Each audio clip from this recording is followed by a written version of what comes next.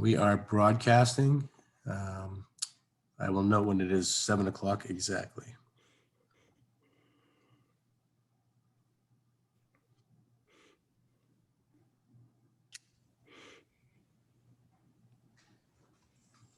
And it's 7 p.m.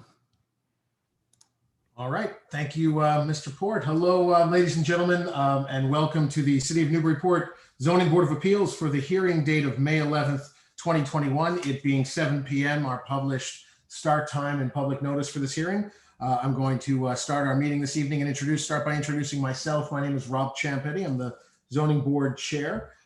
Also in attendance this evening, I'll take a moment and introduce our board and the members of the Planning Office who are also in attendance. I'll then take a quick overview of the format for those of you that may have not participated in a public hearing via Zoom or in a Zoning Board of Appeals public hearing in particular. I'll quickly walk through the format and flow of this evening, how we will conduct the business of our agenda, and then we will begin by calling the roll, establishing a quorum to determine that we have enough voting members, and then getting right into the subject matter of this evening's agenda. I do note for everyone in attendance that we do have a very lengthy agenda this evening that will be fairly granular. So I will pay special attention in just noting that we try to adhere to the rules of order and moving smoothly through this evening's business so that everyone will have an opportunity to speak, and with respect to getting through the business of this evening, that we can conduct the business that we're here to conduct. So with that, allow me to take a moment and just introduce those panelists that are here this evening. We have our city planner, Mr. Andy Port. Our planning director, Mr. Andy Port. Our city planner, Ms. Caitlin Sullivan, and also Ms. Gretchen Joy, our note taker and keeper of the minutes. In addition to that, we also have Ms. Jennifer Blanchett, our zoning commissioner, zoning codes enforcement officer. And also attending this evening is attorney Jonathan Eichman from Copeland and Page. Copeland and Page is the law firm based in Boston that serves as the City of Newburyport city solicitor. And at the request of our planning director, Mr. Port, we've asked that for the benefit of the board and the benefit of the public and the efficiency and efficacy of the hearing matters this evening, we've asked attorney Eichman to participate and offer counsel to the board. With that, we have the members of the Zoning Board of Appeals this evening, Mr. Mark Moore, our vice chair, Mr. Stephen Delisle, our secretary, Mr. Ken Swanton, member, Mr. Walter Channon, member, and Mr. Gregory Bennick, associate member. And again, my name is Rob Ciampetti, chairman.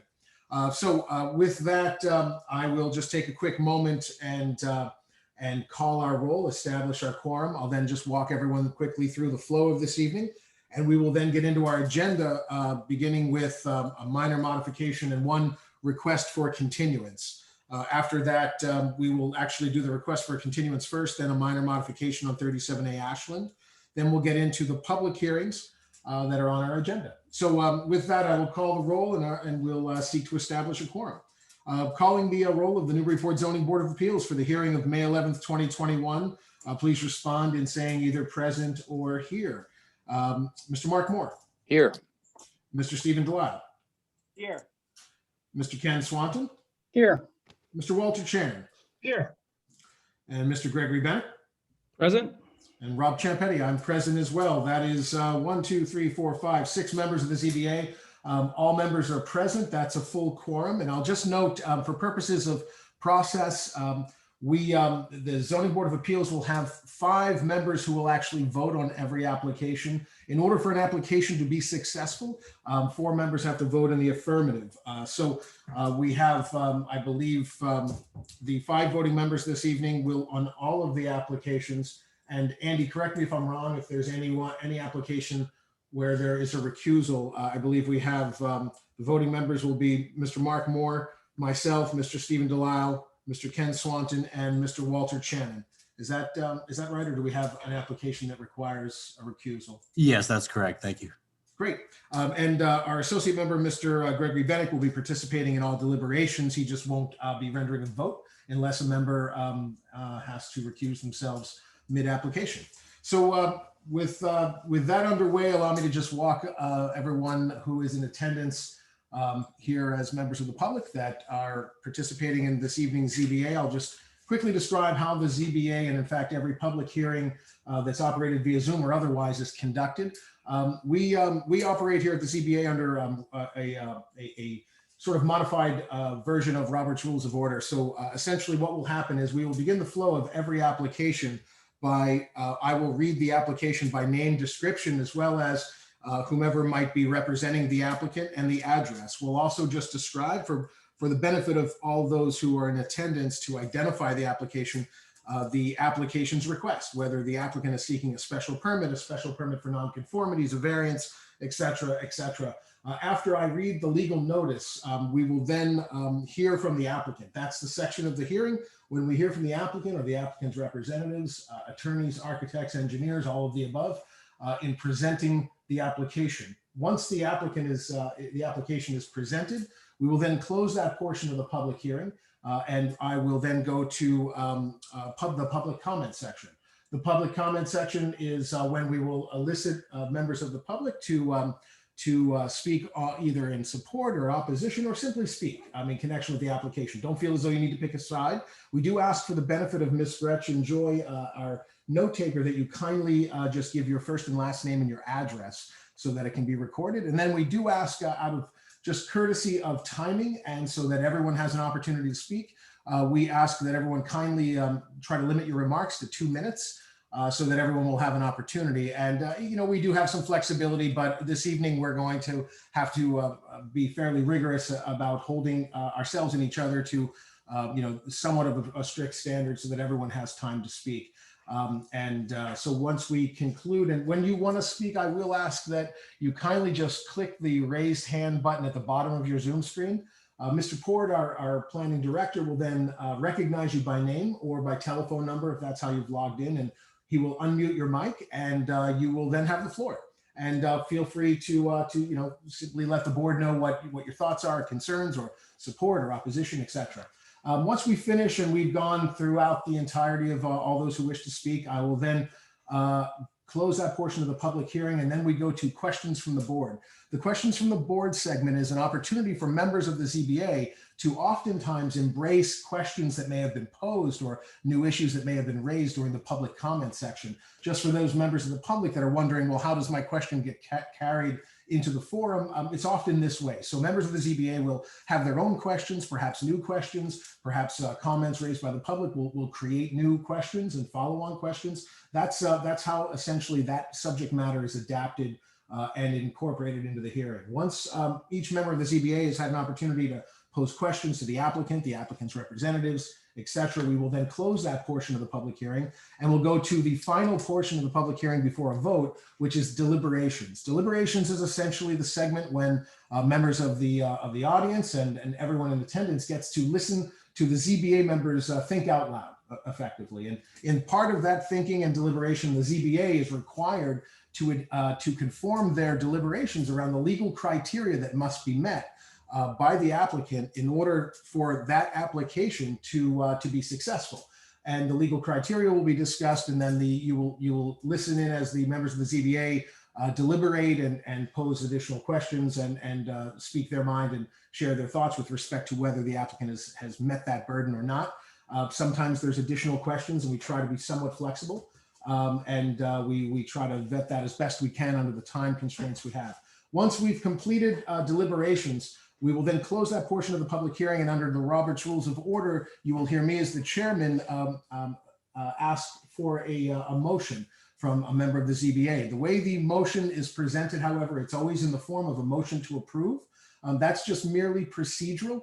It doesn't mean that member of the ZBA is planning to support an application or is planning to vote that way, but merely procedurally, that's how the matter is advanced to the next stage. That's how the application and the motion makes it to the floor. That motion has to be seconded. Once a motion is made and seconded, I will then call the roll and we'll go through the roll, and each member of the ZBA will vote either yay or nay or yes or no. And again, we need 4 members of the ZBA to vote in the affirmative in order for the application to pass. And then if that happens, then the ayes would have it, the motion carries and the application is approved. And if not, then the nays have it and the application is denied.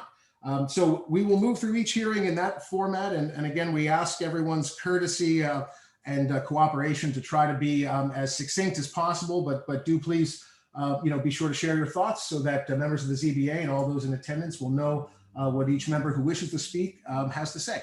So without further ado, we will go into our first matter. Before we get into the minor modification, we do have a request for continuance, and this is on the application for 14 Highland Avenue. It's a special permit for nonconformities, and it's been requested by the applicant's attorney that we consider a continuance. And Attorney Mead is representing the applicant. Attorney Mead, do you wish to be heard on the request, or just do you have a date in particular you wish us to consider? The applicant's request that it be continued to your next meeting, May 25th, please.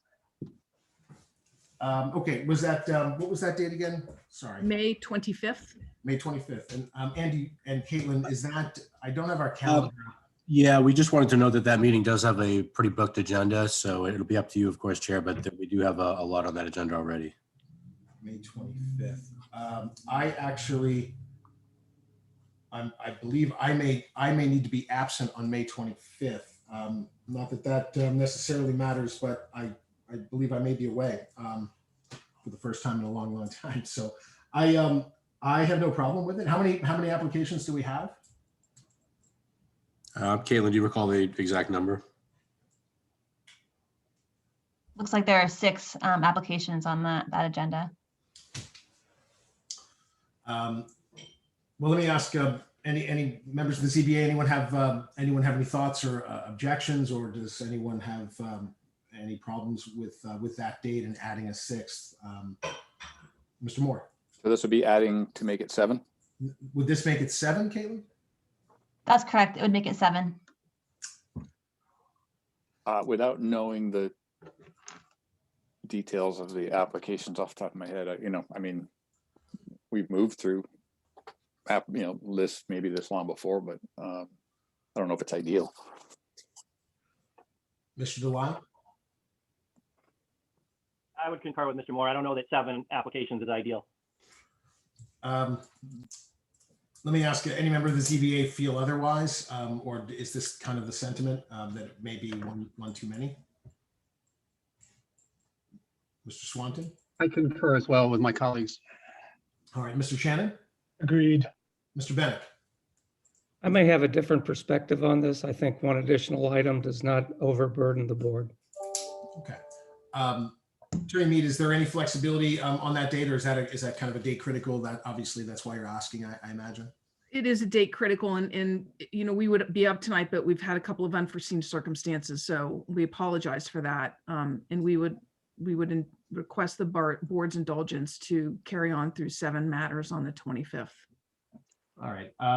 Thank you, Attorney Mead. I mean, I think I maybe fall in line with Mr. Bennett on this. I don't necessarily have an objection. Obviously, it tacks onto an already, I'm sure, long evening. But this is going to be a matter of the vote of the board. If why don't we just attempt a motion to continue to the 25th and see where it falls. Do we have a motion? Okay, I'll move to continue 14 Highland Ave special permit for nonconformities application 2021-15 to the May 25th meeting. Thank you, Mr. Moore. Do we have a second? Bud Shagnon. Oh, sorry. No, go ahead. All right, Bud Shagnon, I'll second that. All right, motion's made by Mr. Moore and seconded by Mr. Shannon. Calling the roll, Mr. Moore, Yes. Mr. Delisle, No. Mr. Swanton, Okay, yes. Mr. Chen, Yes. Mr. Bennett, Yes. and Rob Champetti. I'll vote yes as well. That's 1, 2, 3, 4. That's 5 in the affirmative. The ayes have it. The motion carries. The matter is continued to the meeting of 5/25. Thank you very much. Thank you, Attorney Mead. Thank you, members of the ZBA. Okay, moving on now to our matter in the section 2 of our agenda, minor modification. This is a minor modification request on the property 37A Ashland Street. And this was in an application that we originally saw, I believe, in 2007, a special permit for nonconformities. May we hear from the applicant? I believe it is Mr. Paul Sullivan. Mr. Sullivan, if you please. And Chair, this is Andy. I do not see Paul in the audience at present, unless he's perhaps underneath a someone else's name temporarily. Paul, if you want to raise your hand. Otherwise, Chair, we're happy to provide a quick overview of the. Very good. Yes, if you could, Andy, that would be great. Okay, so there was a quick snapshot image of the existing structure. Oh, and it looks like we do have Paul here underneath. Jeanette and Paul, are you able to unmute and speak to the board? I hope so. Yes. Hello. Great, thank you. Hi, this is Paul Sullivan. I'm here with my wife, Jeanette. We're the owners here at 37A Ashland Street. What we're looking to do is put on a small open portico over the front door that you see there on the first floor. We have a two-step entry going up to the door. This is a photo of the one we would like to do. This is on a house that's just down the street from us. So it would be 2 columns in the front. Ours would actually extend down to the first step instead of up on the second, and would go up to this small roof covering which would then cover the entryway. We do have the door is open to the weather when you open it right away. And we have a shelf, kind of a ledge that runs across our house above that, above our second story, between the second and third floor. That drips a lot of water down. In the winter, we've had ice come down, kind of build up on that ledge and then fall down on these steps. So what we'd like is just to have a little cover over the front entryway. So when we were going in and out, it would be a little easier on us. And the weather, wouldn't be so directly impactful to us. You can see the ledge up on the triangle on the third floor. So that's basically it. We're just looking to have that small cover for our front entry. Very good. Thank you, Mr. Sullivan. Was there anything else? No, nothing from us. That would be it. Great. Thank you very much. Any comments or questions from the ZBA? Mr. Moore? I have none. Mr. Delisle? I don't have any comments either. Mr. Swanton? Yeah, I just had one, and it's really for Andy Port, which is in the staff report, you guys indicated this is a permit from 2007, and this is just a minor change. Did I understand that staff report to be pretty much that's the gist of it?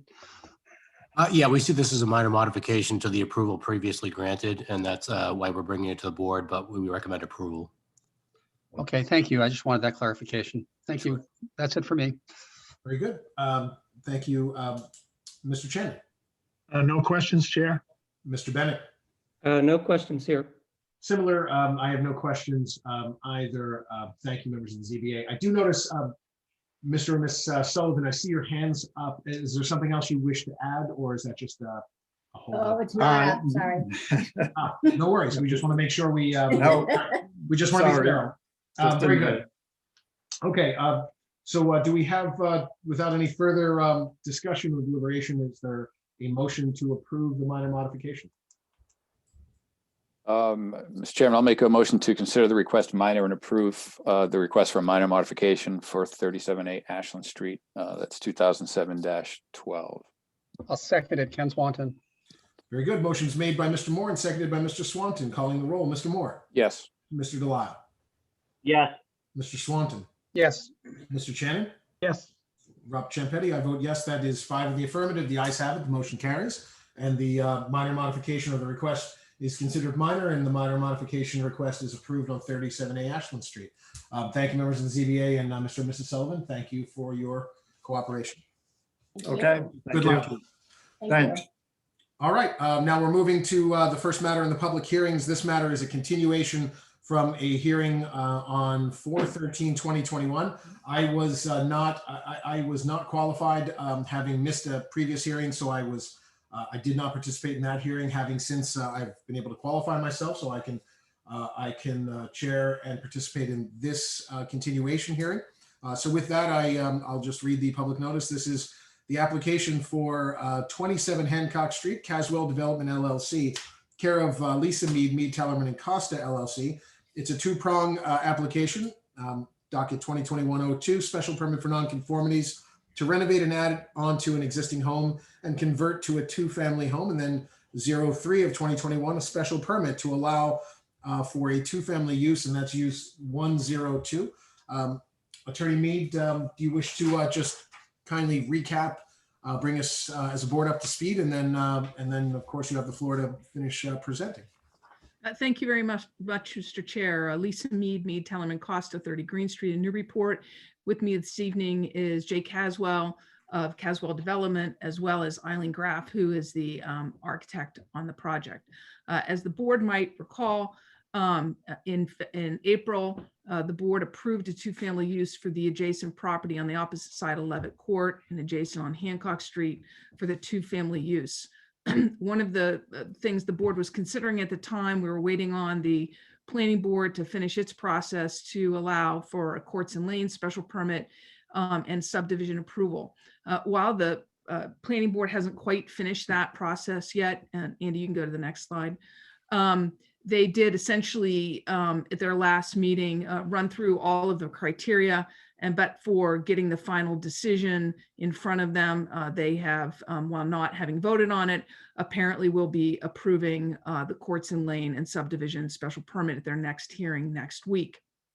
Tonight, we are continuing with the application on 27 Hancock Street, which has an existing structure on it for a two-family use and a special permit for nonconformities. When we were here before, the board was reticent to approve the two-family use without seeing the final design and how the applicant was going to address the additions to the existing structure.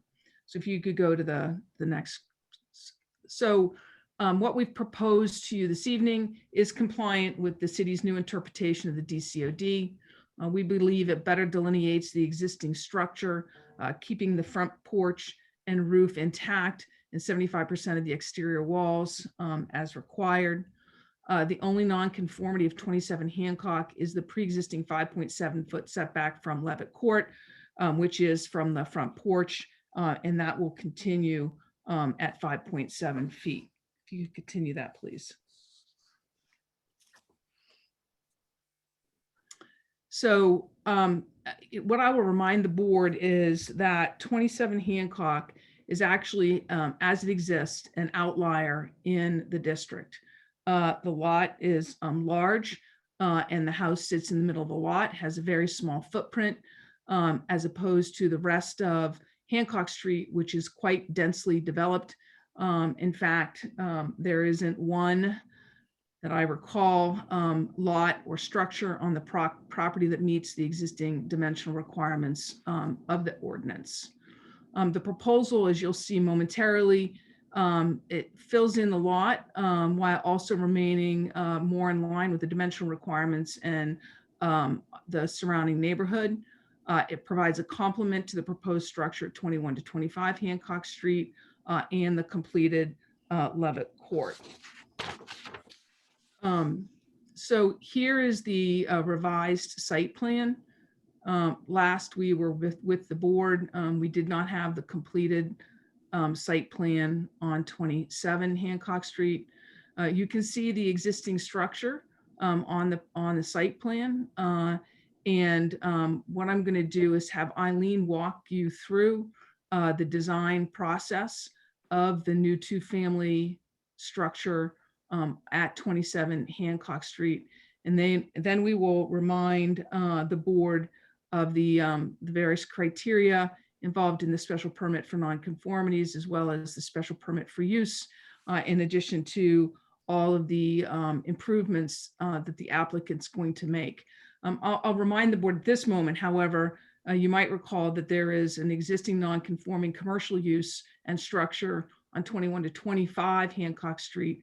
And this proposed redevelopment of the entire area of both lots will greatly improve what is currently a pretty sad situation with great visibility from the city's very popular rail trail. So with that, I'm going to turn it over to Eileen, who's going to talk about the development of the design of 27 Hancock Street. Thank you, Lisa. So good evening, Mr. Chair, members of the board. Since the last time we were in front of you, the design of the duplex has been modified. Actually, do you mind if we just stay on the site plan just for a moment, just to orient, please? Thank you. So the modification started with a focus on that existing structure, as that was the sort of the critical starting piece. And what I want to point out in that original structure there, right where the cursor is, the original 1.5-story form is in that darker level, and that includes, there's sort of a slight dashed line that goes vertically there. That's the back side of the 1.5-story structure. On the Levitt Court side, you could see where it says 5.7. That's the existing covered porch, and that is proposed to remain, as opposed to the original design that was removed. So that is remaining. Then on the back side of the structure, to the right of where you see these 3 dashed lines, there's an existing 1-story hipped roof section. Again, that is remaining intact. The changes to the original structure are rather minor and simply about adding a window and modifying one window to be a slider to that porch that you see on the rear. But otherwise, our focus was how to attach to it with in order to create this new duplex. So as you can see, the connection towards Hancock, that everything towards Hancock is going to continue to be part of Unit A, connected to the original structure there. And most of its living space is on that Hancock Street side of the original unit. And it's been modified as such a little bit closer to the street than the previous, but the driveway and the garage are still in the same configuration as it was before, but slightly towards Hancock. Then if you look towards the, as you go further towards Levitt, on the back side of the existing structure is the Unit B. And again, similar in floor plan, slight modifications, but maintaining conceptually the 3-bedroom, the attached garage, et cetera, but slight shift in its configuration as well, but more or less the same in concept. So now we could switch to an elevation. Thank you. So starting on that lower drawing, again, reiterating where the existing structure is to remain, that is that section right where you could see at the bottom, existing to remain. The front porch is there. You could see all the original openings are still there. They've updated the windows to be 2/1. And in this front elevation, we've actually just added one more window to the right of that door in the covered porch. But you could see the new addition of Unit A towards Hancock, towards the right, and then Unit B towards the left. One thing that was consistent is that this existing structure was the launching point of our design throughout the project for both 27 and 21 to 25 Hancock. This lower eaved gable form is present in both duplexes. And with that, we took this form and juxtaposed it. So, you know, into other gables to help modify and bring down the scale of this continuous structure. Long overhangs, detailing of siding. We've got horizontal boarding combined with some board and batten. We've got some high-end windows that are mostly double hung, 2/1. There are some awnings and casements that sort of create some special moments within the structure. But again, all working together to try to help create depth to the structure, bring down some of the scale with the varying roofs. There's 1-story aspects as well as the 1.5-story for roof lines, but really picking up on that original structure as well as the neighborhood, that this is a scale in height that is consistent throughout the neighborhood. So that was really what we were striving for. Both these structures, Unit A and Unit B, have gotten smaller than the originally proposed in square footage. Unit A is now 2,000, just over 2,600, and Unit B is just over 2,700. So small, slightly smaller than previously.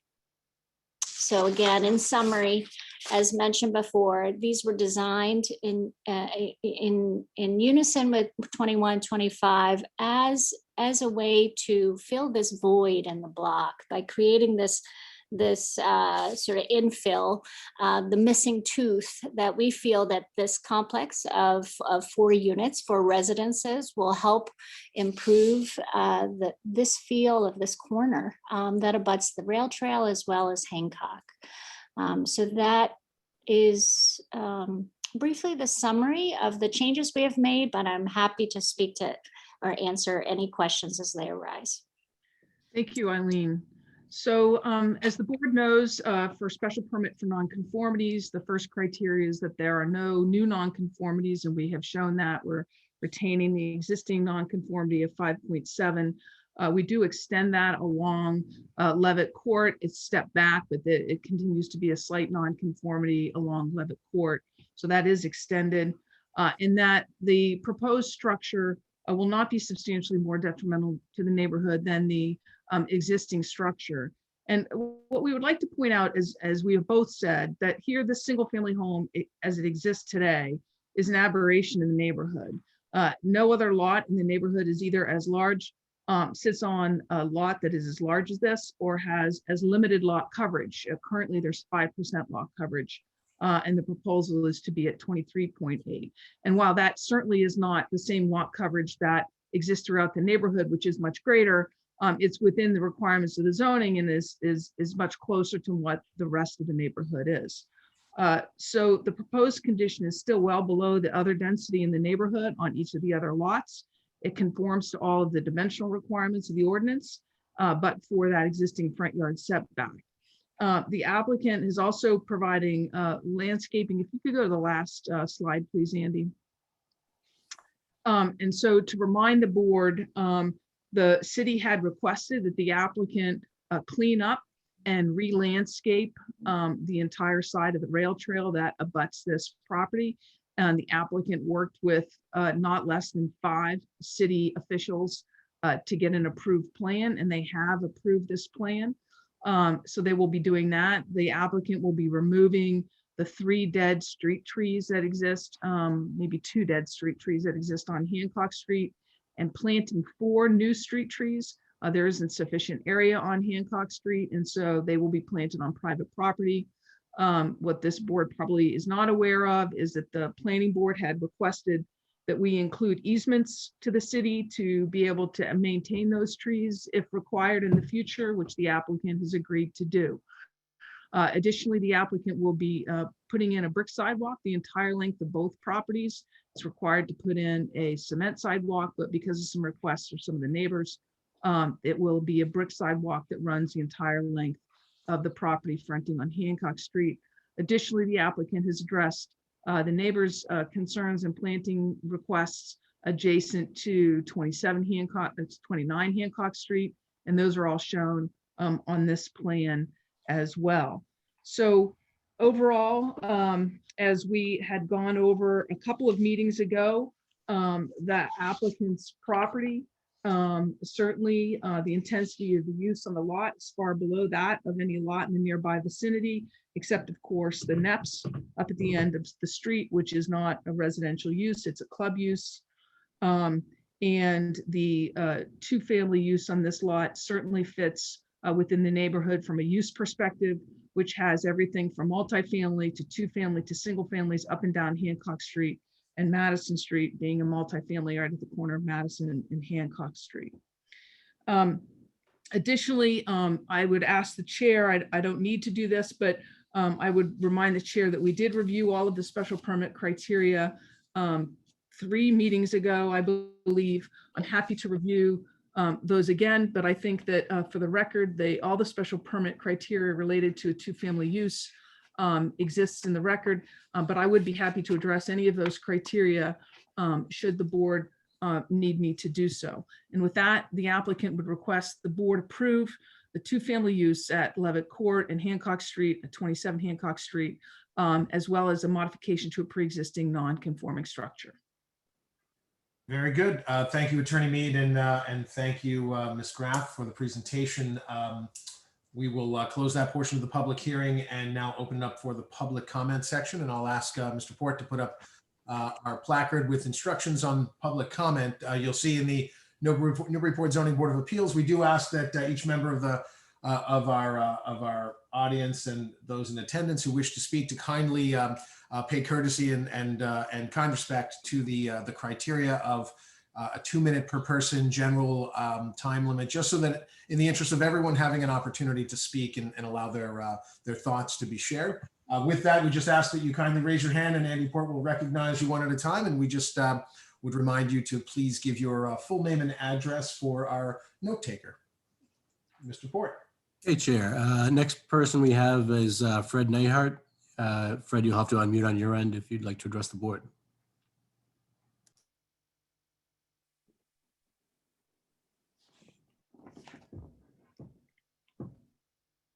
Fred, I see we're unmuted on our end, but you'll have to unmute on your end as well.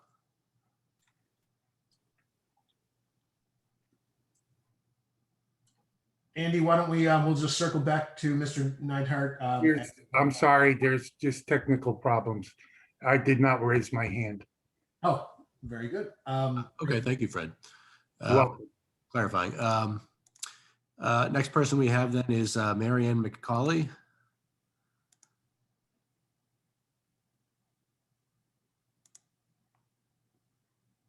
Thank you, Andy. Ms. McCauley, this is Chair Champetti. You can just unmute your mic and you have the floor.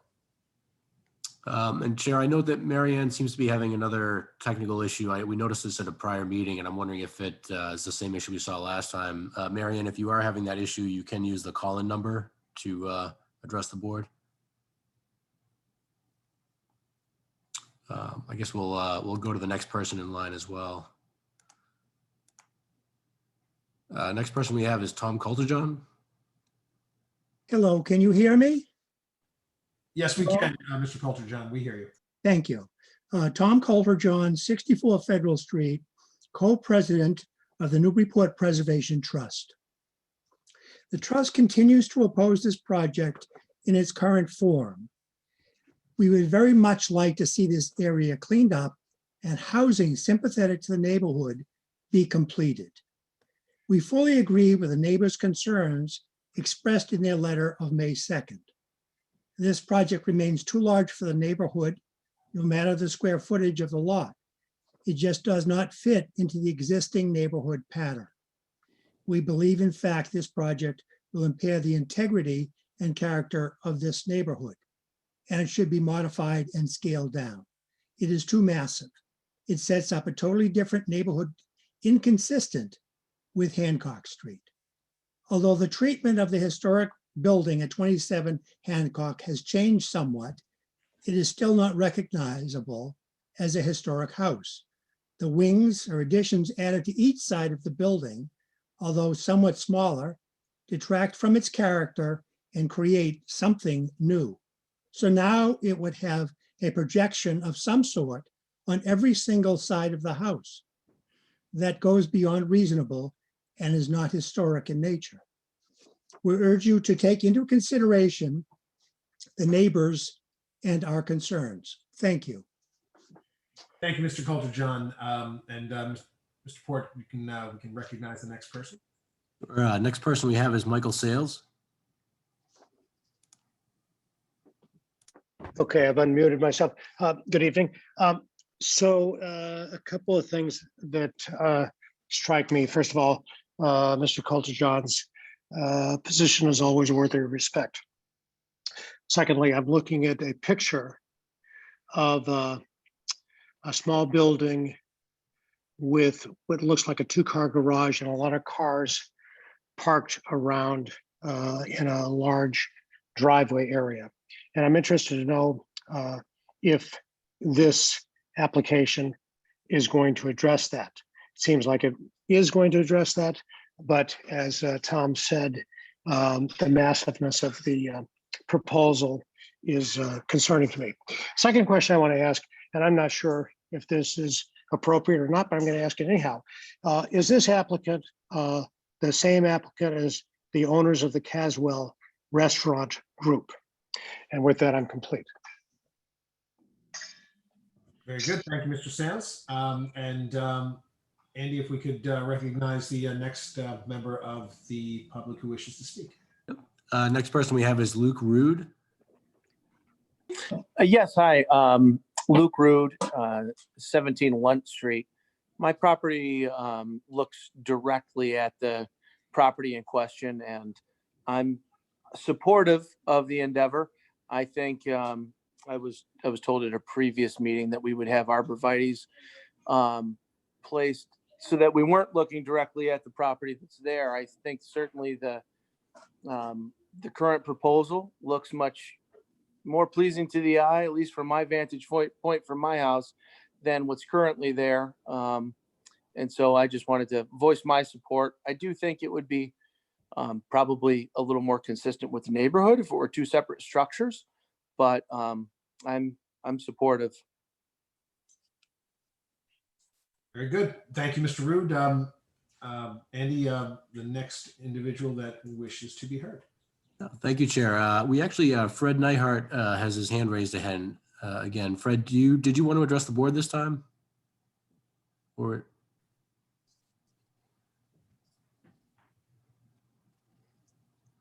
Andy, I believe his hand is, Mr. Neihart's hand is now down. I do. John Growitz. Thank you.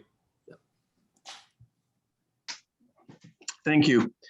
I just want to make a comment. I've been on all the meetings pertaining to this project, and I think that there's been a lot of care and consideration, both in listening to the board and the modifications that they had liked to see. I think that there's been a ton of detail on the architect's part to make this a pleasing pleasing project in a lot and lots that clearly need to change. I don't think it's ever going to be perfect in everyone's eyes, but I think the things that are going to be done to make this project pretty from the rail trail where, you know, most of the people are going to be viewing it, taking into account, I've heard a lot of talks about size and scale. If you look at it from a square footage angle, yeah, it's a large project, but there are many other houses on that street that are closer and higher and actually more imposing. So if you think about the way that it will appear from the street, I think all in all, it's going to be a great addition to that neighborhood. And I'm sure a lot of neighbors are going to be happy to be looking at those buildings as opposed to what is there right now. So I support the project and I think it will be good for the neighborhood. Very good. Thank you, Mr. Grotz. And Andy, do we, I know that we had a request from, it looked like the hand was up of Miss McCauley at some point. Were we able to get that back online? We did not actually, and I do want to note that for anybody who's called in, we do have a couple of callers. There is a way to unmute yourself or raise your hand. If you'd like to speak, you can press *9. And we do actually, I momentarily saw Marianne raise her hand. While we're waiting to see if there's anyone else who wishes to speak in support, opposition, or simply speak in connection with this, I want to note that the board has received a copy of the letter dated May 2nd, 2021, addressed to both Mr. Port, Planning Director, Bonnie Sontag, Chair of our Planning Board, myself as Chair of the ZBA, with respect to this application from the residents concerned with 2127 Hancock Street development. And this letter was signed by Miss Marianne McCauley, along with what I believe is 27 other residents. So I want to note the letter itself that's been received by the board.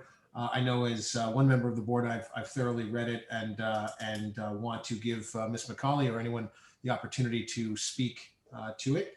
But rest assured, these comments are part of our record. So we will, and you may well find members of the ZBA in echoing some of the concerns or questions that are raised within this letter.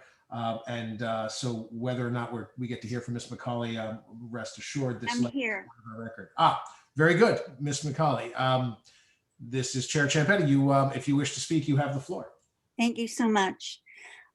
So during the public session of the planning board meeting, I read a portion of that letter signed, as you noted, by 28 members, residents of Hancock, Lund, Purchase, and Madison Streets. Chief among our concerns is the possibility of contaminants on the property. We referenced the property's prior use as Booton's Bus Depot. Neighbors who have lived in the community since the 70s have advised that buses were not only housed at the depot, they were serviced there as well.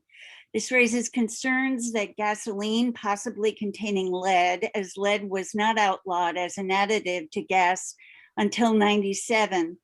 There is also concern regarding the possibility of asbestos, as asbestos was commonly used in the manufacture of brake pads. In addition to the servicing of vehicles, there is also concern that asbestos may be in the building itself.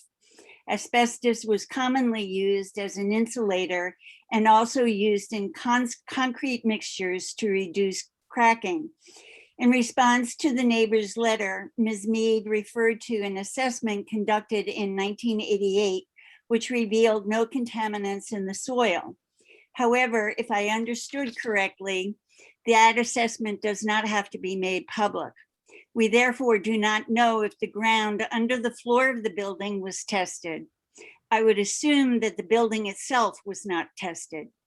Ms. Mead further stated that the current owner was not responsible for conducting any assessments beyond that of the immediate past owner of the property.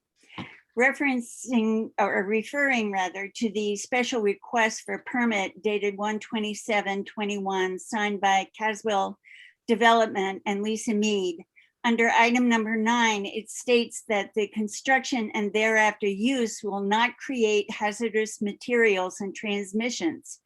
My questions are the following.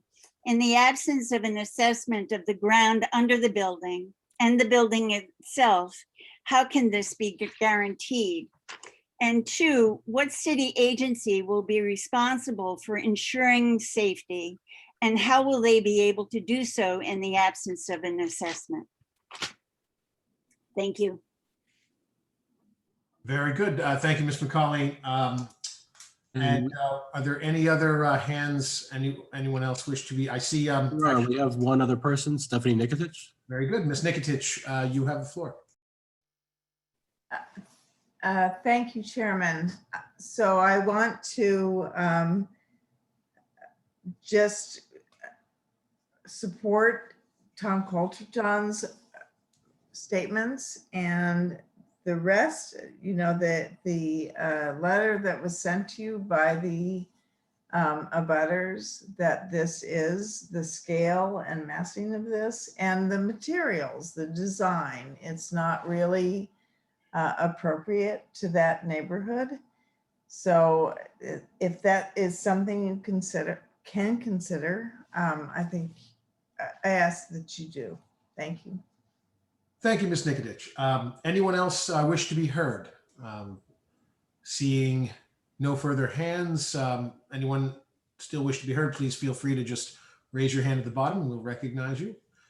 Going once, going twice. Keep in mind, if someone's hand is raised shortly after we close that portion, we do have some flexibility to circle back. We're just going to try to move forward if we can. So with that, we will close this portion of the public hearing and go to questions from the board. And with the indulgence of my colleagues on the board, I would like to just launch in with one question, since it's sort of apropos to what we've just heard. This is a question for Attorney Mead with respect to questions raised in the letter of Ms. McCauley and we'll say and neighbors regarding the 21E. I believe it was a two-pronged question, and I'd like to echo that question and see if there's any additional feedback we can glean. I think if I heard correctly, the two prong of the question was, in the absence of a 21E, how might the applicant and how might the neighbors and neighborhood and we as a board content ourselves with respect to contamination in that criteria number 9 of the special permit. And then the second prong was if Attorney Mead, you wish to address it, what if any city department, board or commission would serve as sort of arbiter of that and governance over that in the absence of a 21E? And I realize I'm just trying to sort of paraphrase what I believe is the sort of the substance of this question that's contained in that letter. Thank you, Mr. Chair. And I would just remind the board, I'm happy to answer this question. We've answered this here and at the planning board on a couple of occasions, and I'm happy to answer it again because, of course, the applicant would not either want to cause himself harm or any of his employees or anybody around there. But the building exists on 21 to 25 Hancock Street into Levitt Court a little bit, but not on 27 Hancock Street. And therefore, it's really not germane to the discussion that's happening with this board today. So I would just like to point that out prior to the board considering this, but I am happy for informational purposes to answer the question nonetheless. So the applicant was provided a 21E and test pits were done in 1988 when this changed use to the current electrical contractor use, and it hasn't changed since. And therefore, the financing parties and the applicant are not required nor need to get a 21E done, which is a hazardous material assessment on the property. But however, nonetheless, the city and under state law, under the building code and the fire department, fire code, all have control and oversight over the demolition of a building. And the applicant is required to do an asbestos assessment on the building, both the materials in the building as well as on the building prior to any demolition. That assessment is done by a professional asbestos assessor, abatement tester, and those results are given to the building department prior to the demolition of the building. And so if there is anything that's discovered in the process of demolition, the parties that are removing that are required to report those under Chapter 21E to both the Commonwealth of Massachusetts, get involved in LSP, follow the requirements of the Massachusetts contingency plan, and do the appropriate filings if there's an RTD that's supposed to be obtained or whatever. That is not foreseen in this particular instance, but there is direct oversight by the building department and the building inspector in the city of Newburyport, as well as the fire chief under the state fire code. So that's the answer related to the removal of the building on 21 to 25 Hancock Street. Thank you, Attorney Mead. I'll move along to other members of the board with respect to further questions, starting with Mr. Moore. Thank you, Mr. Chairman. I have just a couple of questions for Ms. Graff, if I could, and it's just on the, if you could remind us and those in attendance here, you mentioned that both units A and B, the square footage was made slightly smaller. Could you just remind us of what the actual delta was? How much smaller?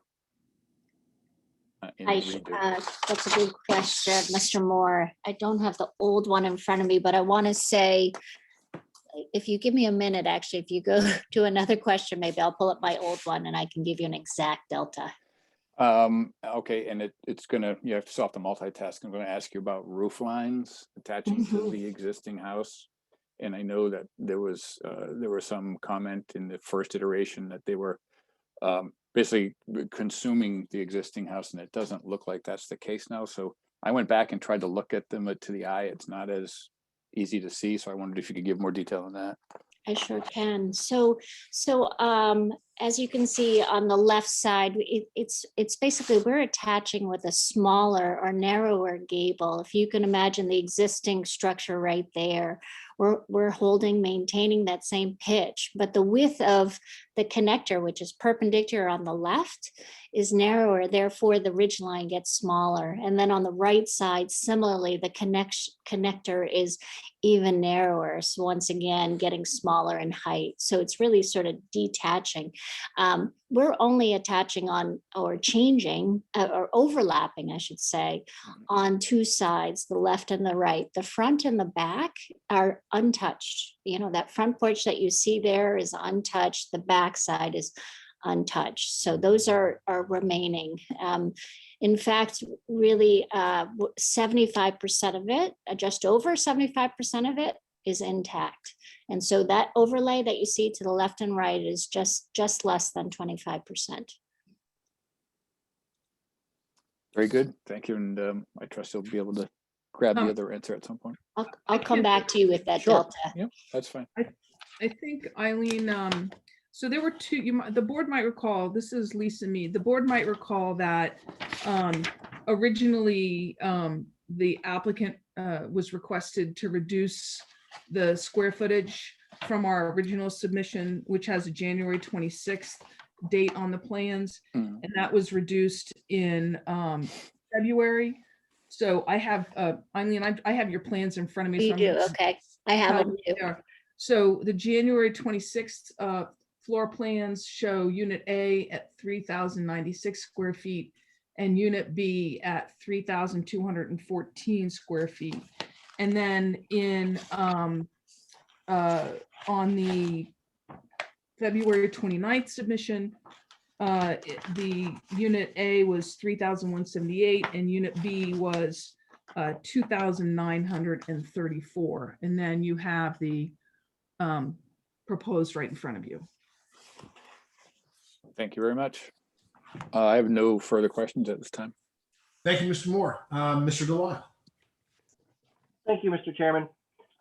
Just a couple questions. Again, these are directed to Ms. Graff. Could you just quickly, and I know that this is sort of maybe hard because there's so many different roof lines, but what is the sort of mean roof height for this building? Mean roof height. If we went, Andy, to an exterior elevation. Here we go.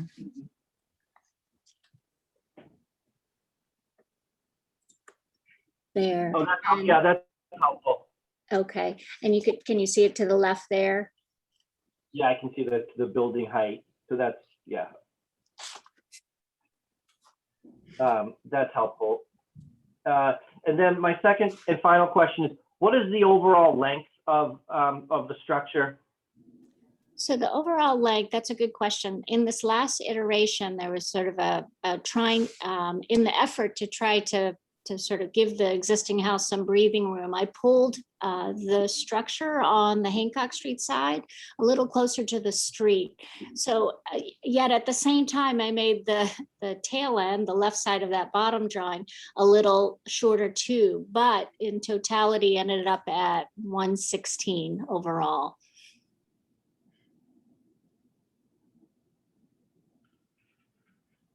Okay, that's good. Thank you. That's it for me. Okay. Very good. Mr. Swanton. Yeah, my first question is, I think Attorney Mead mentioned that the planning board hasn't yet approved Leverett Court, but they essentially are about to. And I just wanted, I appreciate your input, but I just would, could the planning office, do you concur with that? Is the planning board, is that issue kind of off the table? They're about to approve Leverett Court? Yeah, this is Andy. I can't speak for the board, of course, but from our understanding of the hearing process and where they are with that particular project, yes, we do expect them to approve, in totality what was been presented to them for Levitt Court. There were a couple of minor adjustments or conditions discussed, but nothing that was substantive or large. Okay, for my next question, it was mentioned earlier, the letter from the 27 different abutters. Could you put that up, that letter? Because I had a question. If you give me one moment. I appreciate it. Thank you. It's rare that we get a letter from 27 abutters. So I just want to delve into, we talked earlier about the hazardous waste element, which was item 1 in the letter, but there was an item 2 in the letter that had a lot to do with scaling. And I just, that's one of the things we have to consider here. So item 2, they say, as it shows here, as per special permit criteria, will not impair the integrity and character of the district. And the letter goes on to say, we believe the scale of the structures is not a keeping with the neighborhood, even if the numbers add up for lot coverage. Obviously, it's a very big lot. And it goes on to say, it's just basically, it's really out of scale. As I look around the south end, this is a very large building. I mean, there are a few that are bigger, like the Brown School, but this is a very big building. And I guess, with the one across the street, the fact that there's 2 of them makes the scale even larger, and scale is something we need to consider here. With the building across the street, you did make a change along the way. The one along the rail trail, you showed it as one long massive building, and then you broke off a garage as to kind of break up the massing a little bit, which helped. Have you considered doing that with this building?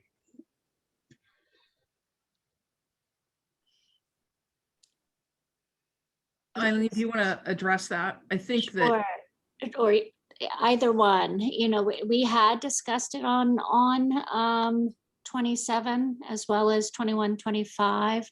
Our client is trying to provide a variety of sort of living conditions. And so while that was discussed, in the end, while he provided it on 1, his feeling was to remain as designed on 27 regarding detaching the garage. Okay. I guess my last question is, of those 27 people that signed the letter that said it was out of scale with their neighborhood, have any of them turned around and said, no, now because I think that comment was made before this last plan. Have any of them, since they've seen this last plan, changed their mind and felt this is in scale? Have we had any input? I made this as a question to the planning office. I don't know from or to who, but have any of those 27 people come back around and said, oh, this new plan is now in scale with the neighborhood? Well, that's a broad question. I'm not sure if we're able to speak for all the parties involved. Caitlin, I know, may have heard from a few of those folks, but I don't know that we can say comprehensively. Have any, though? Any of the 27? Do we have any letters, taking it back saying, oh, this new design kind of solves my problem? I am not aware of any, but. Okay. All right. That's my only questions. Thank you. Very good. Thank you, Mr. Swanton. Moving on to Mr. Shannon, please. Chair, I have no new questions. My colleagues asked everything I was looking for. I was specifically interested in the reduction in size of the 2 buildings, and I'm glad to see that both A and B are smaller. I think A is 15.5% smaller and B is 13. So my questions have been answered. Thank you. Thank you, Mr. Shannon. And Mr. Bennett. Yeah, I will have a number of comments during deliberations, but I think we may be conflating some of the criteria that we're talking about. If you would post up the letter again, particularly the notion that the requested use will not impair the integrity. The use, of course, is a 2-family dwelling. So that is clearly not applicable here. The use is certainly will not impair the integrity or the character of the district. So that is really not applicable here. What may be worthy of consideration is whether or not the project is substantially more detrimental as it relates to scale and massing. And I'll comment on that later, but it's important to recognize that this provision does not apply to dimensions, it applies to use. And so I think we have to be meticulous and crisp about the criteria that we have to apply here. Thank you, Mr. Bennett. And I my concerns were addressed principally with respect to the 21E and the contamination. I wanted to flesh that out, so I don't have any additional questions either. Any other questions from members of the ZBA before we close this portion of the public hearing? Yes, Mr. Chairman, this is Mr. Delisle. Could I ask one more question of Attorney Mead? Of course. Attorney Mead, in one of the prior meetings, I think it was our last meeting, there was some discussion about the two structures on one lot under the 6C of the ordinance. Was there any further discussion with on that front? I just wanted to sort of tie the bow on that one. Thank you, Mr. Delisle. That's a really good question. So the answer is yes. There was a little bit of discussion at the beginning of the last planning board meeting. And the ordinance, as you know, between your last meeting and now has now passed. And so we know what we're looking at as far as requirements under a 6C. Again, a 6C couldn't be presented without the use being approved. And so the applicant would not go to the great extent of designing a 6C if he didn't know whether or not he had a two-family use. So we did bring it up to the planning board on both of our last occasions. At the last meeting, we didn't talk about it in great length. Our intention is to talk to them about it at the next meeting, depending on whether or not the zoning board approves the two-family use for 27.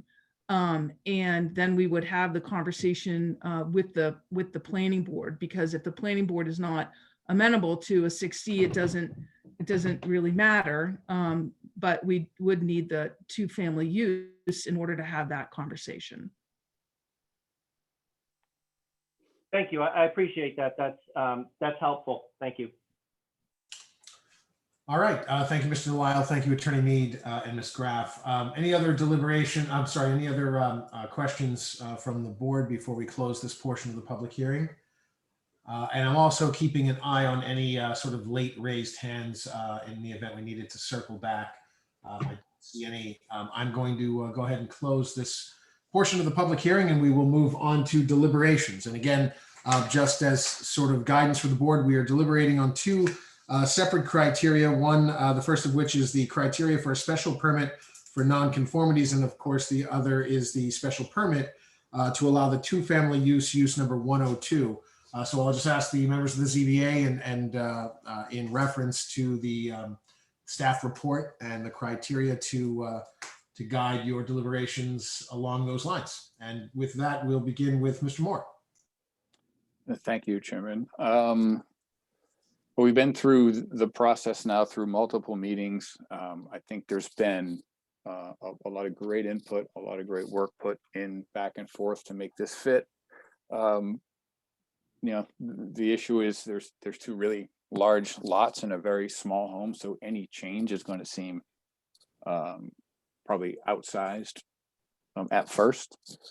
But you know, the greater good of changing what's there and having multifamily housing, which is desirable, and also taking into consideration the existing house and making some changes there as requested, I think are laudable. And the plan in front of us as presented, there's no new non-conformities here with respect to you know, the setback. And I don't see with the size having been adjusted, I can't find in my mind, with respect to massing scale and the like, to be substantially more detrimental to the neighborhood. You know, taking into consideration that it is much different than what's there, but that's not all that we need to look at here. So as presented, as far as a special permit for nonconformities, I can support this. And as we said all along, and we can tick these off one by one later, though, the two-family use, I don't think has ever been an issue with the board. And if we want to go through this one by one, we can do that, and we'll make sure to do that. But just to move it along as far as this discussion goes, I can support this as it is. Very good. Thank you, Mr. Moore. Mr. Delisle. Thank you, Mr. Chairman. I concur mostly with Mr. Moore. I certainly can support the two-family use, and that was really, I think, for most members of this board, that was never really in question. It's just getting to the actual vote here tonight. With respect to the special permit for nonconformities, I am concerned about the mass and the scale of this building, the length. But that being said, I think that relative to what is there now, this is a better option for the neighborhood. I mean, we do have a number of abutters or neighbors, people who live in the surrounding streets that are concerned about the size of this. I think I mentioned in one of the prior meetings that, the length would be very similar to the church that would be in the backyard of I guess the twin structure, not this one. But that being said, it is a very long building. I appreciate that the applicant worked to keep the roof lines low, and I think that certainly helps. I do think that if it were possible and the planning board were to work through the new 6C, section 6C, and this were to be something that would be viable for this 27 Hancock Street, this might be sort of the perfect location, a perfect project for 6C. And I think that, there was some discussion during the last meeting where that was echoed by the applicant, I believe, as well. So I would urge, 6C as a potential solution here to the mass of the structure. But I think that in getting to my conclusion here, I think that I can support this. I'd like to see it ultimately look a little bit differently, but that's where I am this evening. All right, thank you, Mr. Delisle, and Mr. Swanton. Thank you. Yeah, I had two specific issues early on around the street yet.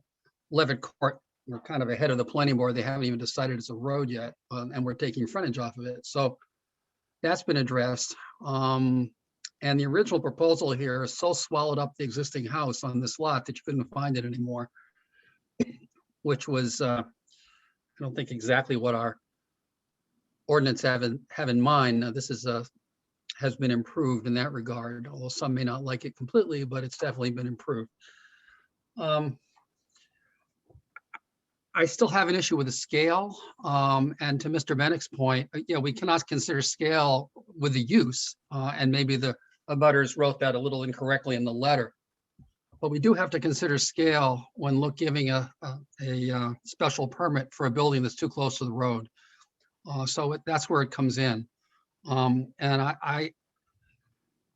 I've always had some scale issues here. I do appreciate the fact, though, that the building has shrunk about 15% in square footage. And I also do appreciate, as was pointed out in previous meetings, that unlike some of them neighbors, this one has been kept to 2 stories. And I think that helps as well. I agree with Mr. Delisle that it's too bad that 6C didn't come along quicker, because I think that would have really helped the scale issue to break this long building into 2. And if you guys still feel like doing another plan after this, I would encourage it. But I think all in all, I think with some reluctance, I can support what's in front of us tonight. Thank you, Mr. Swanton. Mr. Shannon. Thank you, Chair. I have to agree with my colleagues. The 2-family use, I don't think has ever been an issue. And as far as the special permit for nonconformities, the massing was the only issue that was something to be considered in my mind. I'm appreciative that the applicant has shrunk the size of the buildings for 27, which I think does reduce the massing. I appreciate the roof heights being where they are, so that the existing building is less subordinate to the new building. And I'm also happy about the old building being a little bit more preserved. It's not swallowed up, I think, as one of my colleagues indicated, as much as it was in the past. With that said, I can support the special permit for nonconformities. Thank you, Chair. Thank you, Mr. Chen. And do you wish to address at all I believe you did, the two family use, I believe you made reference. Yes, I started with that. Yep, I was okay with that. Yes. Very good. Mr. Bennett. Yeah, just a couple comments. This certainly, the applicant has traveled a long and winding road to get to this point. And I think on balance, I believe that process in this instance has resulted in a more appealable project, and a project which is more consistent with the spirit and criteria that guide us as we make this deliberation. So I look at this, and I think our obligation is to take this seriatim. There are two applications here. The first one I'll take would be the special permit for use. So in my view, this application clearly meets the 9 criteria for use, and particularly number 6, which does not concern itself with massing or dimensions in any way. This is a use issue, and the special permit for use criteria are clearly met here. Now, going to the next criteria, and that is the special permit for nonconformities. Certainly, we're not expanding the nonconformity, so we meet that first step. The second criteria, of course, gives the board the discretion that the zoning board has the right to exercise, and it does in its discretion, and that is whether or not this project will be substantially more detrimental than the existing non-conforming structure. So I'll start my analysis by saying, number one, looking at them side by side, certainly I do not believe that this structure is substantially more detrimental than the existing structure that is there. Secondly, if we segue into the notions of mass, scale, I would note that this project meets the lot coverage requirement, the height requirement, and the open space requirement, all of which inform any notion of what scaling and mass should be considered in what context.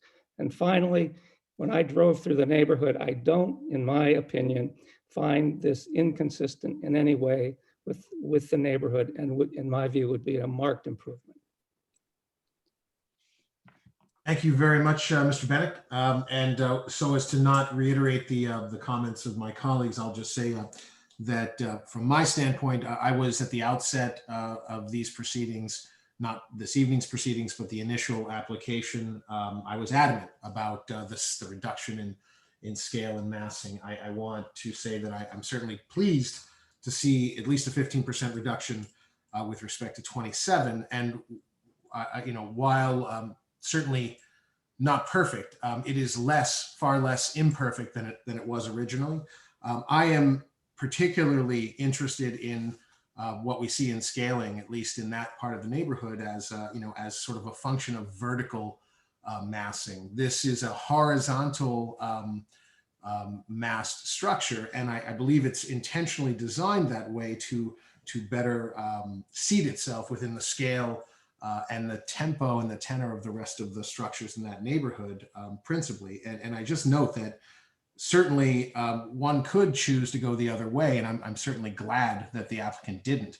I would be even more adamant had they chosen to go vertically and sort of by right. One could choose to go the single family route and by right go to the 35-foot mean between the peak roof line. And if they chose a hip roof, for instance, that's 40+ feet. That would be towering among the canopy of the trees in that neighborhood, and wildly, in my opinion, out of scale and mass.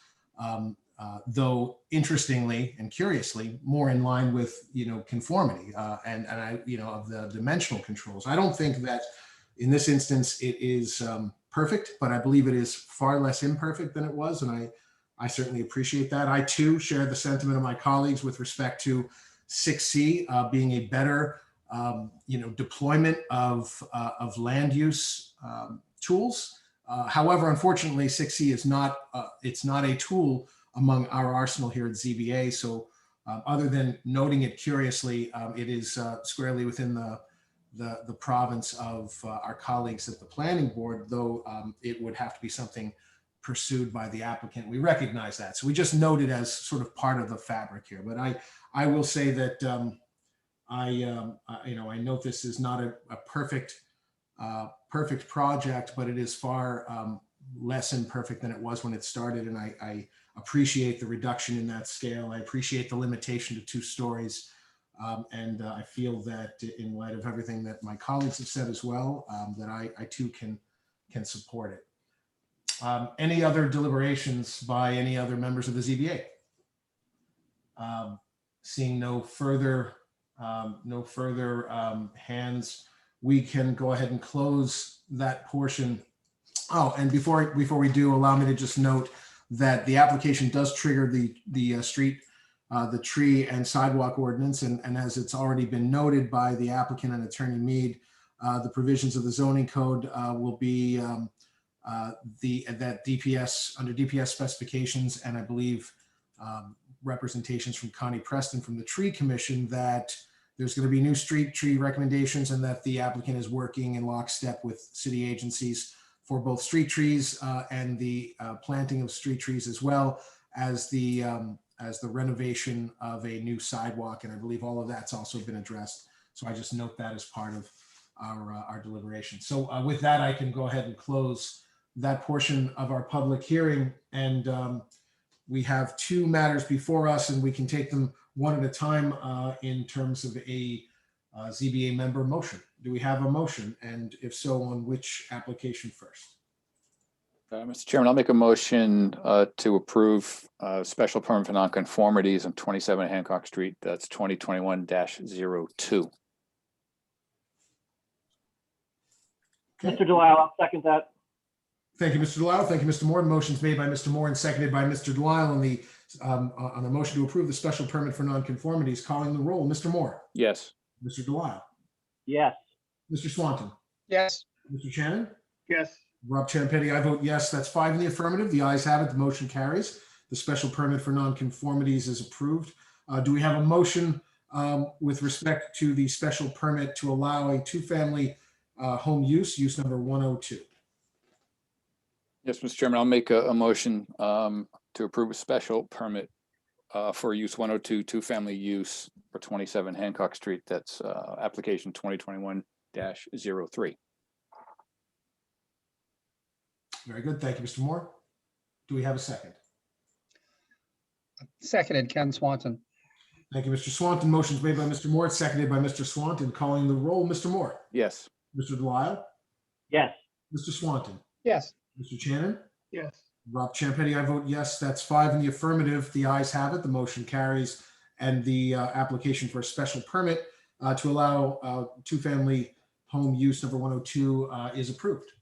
I wish to thank all of those who were patient through this process, members of the audience and members of the public, and especially those that took the time to put pen to paper and articulate your thoughts and concerns to our board for, I would hope, our collective and mutual benefit. I want to thank you for taking the time this evening, and Attorney Mead and Ms. Graff and others. I want to thank you for your time as well. And with that, we can move on to the next application before us.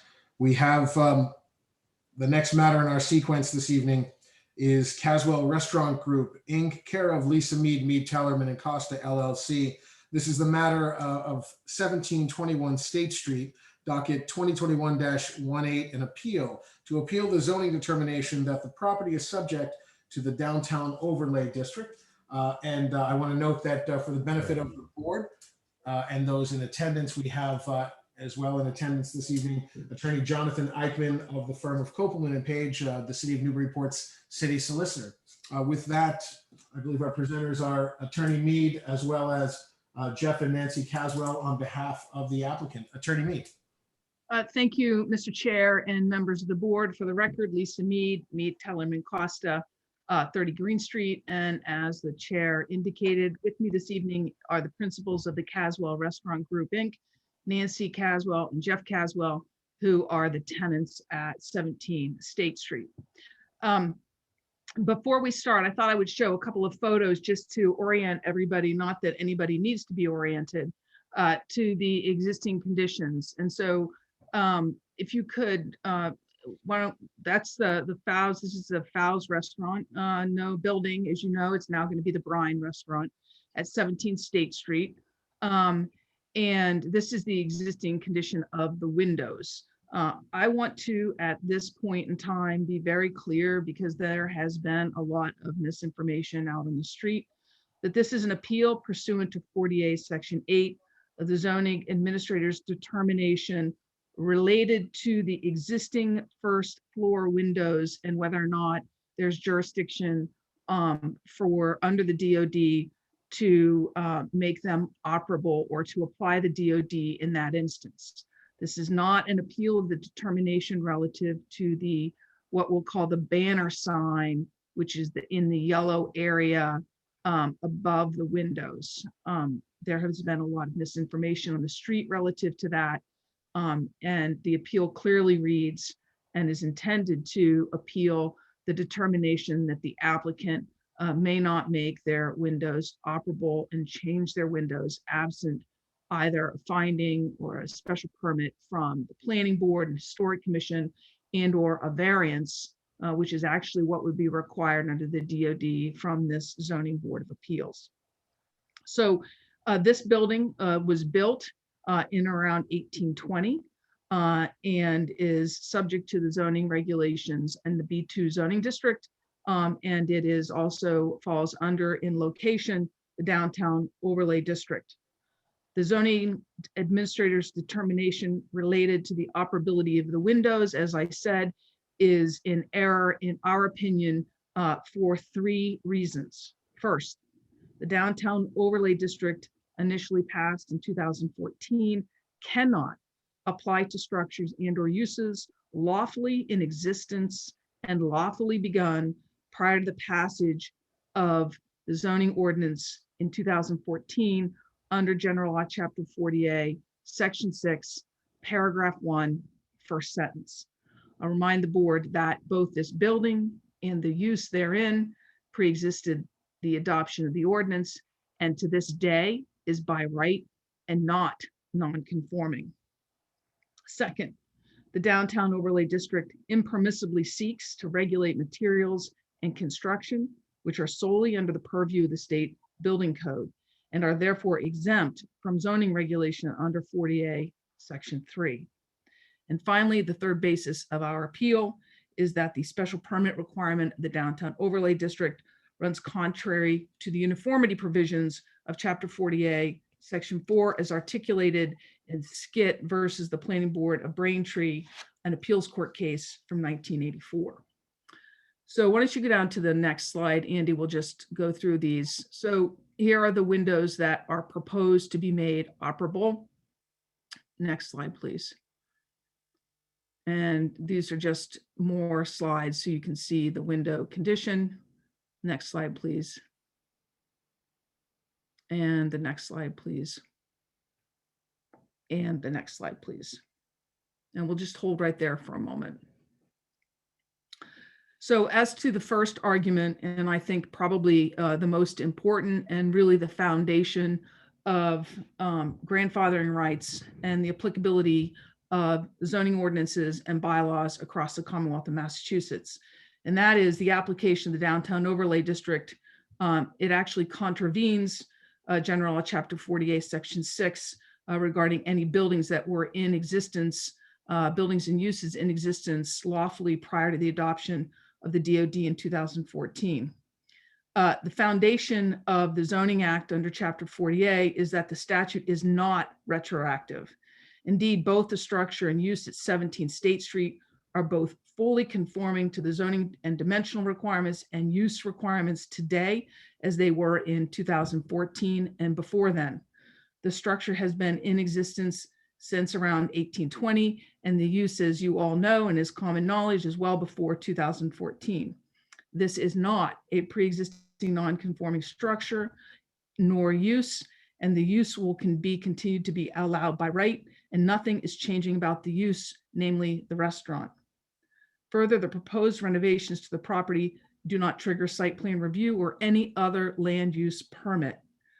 Petitioner proposes to remove the existing windows installed in or around 1949 and replace them with operable windows. It's interesting to note that in 1941, when these windows were replaced, the windows were actually larger and went up to about where the lintel is above the existing sign. It was a much larger storefront at that time, but it was made this style in 1941, which was at that time all the rage. In their place, the petitioner proposes to install windows that operate in a different fashion. Firstly, they're proposed to operate where the existing ones do not. Second, how they will operate is to fold up and in and allow air circulation within the building. It is the replacement of these windows which operate differently from the existing windows that, in accordance with the zoning administrator's determination, necessitates either a special permit under the downtown overlay district, which could not be issued by the very terms of the ordinance, or a variance, as this board is aware because you've seen them, since the DOD prohibits changing the operability of historic windows. To be clear, there's no modification of the structure for a substantially different purpose or with the same use in a substantially different manner. The use will remain the same. Under 48 Section 6, the DOD, initially passed in 2014, cannot apply to structures and or uses lawfully in existence or lawfully begun prior to its passage. 48 Section 6 is eminently clear, and I quote, "The zoning ordinance or bylaw shall not apply to structures or uses lawfully in existence or lawfully begun before the first publication of the notice of public hearing in the ordinance." Here it is unquestionable that the property was built and its legally conforming use commenced long before the DOD was passed.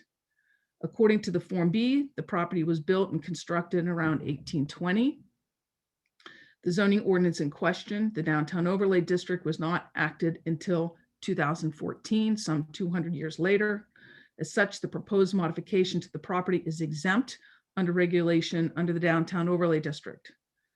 According to the legislative history, the passage of the new, that is the 1972 Zoning Enabling Act in 1972 January, the Zoning Act's forward-looking application is discussed in early legislative history of the statute. And it says, almost from the beginning of zoning, uses which are inconsistent with the zoning ordinance, but which predate its adoption or amendment have been exempted from the operation of the zoning bylaw. That was from the House report. Of course, this use and this building are actually not inconsistent with the zoning ordinance. They are in complete compliance with the zoning ordinance. As far back as 1920, when zoning was initially considered in Massachusetts, it was the opinion of the Supreme Judicial Court justices that, quote, rights already acquired by existing use or construction of buildings in general ought not to be interfered with. The legal foundation of property rights was again reiterated by the SJC in 1971, where in the case of Vaza versus the Board of Appeals of Brockton, the justices found, and I quote, "It is important that purchasers of real estate be able to determine with reasonable accuracy before making the investment just what the applicable zoning ordinances or bylaws are and what uses they permit or prohibit." The conclusion as a result of these legal foundations is that the retroactive application of zoning ordinances to pre-existing structures and uses violates due process. The city is seeking to apply a new zoning ordinance to a fully conforming building and use which existed prior to the enactment of the ordinance. Not only is this plainly prohibited under Section 6, but it contravenes the underlying purpose of zoning to afford a predictable regulatory landscape for owners and the buyers of real estate. The city solicitor, Mr. Eichmann, who's here this evening, has opined to this board that in fact, it is not the use of the structure or building, that is the restaurant, that is controlled by the DOD.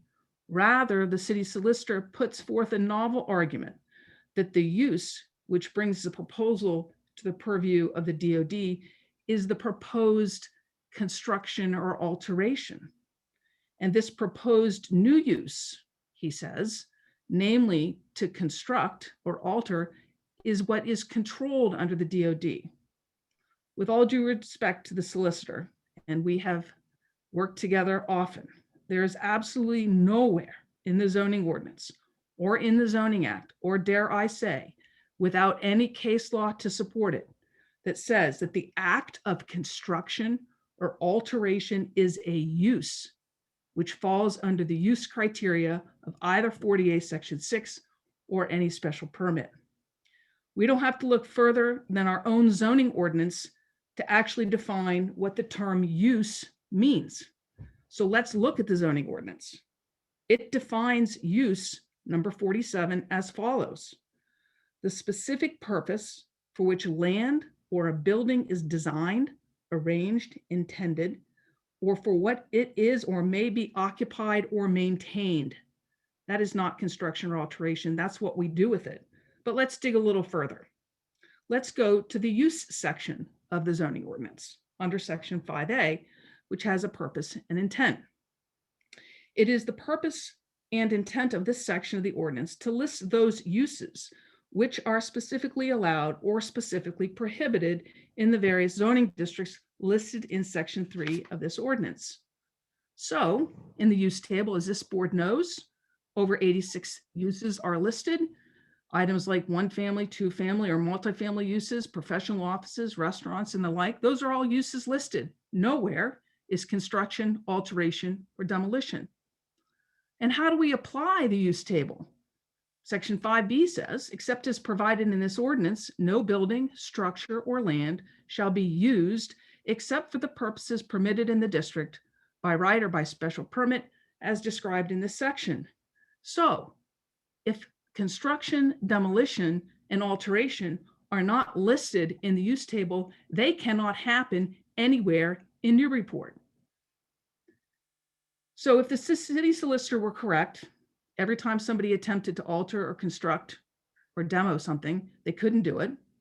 And if they could do it in the downtown, it would be a change of use. And every single time somebody went to modify the interior of a building or the windows or the siding, they would have to go get an ITIF parking special permit because it would be considered a change of use. Construction, alteration, or demolition are not uses. There is no basis in the law whatsoever to pro-offer such an opinion. The Zoning Act is clear. Uses and structures lawfully in existence prior to the adoption of the change of zoning shall be allowed to continue, and newly adopted provisions shall not apply to those uses or structures. That's why this provision alone, and in most cities and towns in the Commonwealth, they do not adopt historic restrictions through the Zoning Act because of the grandfather protection. For this reason alone, because the building and use are allowed by right, even after 2014, and therefore the applicant is permitted to modify the windows, which does not change the use for a substantially different purpose to a substantially greater extent, but merely adds air circulation in the building. And that's why the zoning, the DOD, may not apply to this building for this proposed modification to these windows. So that's the first reason. The second reason is the DOD exceeds the zoning authority as permitted under 40A Section 3. And as this board is aware, there are certain areas of the law that the zoning ordinance cannot govern. Generally speaking, ones most commonly recited and that you are most familiar with include things like agricultural uses or religious uses. But in addition to 40A Section 3, the same section that prohibits anything but reasonable regulation of agricultural and religious uses also provides that no zoning ordinance or bylaw shall regulate or restrict the use of materials or methods of construction or structures regulated by the state building code. In its most simple application, the DoD seeks to regulate and restrict materials by mandating that features must be replaced in kind, both in design and materials and mode of operation. That's the DoD. On its face, the DoD imposes extreme limitations on the use of materials so that only materials that can be used going forward are the ones that have been used before, or that the operation of the windows from an arbitrary point in time is how they should operate in the future, that is not permissible under the Zoning Act. The city solicitor opines that since the applicants do not know what materials or methods of construction are permissible yet, having not applied to the SPGA, then it must not apply. Then it must still apply, excuse me. However, that is exactly the point. The DoD may not regulate those things which are regulated by the state building code, and the applicant is not required to apply for a special permit to find out that what might be indeed the state building code can tell them. The DoD provides the following limitations in section Roman numeral 3 of 27F5E. Parts of replacement windows, such as exterior sills, molding and or casings, exterior frames, and exterior sash windows shall match exactly those of the historic windows whenever reasonably feasible.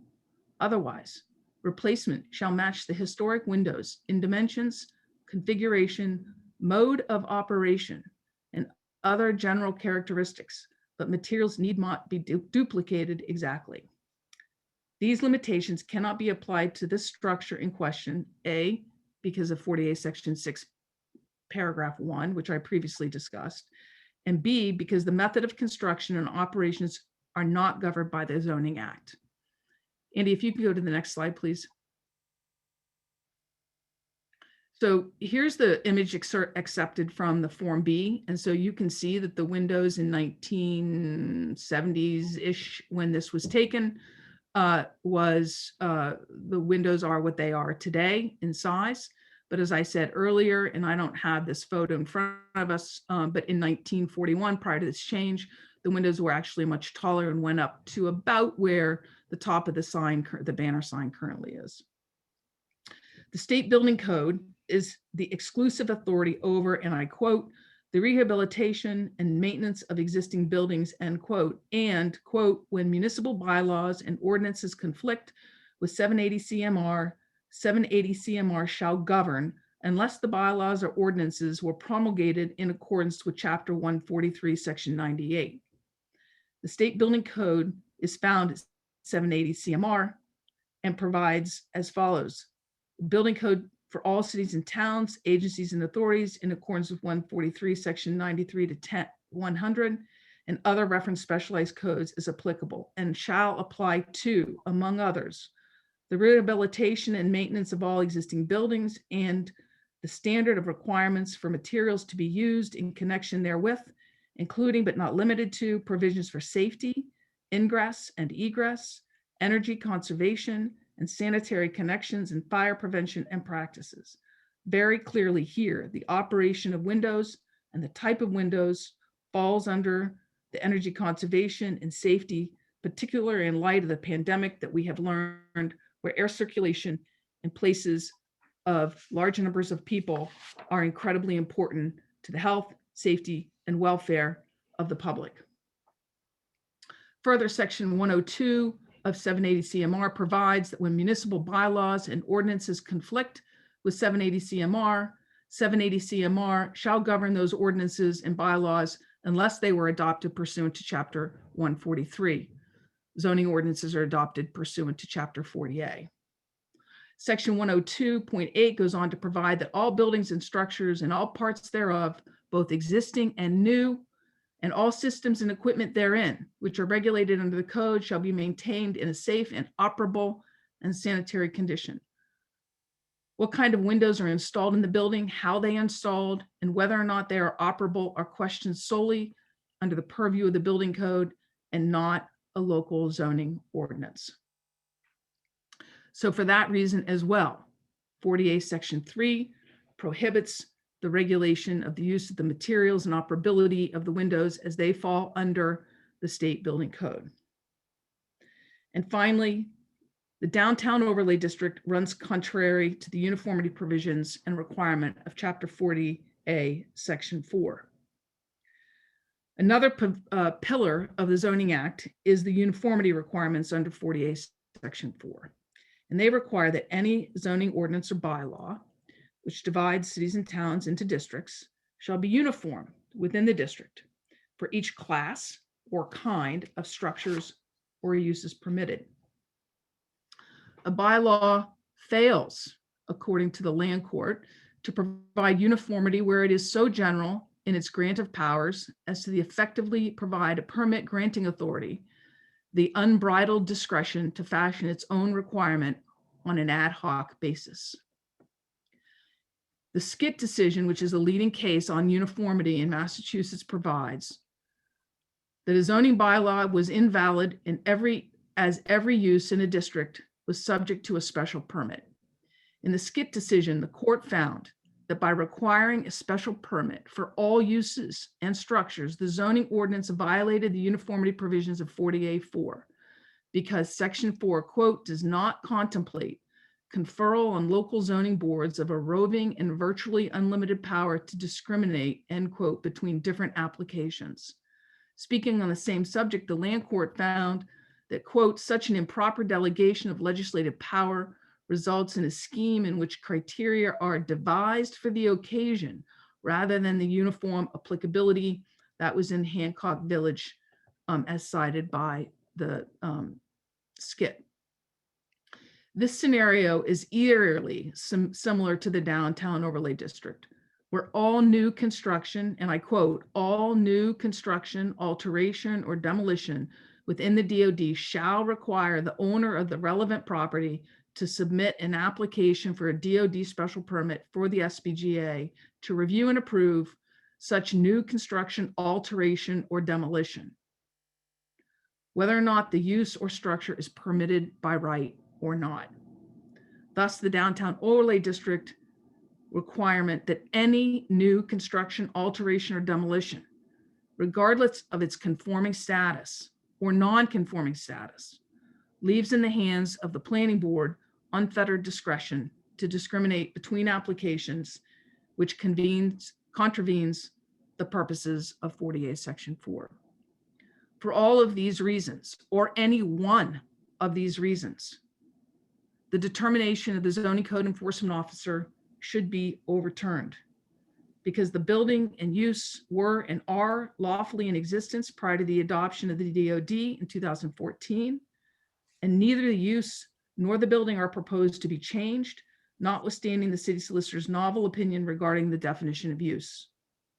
Or because 40A Section 3 prohibits the zoning ordinance to regulate those matters regulated by the state building code, and the use of materials and operation of windows is a matter specifically regulated by the state building code.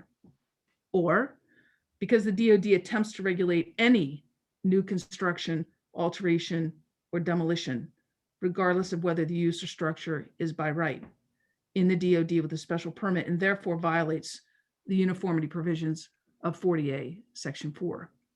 With that, we'd request the board to have serious consideration over the determination of the zoning code enforcement officer. Thank you very much. Thank you, Attorney Mead. And again, for those listening, this is Rob Champetti, Chair. I'm going to, in light of this being sort of an outlier before our board, I'm going to take a moment for the benefit of all of those in attendance, as well as the applicants and members of the ZBA, to just frame a few things for us. And before we proceed further, I would like to frame specifically a response for our benefit from our city solicitor, Attorney Jonathan Eichman of Copeland and Page. So as a quick recap, what's before us this evening? On March 11th, 2021, a request was made to the zoning administrator here in Newburyport for a zoning determination by these applicants. And this is all part of sort of what was framed for the benefit of the board for review of our solicitor, Attorney Eichman. Pursuant to Section 27E of the Newburyport zoning ordinance, the application, whether or not the application of the overlay district ordinance or the DOD to certain proposed changes to the windows and the signs of the storefront at 1721 State Street. This is what we refer to as the project. And so by a written zoning determination that was issued by our zoning enforcement officer that same day, in response to the applicant's request, the zoning administrator, my apologies, zoning administrator, and this is Miss Jennifer Blanchet, determined that the project required DOD, Downtown Overlay District special permit from the planning board and a variance from the ZBA to comply with the requirements of the Downtown Overlay District. Then pursuant to 27E of our zoning code, these determinations can be appealed to ZBA by a written application. And so on March 18th, the applicants did just that. That's what brings us here today. So the Caswell Restaurant Group, the applicants, appealed the determination of our zoning administrator, and that's under section 27E. So they have come directly to ZBA, and in doing so, the applicant, through their counsel, is asserting that the modification of the existing first floor windows is not subject to the Downtown Overlay District, and thus is permissible because it does not require either a special permit from the planning board under the DOD or a variance from ZBA. And in doing so, just as the members of the ZBA may already be aware from our staff report, but for those in attendance, the applicant has framed 3 pillars of that legal argument and has gone through fleshing those out. And in a moment, I'm going to ask our attorney for our benefit to respond to each of them so that we have bookended the legal arguments and can then endeavor to elicit public comment and then toil through questions and deliberations. The 3 pillars of these legal arguments are whether the application of the Downtown Overlay District to this property countervenes section Mass General Laws, Chapter 48, Section 6, and cannot be applied because this building and its use predate zoning. And the second pillar, that the Downtown Overlay District runs contrary to the uniformity requirement, and that's again under 48 Section 4. And finally, the third pillar, as we see it, the Downtown Overlay District exceeds zoning authority in whole, is what the applicant is arguing, as permitted by Section 48, by Chapter 48, Section 3. That in fact, the Downtown Overlay District goes beyond what is permissible because in part, it countervenes the state building code, which is promulgated under sections 780 of the Code of Mass Regulations. That was the 780 CMR that was being referenced, or otherwise known as our building code. So I apologize in advance for the tedium of all of that, but I think it's critical and certainly meaningful for all of us to frame what is before us this evening, so that we can all understand, for the benefit of what's to follow, exactly what it is the zoning board is being asked of. With that, I would like to recognize Attorney Eichmann, our city solicitor of Copeland and Page. And Attorney Eichmann, to begin with, I'd like to ask you, if you might, just since it's all fresh in our minds and we've heard the presentation of the applicant, would you mind addressing each of the arguments, what we refer to as the pillars, the 3 specific pillars that frame the applicant's legal arguments with respect to what they put forth as before the ZBA for decision. And I thank you in advance for going through each of them for all of us.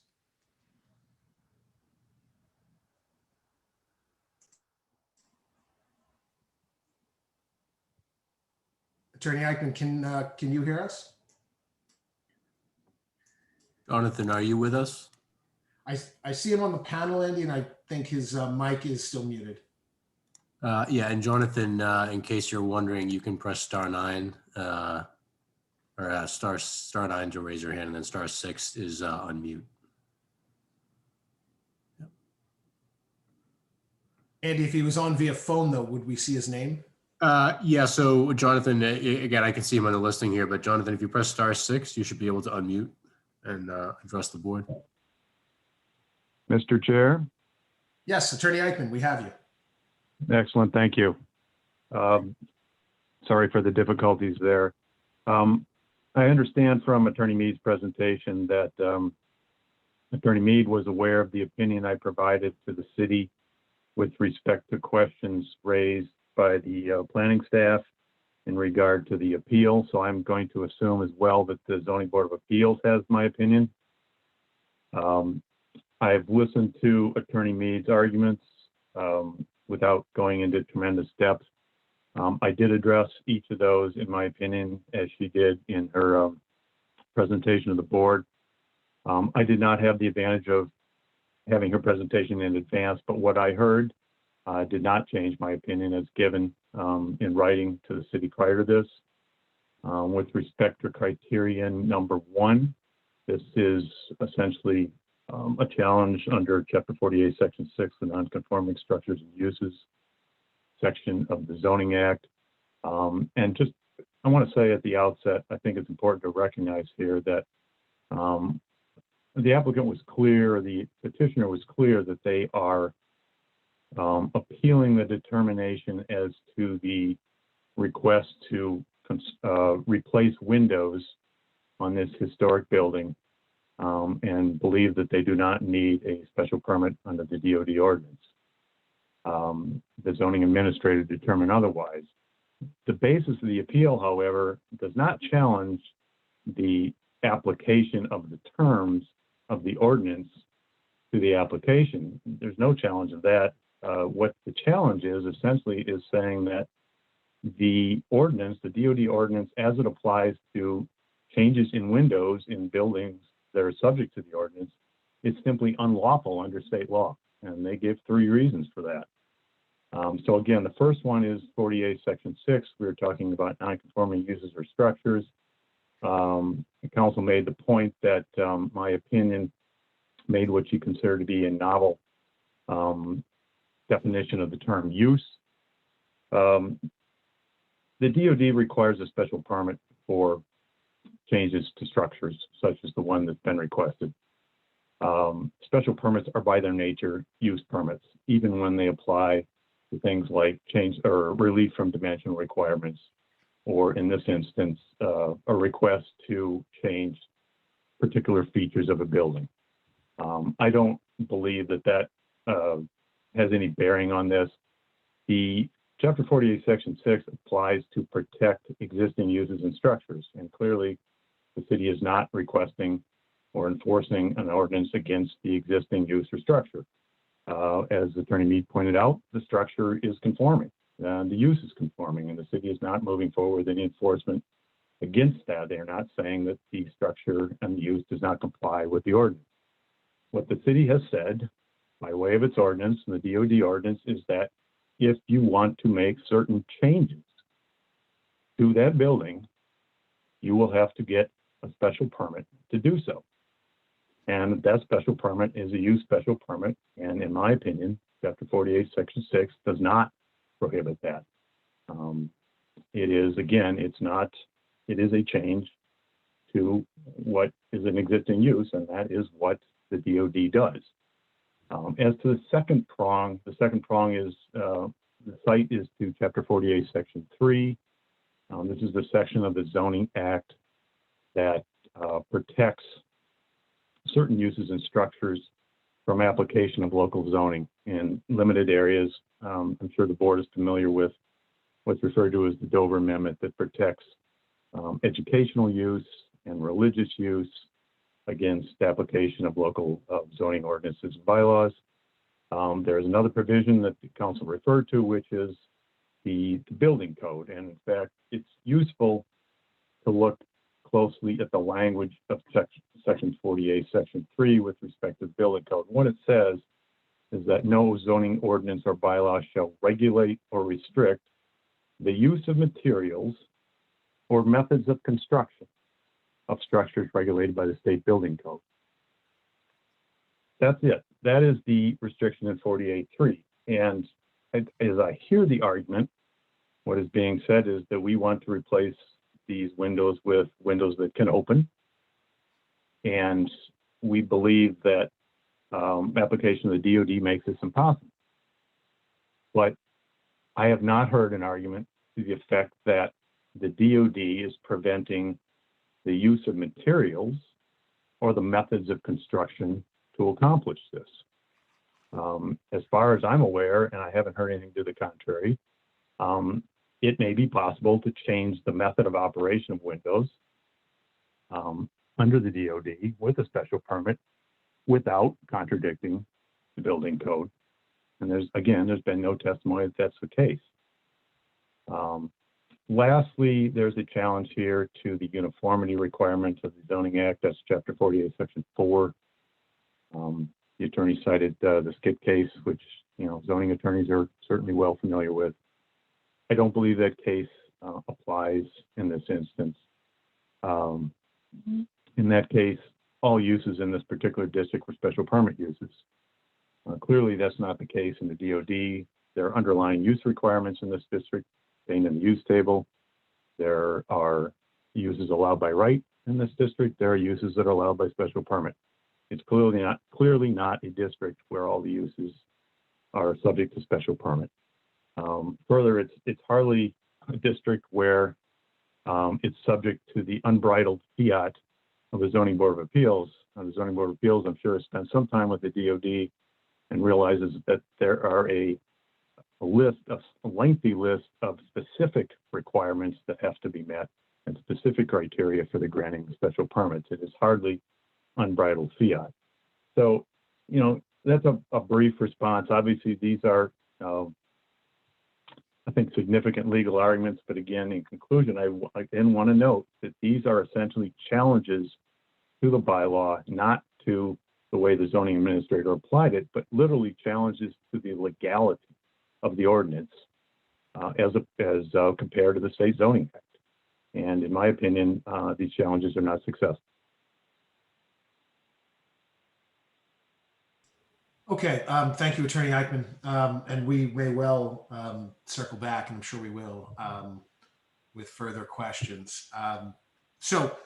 This is, I'd like to, and just sort of out of deference to the uniqueness of this application or this appeal before us, we're going to go a little bit out of order, out of our normal sequence. I want to elicit from members of the ZBA whether any members of the ZBA wish to ask any questions of our city solicitor before we delve into the public comment section, after which we will have questions and we will be able to circle back. But is there any member of the ZBA that wishes, or let me just poll you one at a time, if you wish to pose any specific questions for the benefit of those in attendance as well as us before we get into public comment. We'll start with you, Mr. Moore. Nothing at this time. Okay, Mr. Delisle. Thank you, Mr. Chairman. I'd like to go through the public comment first before posing questions.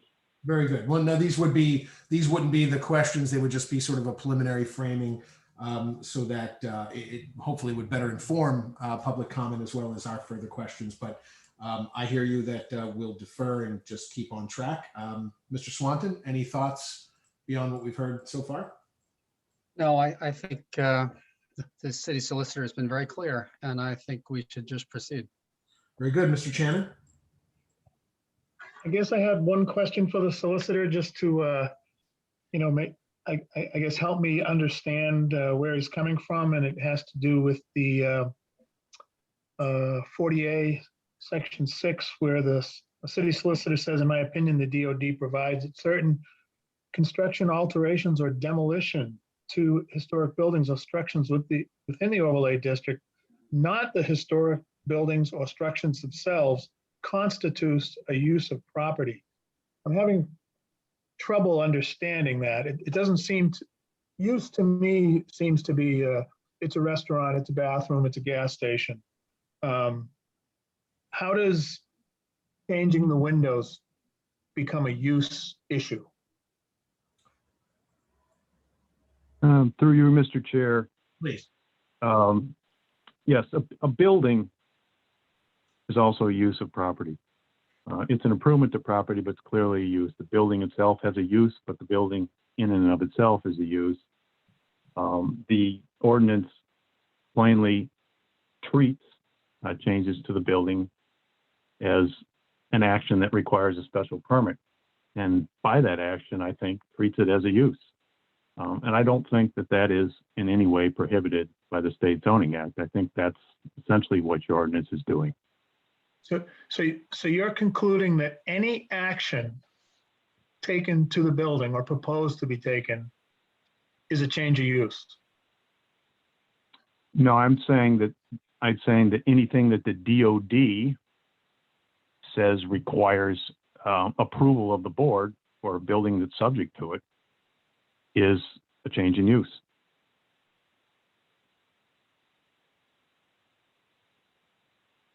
Okay, that's still as muddy as where we started, but I'll let it go. Thank you, Chair.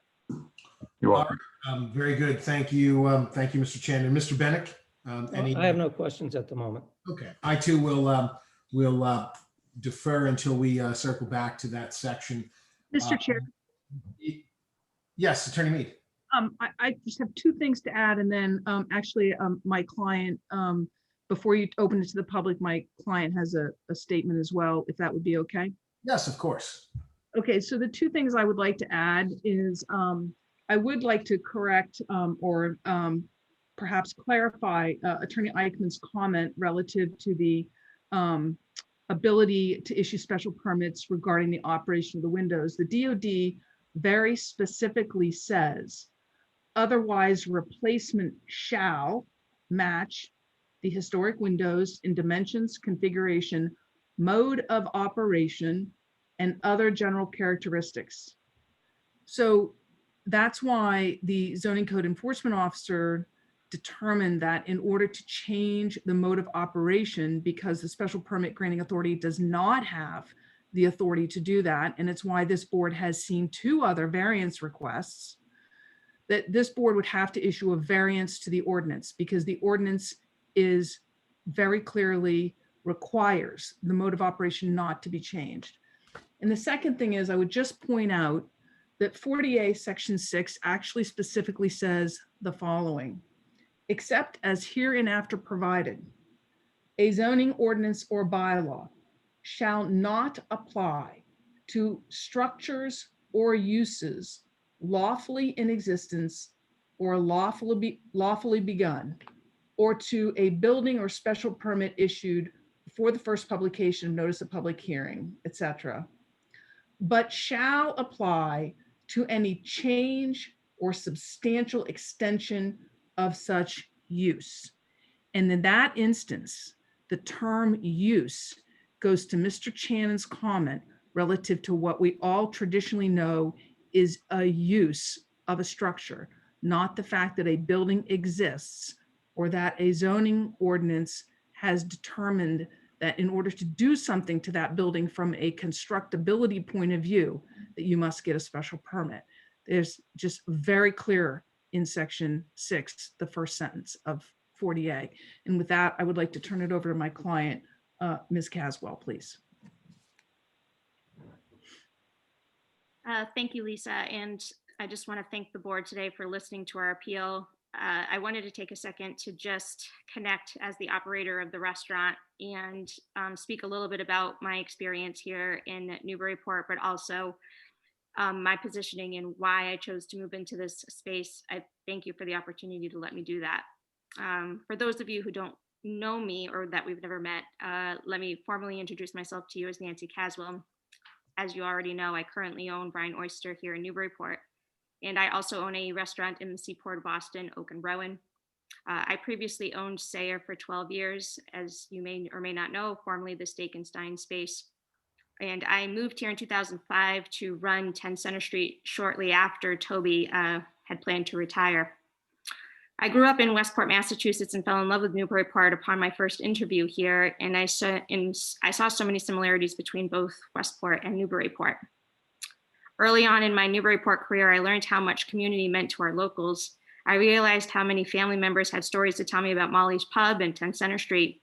I took all those stories into consideration when creating that project. I ended up launching 10 Center Street successfully, and I was there from 2006 to 2009. And because I loved the community so much, I was determined to find a special place of my own to open. In 2010, I returned to Newburyport after being in Boston since my 10 Center Street departure. We had placed an offer on Old Scandia, 25 State Street. That was literally 12 years ago. I fell in love with the space. It was perfect until it wasn't. We can skip over moving Say to 38 State Street quickly, but want to quickly mention that my husband and I renovated that building and maintained that space through Say's existence, including laying out one of the prettiest patios just last year. But going back to Brian was incredibly successful at 25 State Street until March 16, 2020, when small independent restaurants faced our never imagined government shutdown. What we thought would be a 2-week thing became my biggest nightmare. Through this time, I can confidently say I dug in and tried my hardest to convey the need for Newburyport to expand patios. I can also confidently say that this has not been my only time pushing culinary tourism in our city. I believe I have pushed and championed for my local business owners in my everyday. I have pushed for restaurant weeks and all festivals with the Newburyport Chamber. I sit on multiple boards. I chaired the Anna Jakes Hospital Great Chefs event and raised some of the most record-breaking events for many local nonprofits, I should say. I have and will always continue to support our community because I also live here. But since the pandemic struck our industry, I took a position and advocated for small independent restaurants. I have even sat on White House calls representing our state and asking for funding. I fed nurses and frontline workers. I've been a part of my influential conversations about how does our industry come back from this. I know 3,600 small independent restaurants closed this year, and Brian was going to be one of them.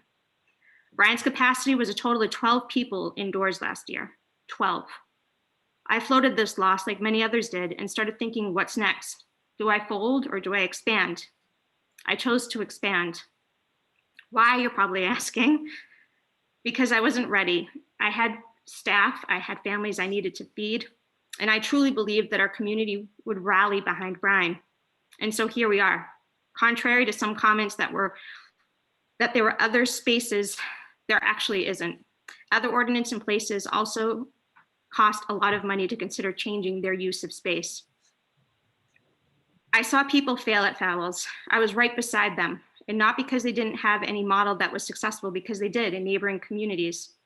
While I respect what Fowles once was, it could never survive in today's day and age, and the space hasn't evolved over the years. Regardless, I embraced the challenge and I thought I can work some magic. But as I opened my Boston restaurant and continued in conversation with companies like OpenTable and Resy, these online platform reservation systems across the country were most popular when restaurants had operable windows, proven that people were specifically asking to sit next to airflow opportunity tables. This pandemic has affected the one favorite American pastime, eating, drinking, and gathering socially. We often say what will be the norm, yet no one knows what that will actually become. But we do know that what data has proved since July 4th of 2020 in our state is that outdoor dining won't save us, and indoor dining requires operable windows. I can't personally financially float a restaurant until we get to the other side of COVID-19. It's just not feasible, which is why today I ask you to consider my appeal on operable windows. Operable windows are necessary, and I can't stress this enough. I know I can create dining experience, and I know that I work in my restaurants every day. I could list all my accolades over my career. I'm just not no one, guys. I eat and live and breathe my career, and I treat my team like my own family. I have no reason to not be trusted. Look at all our projects here in Newburyport. I live here. I love our city. I love the people that I feed. I would never do something disgraceful, and I find stories are being told in dining rooms about nostalgic times at locations like Fowles. I need to bring people indoors into our dining rooms to start telling those stories. I have a trained team waiting to return back to work, and I would like to conclude with these two last statements. The last rendition of Fowles didn't succeed. 17 State Street didn't succeed, and Superfine didn't succeed. If I don't succeed, your vote today may very well be the reason why I don't. And secondly, I would like to read a letter I received today.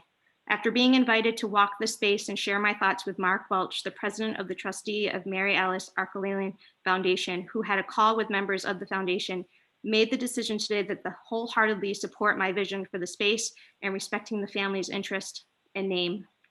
And with that, I have the permission to read Mark's letter. Dear Nancy, let me begin with the most important item.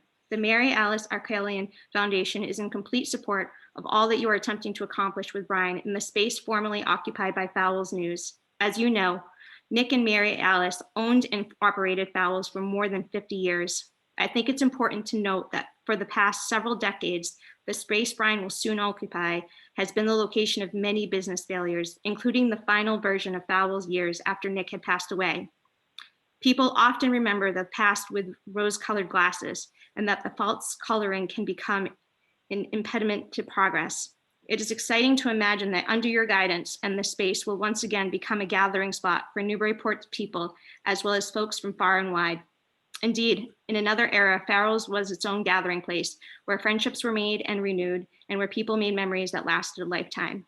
Your proposed plan to have operable windows in the front of the building is precisely what is called for in the time in which we live in.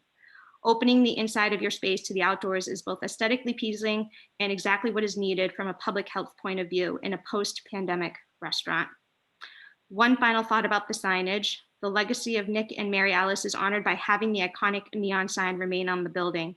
The removal of Fowl's new sign along the front in no way diminishes the honor. It is quite simply the right time to do so, and if it can partially be salvaged and used inside, all the better. I urge the city and all appropriate boards to approve your plans for Bryan, and I wish you the very best of luck. I also just feel it's important for me to tell you that my lease is contingent on these operating windows, and that's why we specifically went directly to the board. That's all I have. Thank you, Ms. Caswell. Attorney Mead, is there any further comments, or does anyone else wish to be recognized before we move forward? Not at this time. Thank you, Mr. Chair. All right, thank you, Attorney Mead. Okay, so with that, I think what we will do is move now back in sequence to move into our public comment section. And Andy, if I can ask you to put up the instructions for public comment.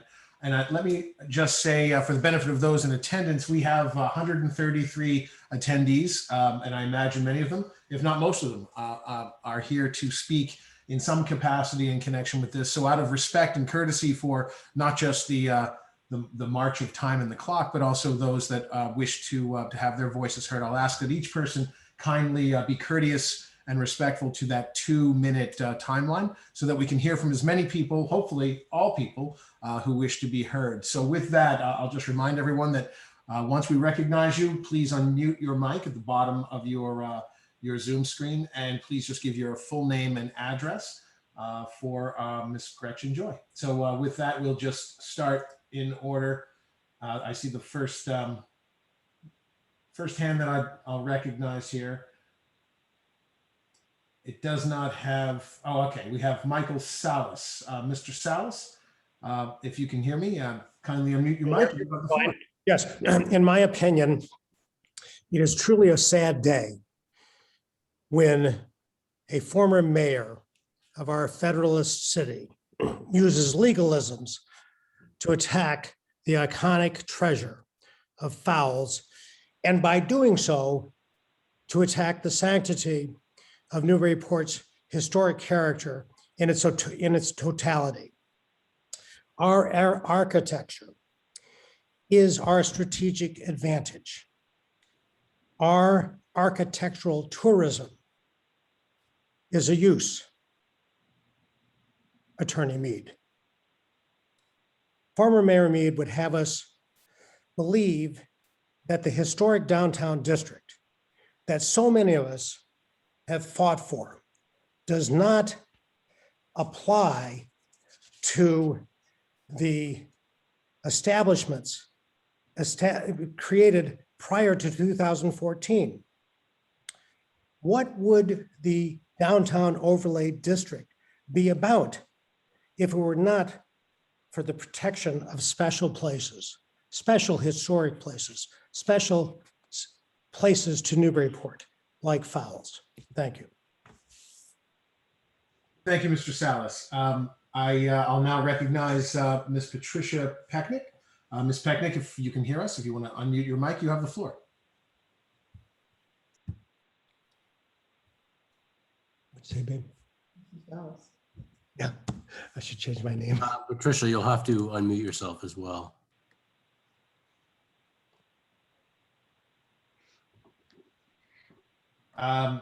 let's see, we can circle back to Patricia Pecknick if there's some difficulty, and that may happen. Rest assured, everyone in attendance, we will, even if we skip past you, we'll do our best to circle back. Just leave your hand raised so that we can recognize you.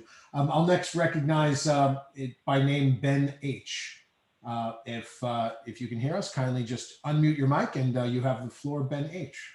Hi, this is Ben Harmon, 298 High Street. So thanks to the zoning board for doing this important work. I just want to say that I'm concerned that approval of this appeal is going to do irreparable harm to the city of Newburyport and represents an attack on the protections of the overlay district that have served, countless downtown businesses over the years, a couple of which Ms. Caswell has run. What's more, I've seen this issue being portrayed by the applicant and the media as the city or zoning board interfering with their ability to install operable windows and in terms of airflow to the space related to the pandemic. I would just remind the board and public that with regard to ventilation, the building at 17 State Street has been the home to fouls since before the last global pandemic, and the current challenges with indoor dining will eventually pass and restaurants without opening windows succeed day in and day out. Additionally, per Attorney Mead's comments, the only quote misinformation related to the sign I've heard is coming from the applicant herself in interviews and social media. Regardless, as we're hearing tonight, these public statements misrepresent the intent of this appeal. There is a process for requesting permits for variances when a business owner or developer would like to deviate from standard zoning bylaws. In this case, replacing period details such as the windows and possibly a marquee sign, which would require time and careful consideration before something is lost that can never be replaced. That's the point of this board's work. Instead of following those procedures, the applicant has elected to challenge the validity of the overlay district altogether in an apparent effort to circumvent the process and skip the line in order to expedite their restaurant's opening.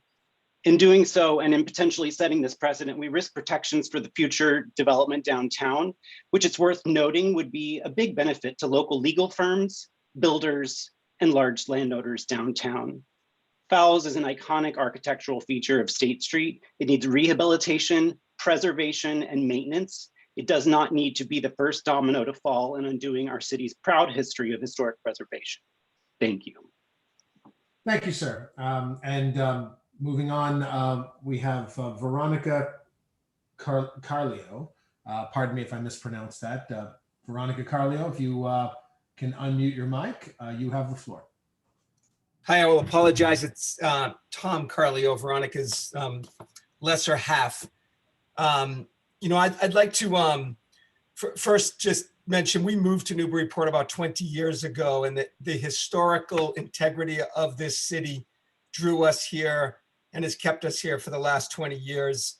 Incredibly important to us. Mr. Carlio, pardon my interruption. Would we just be able to get your address for the record, please? I apologize. 109 Prospect Street. Thank you very much. Please continue. I apologize. So the historical integrity of Newburyport is incredibly important to us as a family, but the economic success and the vibrancy of our downtown is equally important to us. And as you all know, these two things are intrinsically connected. These are not independent of one another. An empty storefront in downtown Newburyport that has historical context is not doing value for anybody. I really sincerely hope that common sense prevails here. The notion that people come to Newburyport for anything other than the history, the connectivity to the coastline, the beautiful brick and the Federalist buildings we have would be superseded by windows that open and allow air to flow is absurd. We, of course, need to maintain the historical value of our city, but we also need to move forward. As the applicant has said, this is a space that since we've been here has been owned by several parties, none of them able to succeed. To see the imagery that was shown earlier of what it looked like in the 70s versus 2020, it's already a building that is in disrepair relative to what it once was. So I appeal to us to let common sense prevail and make sure that we're doing the right thing for the integrity of downtown Newburyport, our historical context that keeps us where we are, but also the vibrancy of downtown and having great places for people to shop and to eat. to not allow airflow and proper modern amenities in our downtown is only going to hurt us in the long term. Thank you. Thank you, Mr. Carlio. I will recognize Blake W. If you could unmute your mic and kindly just give your full name and address for the record. Yes, can you hear me? Yes, we can. It's Blake Witherington from 78 Middle Street. You know, the legal arguments that are made by both sides are pretty arcane and muddy, as one of the other speakers described them. And as a non-attorney, I'm not really equipped to comment on those, but just looking at the substance of what's being proposed, I would kind of echo what the last speaker said, which is to appeal to people's common sense. We're talking, as I understand it, simply about replacing plate glass windows that date only from the 1940s with operable double hung windows, which from the drawings that I've seen that are posted in the window are aesthetically pleasing and seem historically in keeping with other surrounding buildings. So again, let's put aside the arcane legal arguments and look at the substance of what's being proposed. As to some of the other comments, you know, I think if the pandemic of the last year has taught us anything, it's that people do value airflow. And so if that's the difference between a successful and an unsuccessful restaurant in this location, I think it's really important to be able to accommodate that. And then lastly, I would just say, you know, Saya and Brian, to me, are two of the shining stars in the local, you know, on the local restaurant scene. And, you know, Saya is now closed and that building has been sold, but to lose Brian as well, or to not have it be here for the balance of the summer season would, I think, be tragic. And I think Nancy and her team and the restaurants have been good, you know, sort of community participants and stewards. And I would hope that we can preserve that. Thank you. Thank you, sir. Moving on, I'll recognize Glenn Richards. Mr. Richards, you have the floor. Yeah, thank you. Can you hear me okay? Yes, we can. Okay. Glenn Richards, 6 Kent Street, and I'm with the Historical Commission, but I'm not speaking on behalf of the Historical Commission tonight. The commission has not considered this particular application, has not come before us. Just want to make that clear. Speaking as a citizen, although I'm informed by what has gone on in the commission. Just a couple of quick points. I'll be brief. The one thing I can add that is that Attorney Mead's, one of her arguments is that buyers must be able to know in advance what the regulations are and so forth before buying. I would like to point out that through, I believe it was through the planning board, the Caswells did meet with myself and another member of the commission, and this was not a public meeting or hearing or anything like that. It was just an informal get together with to find out, you know, they wanted to explain to us what their plans were and what the DOD requires and so forth. They mentioned about the contingent nature of their lease, and we informed them at that time that there would definitely be a problem with changing windows, a problem in the sense that it would require, you know, review, which brings me to to that argument about buying a pig in a poke type of thing is nonsense. One of the last speakers talked about look at the substance, and that is really important. But the substance that's before this board right now is not windows. It is the DOD ordinance per se. And the substance of the argument here is that the DOD ordinance is invalid and needs to be thrown out. That's the substance. And I think that would be a tragedy of unspeakable proportions.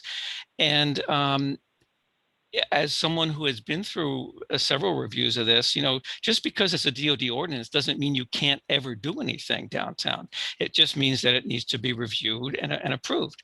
And I can think of examples of where changes were made on State Street downtown, where either through minor modifications or whatever, things were approved to be changed. You know, it's not it doesn't mean that nothing can ever happen. If the city overall, you know, the boards, the citizenry, the planning board and so forth all feel that, hey, this is a good idea, you know, it's a good use, blah, blah, blah, you know, it can be approved. And the last thing I'll mention is this unbridled authority that was mentioned. I would just remind this board that Attorney Mead has on many occasions argued strenuously that these boards do not have unfettered discretion. So it's rather, I'm not sure if it's amusing or troubling that all of a sudden tonight she's arguing that the ordinance gives these boards unfettered discretion, when we all know they don't have that, they never did, and she has often reminded us that they don't. So that's a bit odd right there. As far as that term use, I think that the only comment on Mike on that, since I'm not a lawyer either, is that I think the term, I found out that with in laws and lawyers, words don't necessarily mean what we commonly think of them to mean. And I think the word use, as commonly used at the ZBA and planning board and so forth, does refer to things like, is it a gas station? Is it a candy store or whatever? That's how it's commonly applied. But I think I do understand the attorney's argument that in this particular case, that term use you know, does apply, but that's really kind of a sideshow. It's just a distraction. I really don't think it matters. If you look at the ordinance, it's all about structures. So anyway, I'll end there. Thanks very much for the time. Thank you, Mr. Richards. Moving on, I'll recognize Mary Jo Anderson. Ms. Anderson, if you can hear us, if you can unmute your mic, you have the floor.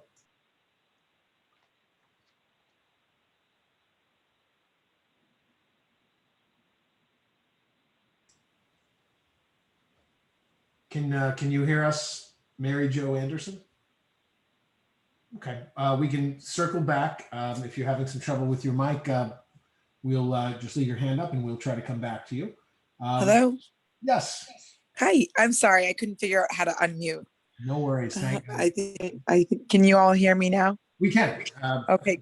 Feel free. Okay, good evening. Thank you. Sorry about that. Bryce and Mary Jo Anderson. We are residents of Newburyport area the last 17 years. We're also current business owners operating at 73 State Street in downtown Newburyport. We are very familiar with the Fowles building located in the heart of downtown Newburyport. We are in favor and full support of the proposed changes for the operable windows at the new Bryan space. We feel it is very aesthetically pleasing upgrade, an essential step in making a safe and successful endeavor for the Caswell Group and a huge asset to the community. I encourage all parties to use common sense here and approve this. Thank you. Thank you, Ms. Anderson. Moving on, Mr. Thomas Coulter-John. Mr. Coulter-John, you have the floor. Can you hear me? We can, sir. Thank you. Tom Coulter-John, 64 Federal Street, co-president of the Newburyport Preservation Trust.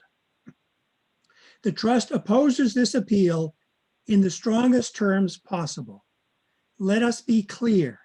It is an appeal to challenge the downtown overlay district itself. Tonight is not about, or should not be about, windows or signs, or really any other architectural detail, the historic, on the historic and much loved Fowles building. The DOD was unanimously approved by the City Council some 7 years ago and has worked successfully to help preserve the downtown ever since then. It is only through that established process that the details of what should or should not be done to Fowles' exterior can emerge. The DOD is a thoughtful and careful process. All of us want a vibrant and economically viable historic downtown. Let's work toward that end. I urge you to deny this appeal and encourage the applicant to follow the downtown overlay district procedures and work with both the Newburyport Historical Commission and the Newburyport Planning Board. Without the DOD, we have nothing to protect downtown Newburyport.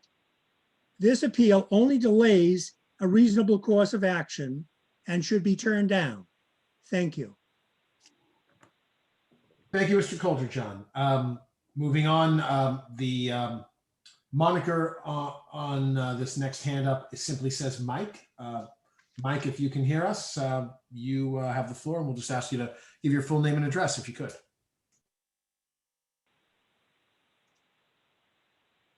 Mike, are you able to unmute on your end? It looks like Mike is using an older version of Zoom, so we're not sure if that'll be able to work. Hi, can you hear me? Yes. Can you hear me now? Okay, good evening. Mike Santos, 32 Summit Place. We've heard that there was a lot of misinformation out there about the appeal and different opinions tonight. You know, from my perspective, we are in fact talking about windows only. We've heard the well-articulated reasons, legal reasons why allowing operable windows should be permitted. In addition to all those reasons, I think that the request to allow the windows at this time, particularly in history, is just the responsible thing to do. We live in a new normal. The investment in these windows for the additional ventilation just seems to be the responsible thing to do. The Caswells, the Caswell Restaurant Group, they have a very long history of investing in our city, investing in our downtown, investing in our community, and it's made a better place for all of us. My wife and her family, they've been here for generations. I've heard all the stories of Fowles, of her growing up in Newburyport. You know, she's got lots of great memories, and so do our own kids, but it's time to make new memories in what surely will be a beautiful new location that I believe will respect history and accommodate for the times. And with that, my wife and I are in full support of allowing this investment, another investment in the community in these windows. We ask that the board grant the appeal. Thank you. Thank you, sir. Recognizing You're welcome. Joanne Chang. Joanne Chang, if you can unmute your mic, you have the floor. Hi, actually, Joanne Chang is my wife. This is Christopher Myers. We reside at 2 Jefferson Court. Forgive me for not having changed the name there. No worries, Mr. Myers. Feel free to give us your thoughts. Okay, I was born and raised in Newburyport, and I have incredible memories of Fowles. And whether it was going after a basketball game victory with our coach for hot dogs, or maybe trying to steal a comic book. I think it was a terrific place. I couldn't be any more passionately in favor of the Caswell Group's petition to change the windows. And what I'd like to say about that is, I think that for the last 45 years, I haven't lived in Newburyport. I recently moved back there. And over the last 10 years, it's the Caswell Group's restaurants that have brought us back to Newburyport with maybe more frequency than we typically may have come. They are simply quite excellent. My wife and I are in the restaurant business in Boston. So we know a little bit about going in front of the board in either I've owned restaurants in Cambridge and Boston, and making occasionally frivolous claims in front of boards like this. This is absolutely not a frivolous claim. I can't speak much about COVID transmission, but I can speak about the 500 or so employees that we have that are still afraid to come back and work inside because of airflow, and a considerable amount of the population that still feels likewise. Nobody can predict when the next pandemic will hit, but I have a feeling that the behaviors that we're practicing right now are going to be sort of the new normal during flu season for the next many years to come. I think we're going to be in mass. I think we're going to be afraid of spaces unless they're really well ventilated. And I think nothing would make that space more inspirational in the original Fowles memory than having it be a vibrant and successful restaurant. I've seen, I knew the owners of Superfine. I've known some of the people that have gone through there over the years. And I think that Brian will be there in 30 years. I think the quality of what they do, it speaks for itself. I think the more versatility you can bring to the space by making the windows more operable will only further serve to guarantee that success. So hope that was helpful. Thank you, Mr. Myers. Recognizing Kathy Drost. Ms. Drost, you have the floor. Hi, this is actually Tom Drost here with Kathy. We live at 77 Lime Street. We moved here 5 years ago and love the town. Main reason we moved here was actually because of Brian and Saya. In addition to loving the waterfront and all the other things that people have mentioned, the history is obviously a very, very important part of this town. But I certainly think that there comes a time when you can replace windows and doors or whatever needs to be replaced in a respectful way to the history to keep contemporary and be able to be flexible with the times. It'll be a great loss to this town to lose Brian, more so in my opinion than updating windows in an appropriate style to maintain the integrity of the historical feel of the city. And we love living here, but we really love Brian and what Nancy and her group does and how they contribute to the community. Thank you. Thank you, Mr. Drost. Recognizing Miss Megan Neely. Miss Neely, you have the floor. Okay. Yeah, thank you. I'm actually a resident on State Street.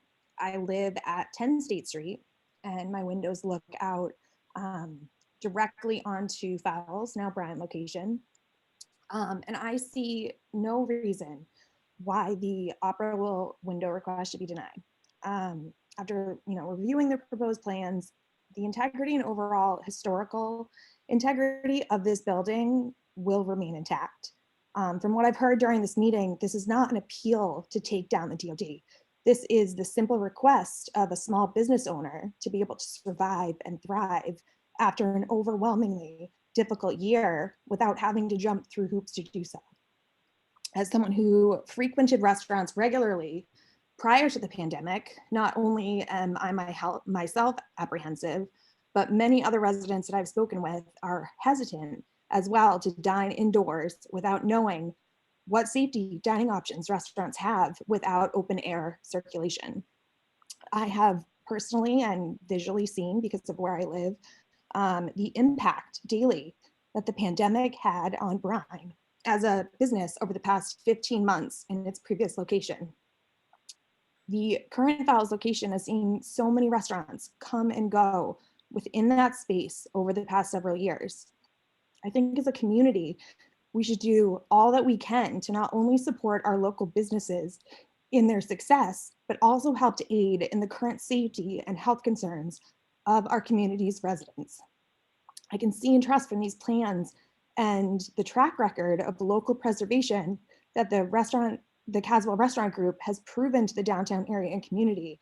This will not only improve the success of their business in this space, but will also contribute to the well-being and comfort of our community members as we all begin to try and live as normally as we can and are allowed to.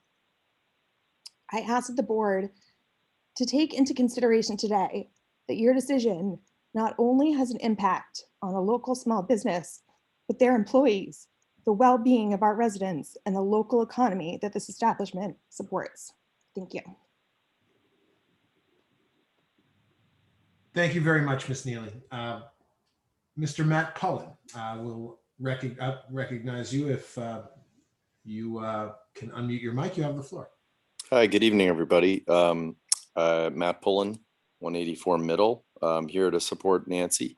I want to first start off by saying I think what Nancy's done for the community relative to the fabric of the restaurant group and the industry has been fantastic. This is an unbelievably challenging time, and I think the fact that she's willing to take this on says a lot for her.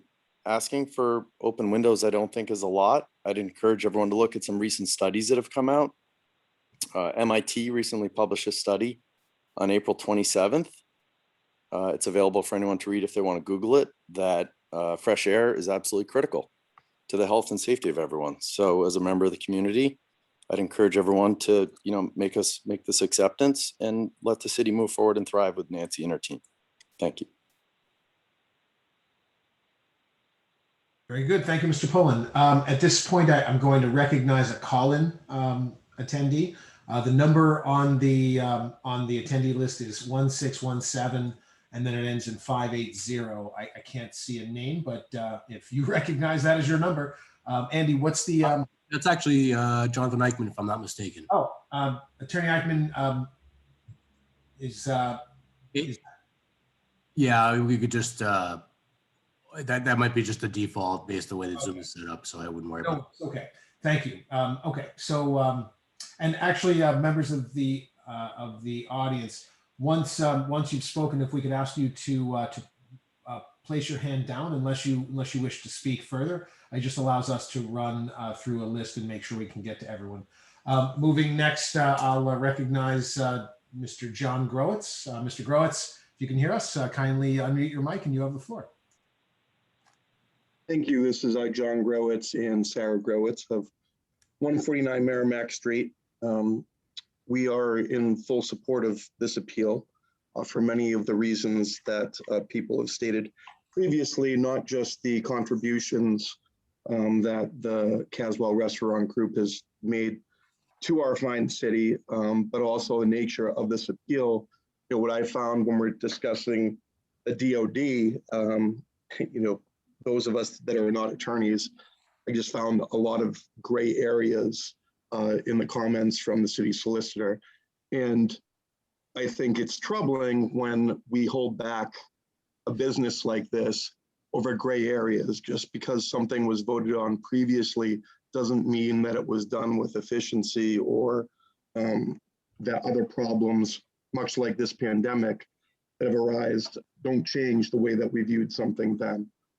So for the sake of the success of a restaurant in that space where so many have failed, for the sake of the conditions that we're dealing with on a day-to-day basis now in a pandemic, I think that the approval of operable windows to allow airflow in a space like Bryan supersede these gray areas that we're all discussing, in my estimation, inconclusively. So I support this appeal. I think that it's the right thing to do for our city. I think it's the right thing to do for the Caswell Restaurant Group. And I would ask the board to consider my words and everyone that's spoken previously to allow this to happen. All right, thank you, Mr. and Mrs. Growitz. I'll recognize Kelly Duncan. Ms. Duncan, you have the floor. Hi, thank you. Kelly Duncan. I'm at 17 Bill Run Drive. My husband and I grew up in Newburyport, and we're raising our daughters here now. And I just like to say that, I spent every Sunday morning as a child going to Fowls with my family. And I would like nothing more than to keep the historic charm of the city. And I'm in complete favor of what Nancy is trying to do. I love the idea of open air dining, and I think it will create such a beautiful experience and give downtown Newburyport even more of a community feel. Everything Nancy has done with our restaurants has been aligned to the historic and quaint feel of Newburyport. And I completely trust in what she's looking to do at Fowls. Thank you. Thank you, Ms. Duncan. Shelley Goff, Ms. Goff, we'll recognize you, and you have the floor.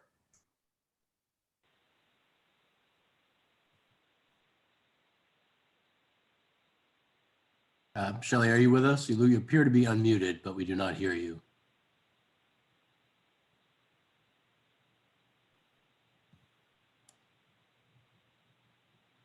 All right. What we can do is, Ms. Goff, if you can hear us, this is Chairman Ciampetti again. I'll circle back to you. If you want to leave your hand up, we'll make sure we come back so we can we can get your thoughts. Mr. Chair, if I could as well, both for Shelley and also for Patricia Pecknick and anyone else who may be having technical difficulties, there is a call-in number on the city's calendar as well, and you can use that to let us know that you're interested in speaking. Once you've dialed in, you can press *9 to raise your hand. Thank you, Andy. That's great. That's great input for those that are having any trouble. Mr. Joe DeBase, or Joe DeBias, my apologies. No problem. No one gets it right. Joe DBA's 15 Francis Drive, Newburyport. I'd like to lend my support for this appeal. I was particularly intrigued by Attorney Mead's comment that most cities and towns don't regulate historic preservation through zoning because of grandfather provisions. And this made a lot of sense to me. And I hope the board follows up on this during their deliberation. And if you agree that the downtown overlay district has a grandfather provision, as Attorney Mead, in my opinion, rightfully states, then we should be doing something that really protects historic preservation and has some teeth behind it. And that's all I want to say about that. The Preservation Trust has said on social media that we should consider the legacy of Nicholas Arakalian. It was great to hear the letter from the Mary Alice Arakalian Foundation that Nancy read. They've been entrusted with the legacy of Nick and Mary Alice Arakalian, and the fact that they support the proposed window upgrade is an endorsement that I can't think of a better one. So I think that the board should take that into consideration. I can understand how some people might think that this process that brought us here tonight is out of the ordinary, but had Nancy gone through the DOD process, which can be lengthy and costly and might have just ended up right back where we are tonight, I think that deserves some special consideration given the fact that restaurants have really suffered over these past 15 months. I don't want to destroy the history of Falls. I want it to continue. I want it to continue for a long, long time. And given the fact that we've had the two most recent restaurants that were there not succeed, I think Nancy's expertise and experience in the business and her opinion that open air dining is required in order to make it successful is really something that should be considered. And finally, just to wrap up, please consider this appeal carefully by finding that the proposed upgrade of the windows will do exactly what section 1-C of the Newburyport zoning ordinance states as the very first purpose of the ordinance. And namely, and I'm going to quote, promote the health, safety, convenience, and general welfare of the inhabitants of the city of Newburyport. Thanks to the board. Thanks to Nancy. I hope this appeal succeeds. Thank you, sir. Moving on to Beth Schmidt. Ms. Schmidt, you have the floor. Hi, my name is Beth Ann Schmidt. I live at 485 Merrimack Street. I'm concerned because this appeal does seem to be about the dismantling of the DOD. And with that, there goes our historic preservation in downtown Newburyport. I do think that there is a process here that needs to be followed. And unfortunately, by going a legal route and doing this appeal, it seems like they're trying to circumvent that. I understand that with COVID and everything trying to be to help restaurants. I've gone to Bryan. It's a fantastic place, but as someone who previously worked in museums, preservation is important. The reason why that Fowles is such an amazing place is not only the memories, but it is that historic integrity. Yes, it was in a federal building, and the lawyer made reference to that the building dates back to the 1820s, but it also has a historic facade that dates back to the Art Deco period that should be preserved. And with that, I have concerns because it said that the signage with the vitrolite glass sign is not going to be removed, but then according to the letter, it said that the foundation would be fine for it to be removed. If that vitrolite glass is removed, it could be broken. When it's gone forever. Glass like that hasn't been in production since the 1940s. And that is part of what makes that property distinct. And, yes, it needs to be repaired, but, that is also something that the owner of the building should also be undertaking. So my biggest concern is over the fact that this seems to be more that business owners are not wanting to have the DOD have oversight over what can and can't be done.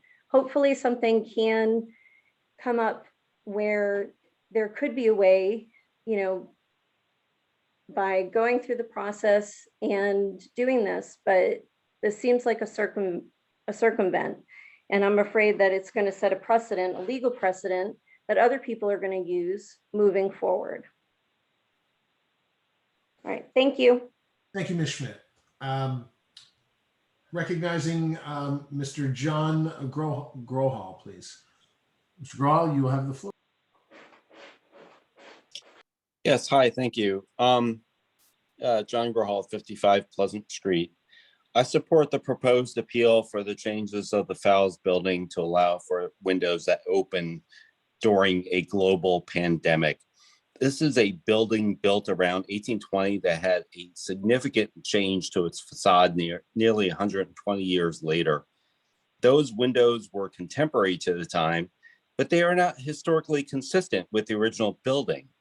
The proposed changes are far more consistent with the historic facade of the original building, consistent with the nature of the downtown district, and that there's no proposed change in use of the building.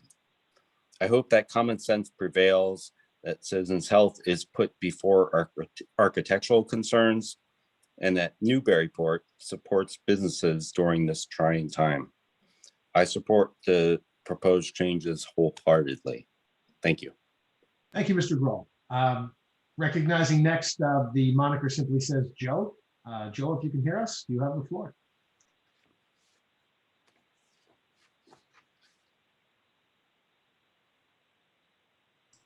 Andy, can you tell if Joe has his? Looks like Joe's just unmuted. Joe, are you with us?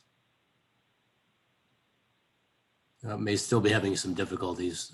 Joe, again, there is a call-in number on the city's website as well. Okay, how's this? Yes. We can hear you. Okay. Great. My name is Joe Maloney. I live at 158 Merrimack Street, and I've been a resident here in Newburyport going on 3 years. And I just want to say that I support the capability of the restaurant owners to change the windows to something more modern. I've walked by what would be the new brine, I don't know how many times, and looked at the drawings. I think they look great. I also have walked by it many times now since I've moved in. That building has been empty. And I don't think it's too historical or within keeping with the town. You have an empty storefront. It kind of looks condemned. And we have a situation here where the business owner is going to put a lot of time, money, and effort into updating the space. And if any of you have been down that way, you'll notice that where they used to be is now being occupied by a new business. So if anything, this work is just going to enhance the downtown area. And, you know, if the DOD is involved, then why didn't they say something about putting the street dining in? I mean, that certainly is keeping the past. But in conclusion, I think that we're splitting hairs over some windows. I'd really like to see the appeal be approved. Thank you. Very good. Thank you, sir. Moving on to Kara McLeod. Ms. McLeod, if you can hear us, you have the. Hi, Aaron McLeod, 7 Newhall Lane. And I just want to add my full support to Nancy and the Caswell Restaurant Group. And I know there's a lot of back and forth about what this meeting is actually about and preserving downtown. But, you know, as other people have said, we are talking about windows, and the windows that Nancy wants to bring in are much more aesthetically pleasing and go better with the building than what is currently there. Again, with everything that's happened in the past year, I think we need to support our local small businesses. And we also need to, while preserving our history, we also do need to change with the times. So I think Nancy brings a wonderful balance to that. So I just urge everyone to please support this proposal. Thank you. Thank you, Ms. McLeod. Chris Johnston. Mr. Johnston, if you can hear me, you have the floor. Hey, thanks, Rob. So I just wanted to mention that my wife and I, we moved here to Newburyport in 2009. A lot of it had to do because of the preservation efforts of local Newburyport organizations. We were actually on our honeymoon up to Bar Harbor, Maine, stopped off here and fell in love with the community and ended up moving here a year later. Fowles was actually one of the first places that we ever dined at.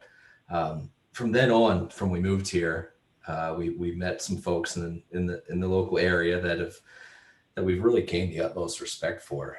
And number one on that list is Nancy Coswell. And you know, the thing that I gain respect for about Nancy is that she doesn't just care about her businesses. She cares about Newburyport as a whole, the state as a whole. I mean, she's one of the first people that started the Mass Restaurant United through the pandemic. I mean, that says something. So I think back to the time when I worked with the Chamber of Commerce as well. She was the first person to step up for our Restaurant Week efforts. She donated her time, her money, her efforts, her employees, everything. It was absolutely unbelievable. And then fast forward to COVID-19, she was the first person to pivot and save, and really, in my eyes, save downtown. There's no one else in the world that I think that should bring 17th State Street up to the standards. She knows the city more than anyone else. She knows she knows that now is the time for collaboration of our downtown, bring people in. The days of siloed restaurants are done. Let's open the windows. Let's get people collaborating. Let's get people talking. I think it's Nancy's time. She's earned it, and it's really her time. The other thing I wanted to mention is that I didn't know Mr. and Mrs. Arkelian, but I see their names on buildings around town, specifically the Firehouse Center for the Arts, and they seem to prefer places in Newburyport to be lively and engaging. And I think open windows at one of their facilities, I think they would be smiling down on us for that particular effort. So my wife and I, Grace Johnson and I, we live at 287 High Street. We are in 100%, 100 billion% in favor of this, of Nancy's plans moving forward. That's it. Thank you, Chris and Grace, for your comments. And Kimberly Holliday, you have the floor.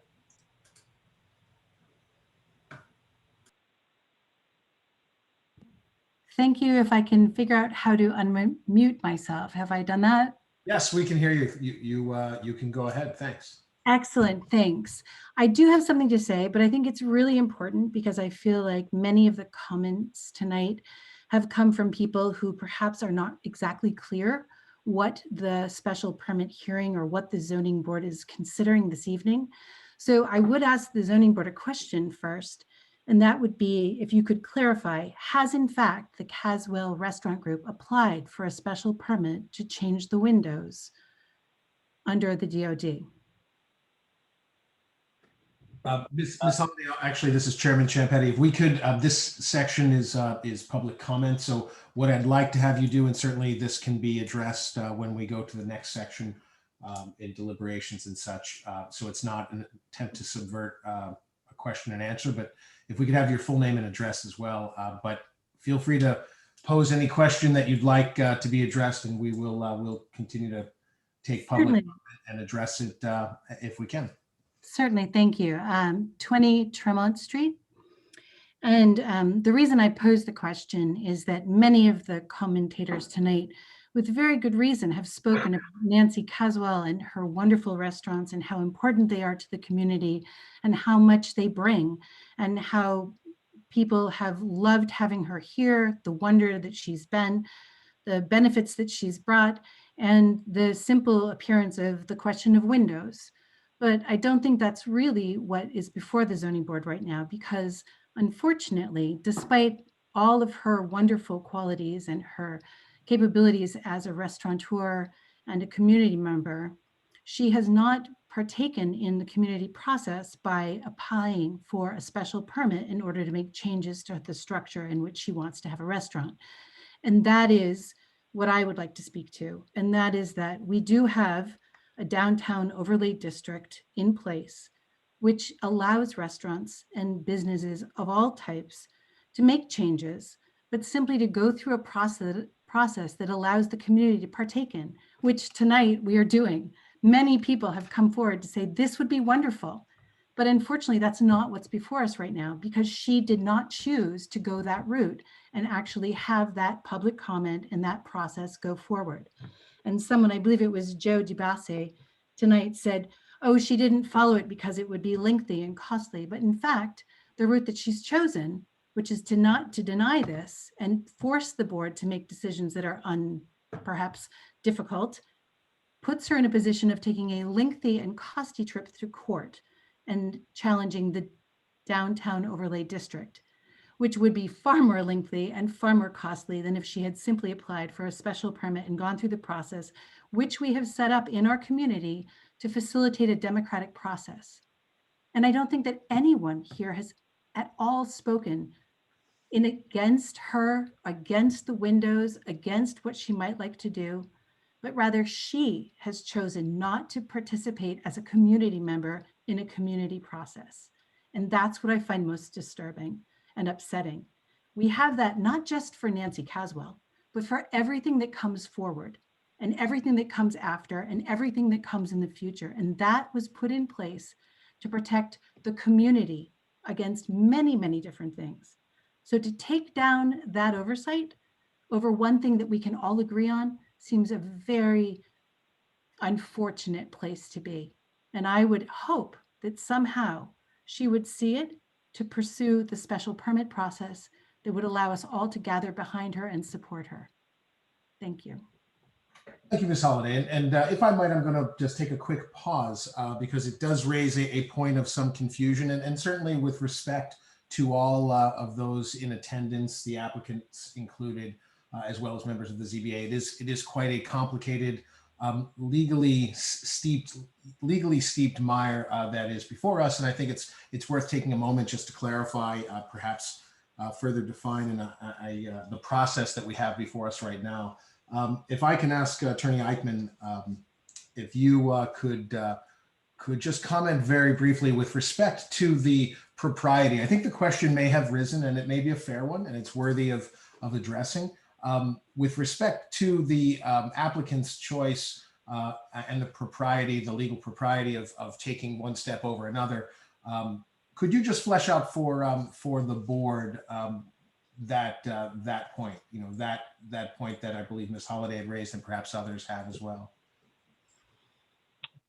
Yes, Mr. Chair, and I think at this point it's worth noting that Attorney Mead earlier mentioned that I may have misspoke when I said that what was required to get approval for operable windows as opposed to what's there now requires a special permit.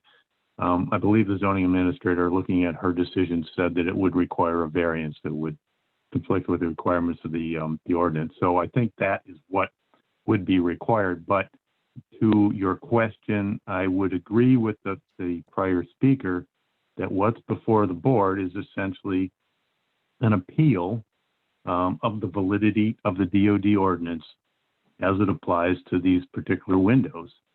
And that is correct that the petitioner has not chosen to seek the variance that the zoning administrator directed her to seek and said was that the route was available to her to seek that variance to put the windows in that she wants to put in. Instead of seeking that variance, she chose to challenge the validity of the ordinance, and that's what's in front of the board right now.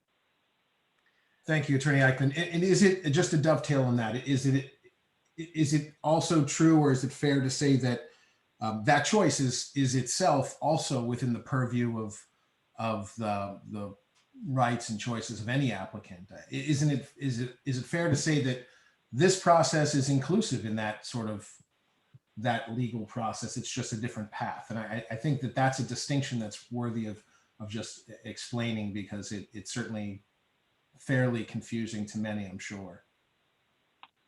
Well, it's certainly the applicant's choice, correct. It could have chosen, instead of appealing the zoning administrator's decision, to apply for a variance. Okay. Mr. Thank you, Chair. Attorney. Attorney Mead, I was going to recognize you before we moved on, just in balance and fairness. So if you'd like to respond, I certainly would like to invite that. Thank you very much. And Mr. Eichmann is correct. The zoning administrator and the ordinance requires a variance from the requirement that the operation of the windows not be changed. And so it requires a variance.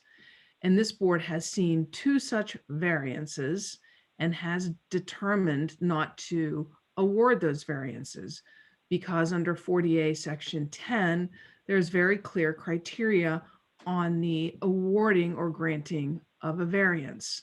And the determination, so there are two choices. A, either the zoning ordinance applies or it doesn't apply, which is this question that we are seeking a determination on this evening, or a variance, which has a different standard. So the applicant is not trying to get around anything. The applicant is saying, apply the statute. The statute says the ordinance can't apply to these windows. And the zoning code administrator is saying it does apply to the windows. And if you don't think so, you need to get a variance from the ordinance. So I want to be really clear about that. This was not anybody trying to get around anything. The ordinance and the zoning code enforcement officer were clear. You need a variance. The variance standards, quite frankly, have been tested by this board already, and they've been denied, the two requests that have been come before the board. And the fact of the matter is, and this is why 40A Section 6, paragraph 1 doesn't apply to historic buildings. And that's a serious issue. And to this particular issue, for these particular windows, at this particular time, we're asking the board to look at 40A Section 6, paragraph 1, and make a determination that, in fact, as it applies right now to these windows, to this question, it doesn't apply. Thank you. Thank you, Attorney Mead. Okay, I'd like to then move on and continue with our public comment. And in doing so, I'm going to recognize the moniker is Diana. Diana, if you can hear us, if you can unmute your mic, you have the floor. Oh, yes, thank you so much. I appreciate the chair giving me a chance to speak. I would just like to say that I live in an old house. I live 2 minutes away from the Fowles property. And I did a research on my house, which came back, 1784, something like that.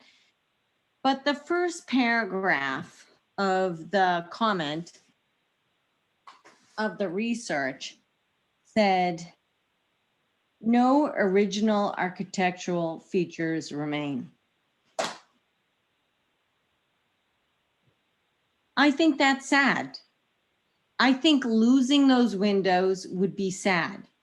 I know they're not original, but they're original enough. I just don't know why we have to keep doing this.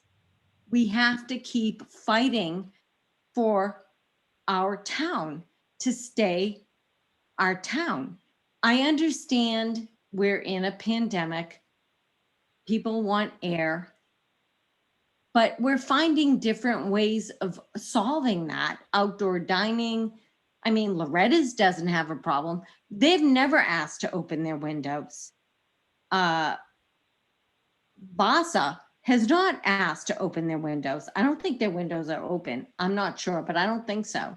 I'm just confused as to why we want to alter a building that shouldn't be altered.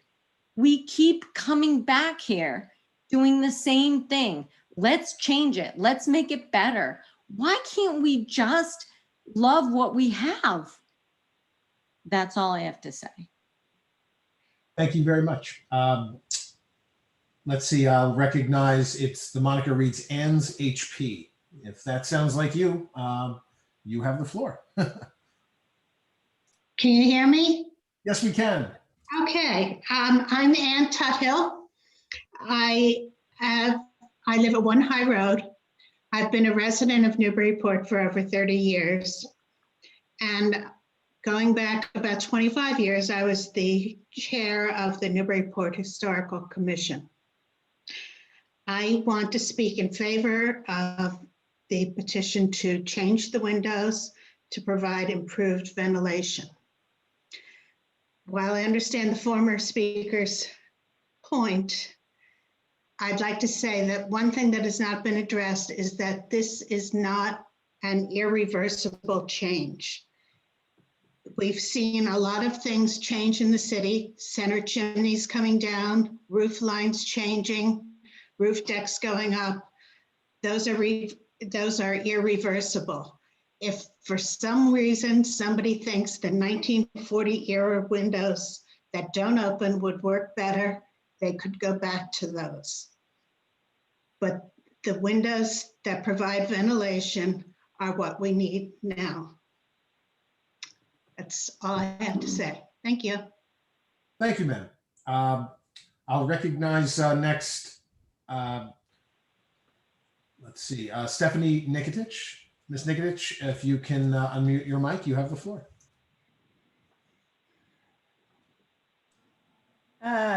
Thank you, Chairman. Can you hear me? Yes, we can. Okay, good. Stephanie Nikitich, 93 High Street. So I know that a lot of the comment has been about the windows, but what's before you is not about windows. It is about the DOD and whether or not it is valid. And so all of the questions that people have about, and the applicant has about the windows could be dealt with under our zoning. And they're not being, that's not what the applicant chose to do.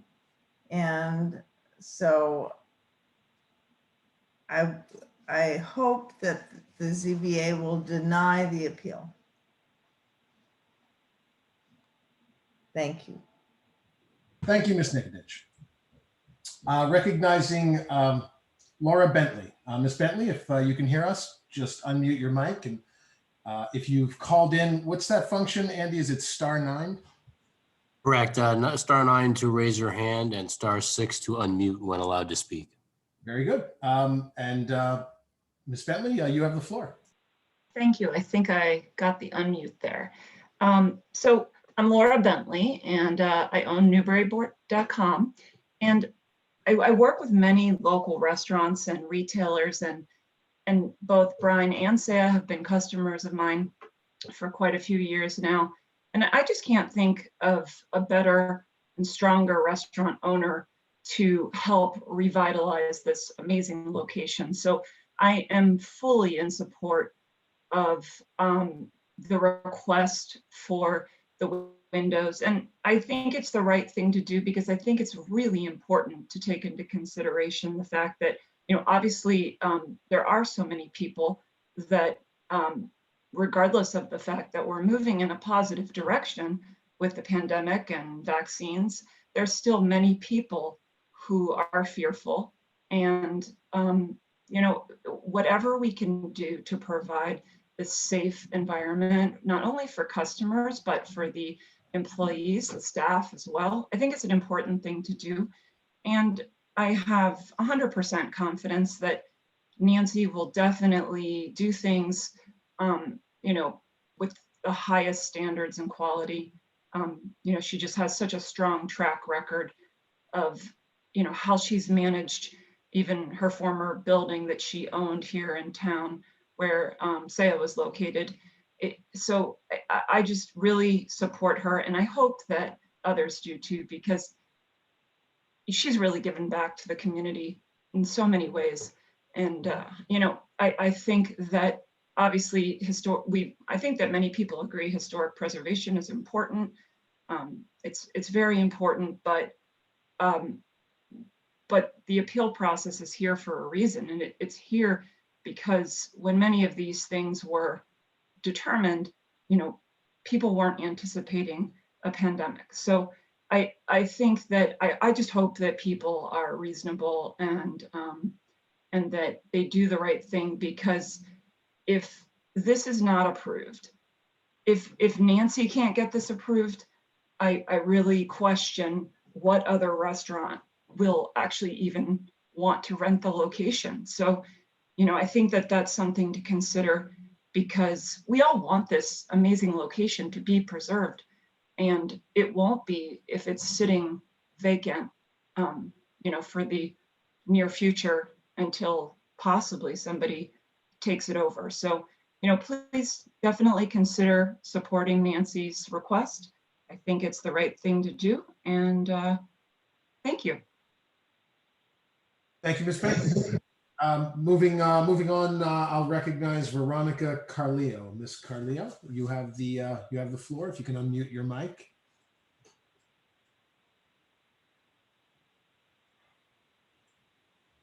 And Veronica, you'll have to unmute on your computer as well.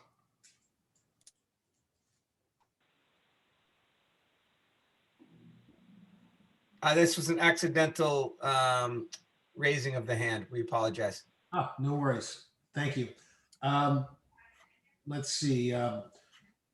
Luke Root. Mr. Root, you have the floor. Hi, thank you very much. Luke Root, 17 Lunt Street. I'm not an attorney, but I do find it interesting that probably only an attorney could obfuscate a debate by making a new meaning for the word use. That being said, I think, whether you've lived here for 5 years, my wife and I moved here 5 years ago, or you've been here for 30 years, there's a certain charm to Newburyport that comes in part to the historic nature of the town and the preservation. So we feel the same way as probably everybody else on this call does. That being said, times do change, and I don't think that by changing some windows in a historic building downtown that you're drastically changing the feel or the look of what we have. We have a Starbucks on State Street. Are we not going to allow electronic cars to park on State Street because they didn't exist 40 years ago? I don't think that's the case either. So I just echo some of the callers earlier that I think reason should prevail. And, I think the other thing that makes Newburyport such a great community is the people who reside here and the people who care about the community. And it's very obvious that that the owners of Brine are locals. They care about the community. And I think we're very fortunate to have such restaurateurs that have taken such a vested interest in our community. And we look forward to to visiting the New Brine location for many years to come. Thank you, Mr. Root. Recognizing next, the moniker is Marianne. Marianne, if you can hear us, kindly just unmute your mic and you have the floor. I just want to reiterate the statements made by Beth Schmidt regarding historic preservation, and I believe it was Ms. Holliday, also the city's solicitor, with regard to going around the DOD, not asking for a variance in this situation. And then I just have what may be a dumb question. Is there a way of installing windows that will not in any way cause harm to the sign that's already there? And are the ventilation systems that are being promoted now, has that been looked at as an alternative instead of disrupting the windows and the signage? Thank you, Marianne. And I promise you, just so that we can continue through the public comment, that if my colleagues don't raise the two questions you posed, I'll raise them myself. The ventilation, whether ventilation systems can be installed and whether windows can be installed without impacting the existing sign banner. But was there anything else you wanted to say before we moved on, ma'am? No, just in support of keeping the overlay district and following the process for asking for a variance. I'm concerned about setting precedent and losing our history and our culture in the city. Thank you, ma'am. Moving on, Mr. Paul Dennison, will recognize you next. If you could unmute your mic, you have the floor. Thank you, Mr. Chairman. I just wanted to say that I am in full support of this appeal. I too moved into town about 6 years ago, and prior to that, I visited several times. And one of the main reasons why I moved here was just walking around downtown, the history and just the charm and the wonderful people that live here in town. And I wanted to be a part of that. I did a lot of research when it came to the history of the Fowles building. And I'm trying to think back to like when Mr. Arkillian made 17 and 21 State Street one building, and that he needed to do what was necessary to create a facade that was necessary for the times. And I look at that now as we're in a time of a global pandemic and COVID and what's going on. And I think that having windows that open is necessary for the health and safety of the guests of a building that's just trying to do what's necessary for the times. I look at what's going around town, and I really think that people in town want to be a part of the history of Fowles instead of another failed restaurant in the space and people just walking by and seeing a vacant building from the outside. And so I'm in full support of the appeal and hope that the operable windows are a thing. Thank you. Thank you, Mr. Dennison. Moving on to Shelley Goff. Ms. Goff, you have the floor. Can you hear me now? We can. Thank you. Great. Hi, my name is Shelley Goff. I'm the bar manager at Brine. Actually, I have been for about 4 years. I'd just like to offer a little bit of a different perspective than maybe you guys have heard here for so far. I want to thank the people who've advocated for common sense in this matter. And I encourage you to please consider what the last year has been like for people who do this job. This is not about circumventing the DOD. The lucky among us have only had to live in fear and uncertainty, while the unlucky are among the thousands who've gotten sick and died, as the restaurant and agricultural industries are the hardest hit by the pandemic by a pretty large margin. Nancy went above and beyond to advocate for us, to keep us employed, to keep all of our heads above water, to fight for us to get unemployment. You hear about restaurants not having anyone willing to come back under the allure of unemployment, but that's not happening here. We want to go back to work, but we have children and we care for elderly parents, and we have compromised partners who haven't been vaccinated. And beyond the fear of transmitting disease to our families, we've also had to live with the intense fear of not being able to support those same families. So this isn't, I understand what you guys are saying about wanting to preserve the look and the history of downtown, but like, this is our lives. Like we're trying to survive here, and the windows will make a really big difference. That's all I have to say. Thanks for listening. Thank you, Ms. Goff. I see the moniker Fred, and it just simply says Fred. Fred, if you can unmute your mic, you have the floor. Hi, this is Fred Durr, the owner of Newburyport Fish, one of the fellow small business owners with Nancy in town.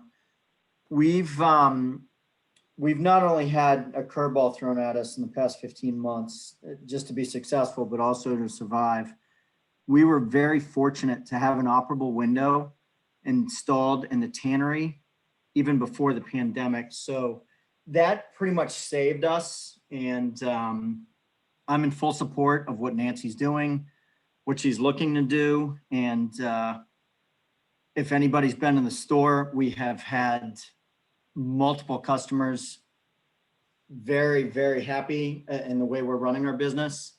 And we've not allowed anybody in since March 30th of last year. This has not only kept customers safe, but also our staff. We've not closed one day since this pandemic started, and we've kept a full staff one. So I'd like to thank you guys for the time. Thank you, sir. All right, Carla Cowles. Ms. Cowles, if you can unmute your mic, you have the floor. Hello, can you hear me? Yes, we can. Thank you. Hi, this is Carla Coles. I live at 3 Broad Street, and I'm calling to support Nancy. And I think having open windows is vital, especially in these in an old building. And as for the DOD and circumventing, I think anybody that has worked or known Nancy all these years, they know that she makes careful decisions and she does not take shortcuts. So I would like the board to consider that. And that's it. Thank you. Thank you, Ms. Cowles. Let's see. Have we recognized Dan Wilson? Mr. Wilson, have we already recognized you? If not, you can unmute your mic and you have the floor. Okay. Hey, thanks. Hold on. And Dan, you'll have to shut off one of the devices you have in your room. Otherwise, we'll have the echo effect.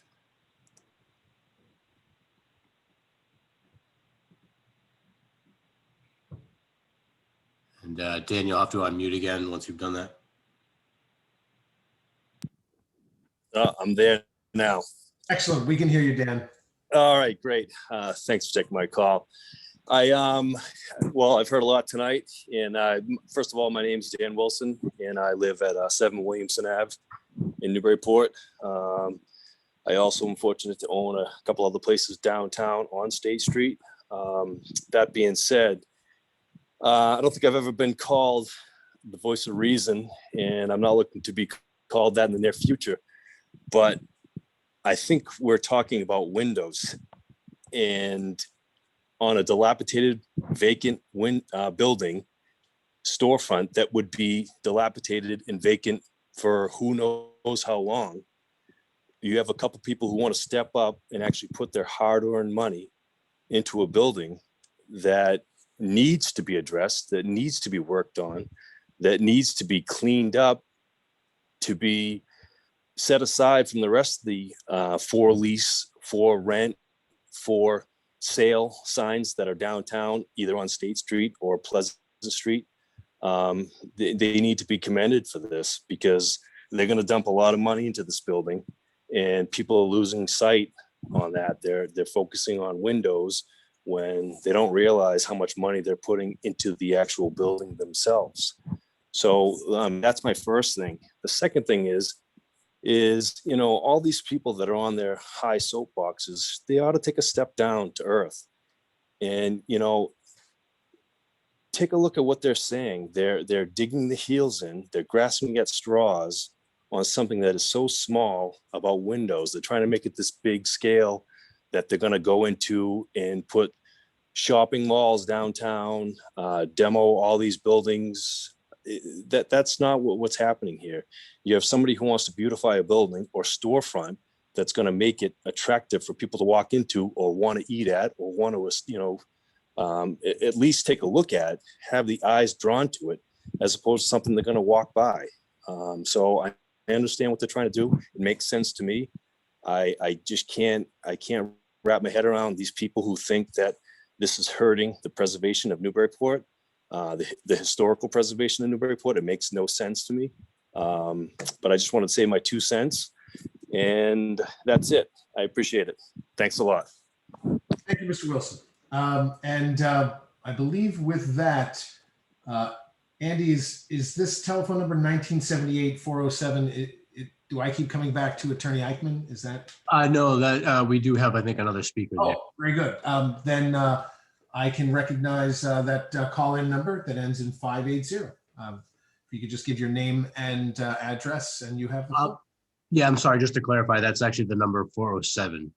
Yeah. Oh, sorry, 407. Yes, 1978, then ending in 407. Thank you. Hello, am I coming through loud and clear? Yes, you are, sir. Oh, hi, this is Reg Bacon. I live at 21 Strong Street in Newburyport. I would love to speak about windows, perhaps at a future proper hearing. I know the applicant. I would love to speak in support of the applicant. I'm sure the applicant is kind to children and small animals. But what I would like to do is speak about this appeal. As I concur with the opinion of the city solicitor for Newburyport, that the appeal is about the validity of the downtown overlay district and that it is misdirected. Our citizen volunteer zoning board aims to thoughtfully interpret and apply our zoning laws for applicants that seek a variance or a special permit, but the zoning board is not empowered to toss the zoning laws out the window. It appears to me that this is an appeal for the courts to judge on its merits or lack thereof. So I say, get in line and follow the proper procedure and avoid a trip to court. Speaking of our downtown overlay district and the demolition control overlay district, the two preservation zoning laws that in theory at least aim to protect what remains of Newburyport's historic authenticity, they've been on the books since 2014, and some may wonder how that happened. In early 2013, a citizen initiative for the establishment of a local historic district fell short of city council approval. That fall, citywide voters had their say, and an entire lineup of pro-preservation candidates were elected, from the mayor right through to the at-large and ward councilors. The drafting of preservation zoning laws was a priority, and in April 2014, the two protective laws were passed unanimously by our citizen-elected city council. Since that time, our planning office has worked constantly to plug loopholes to protect the city's ambiance we love from the ravages of greed. So I see this appeal as nothing but a police end run around the will of the citizens. So moving forward from this appeal and to any future challenges to the public good, my hope is that as a community, we can somehow come to view preservation not as restriction, but civilization. Thank you. Thank you, sir. I think our final caller is Nate Caswell. Mr. Caswell, if you can unmute your mic, you have the floor, sir. Thank you, Chair. I I'd like to just speak about what goes on with downtown, and I'd like to rebut the last caller. So yes, the years ago, the LHD came into effect. We did have a vote on the LHD, and it was, as I remember, it was shot down. And the city voted against it because they didn't want to give up their rights. And what happened in the meantime was, yes, as the previous caller said, people did run for election in the city council and everything else. But with everybody's busy schedule, raising children, running businesses, they didn't realize what was being passed. Now with the change of times, with the change of the downtown, people are starting to realize what has gone on.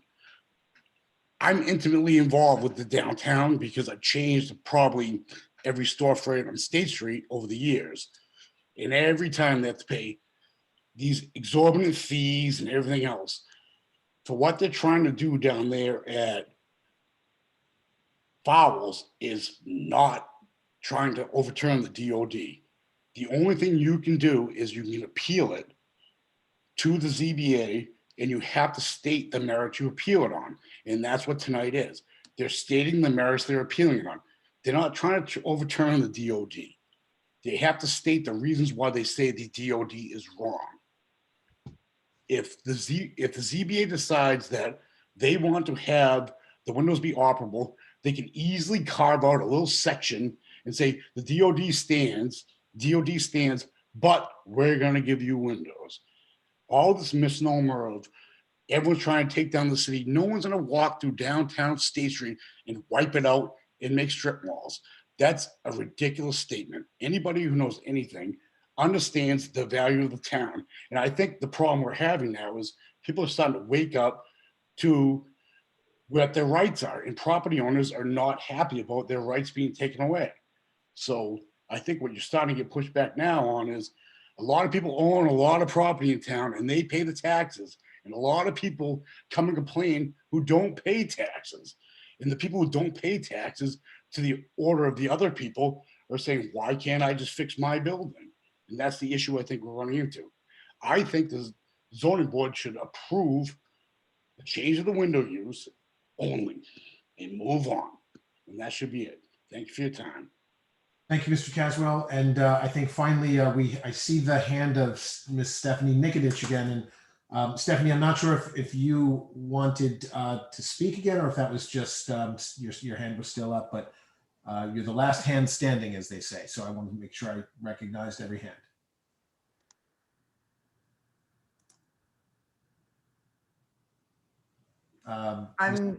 I'm sorry. No, I didn't mean to. I've tried to lower my hand. Okay, my apologies.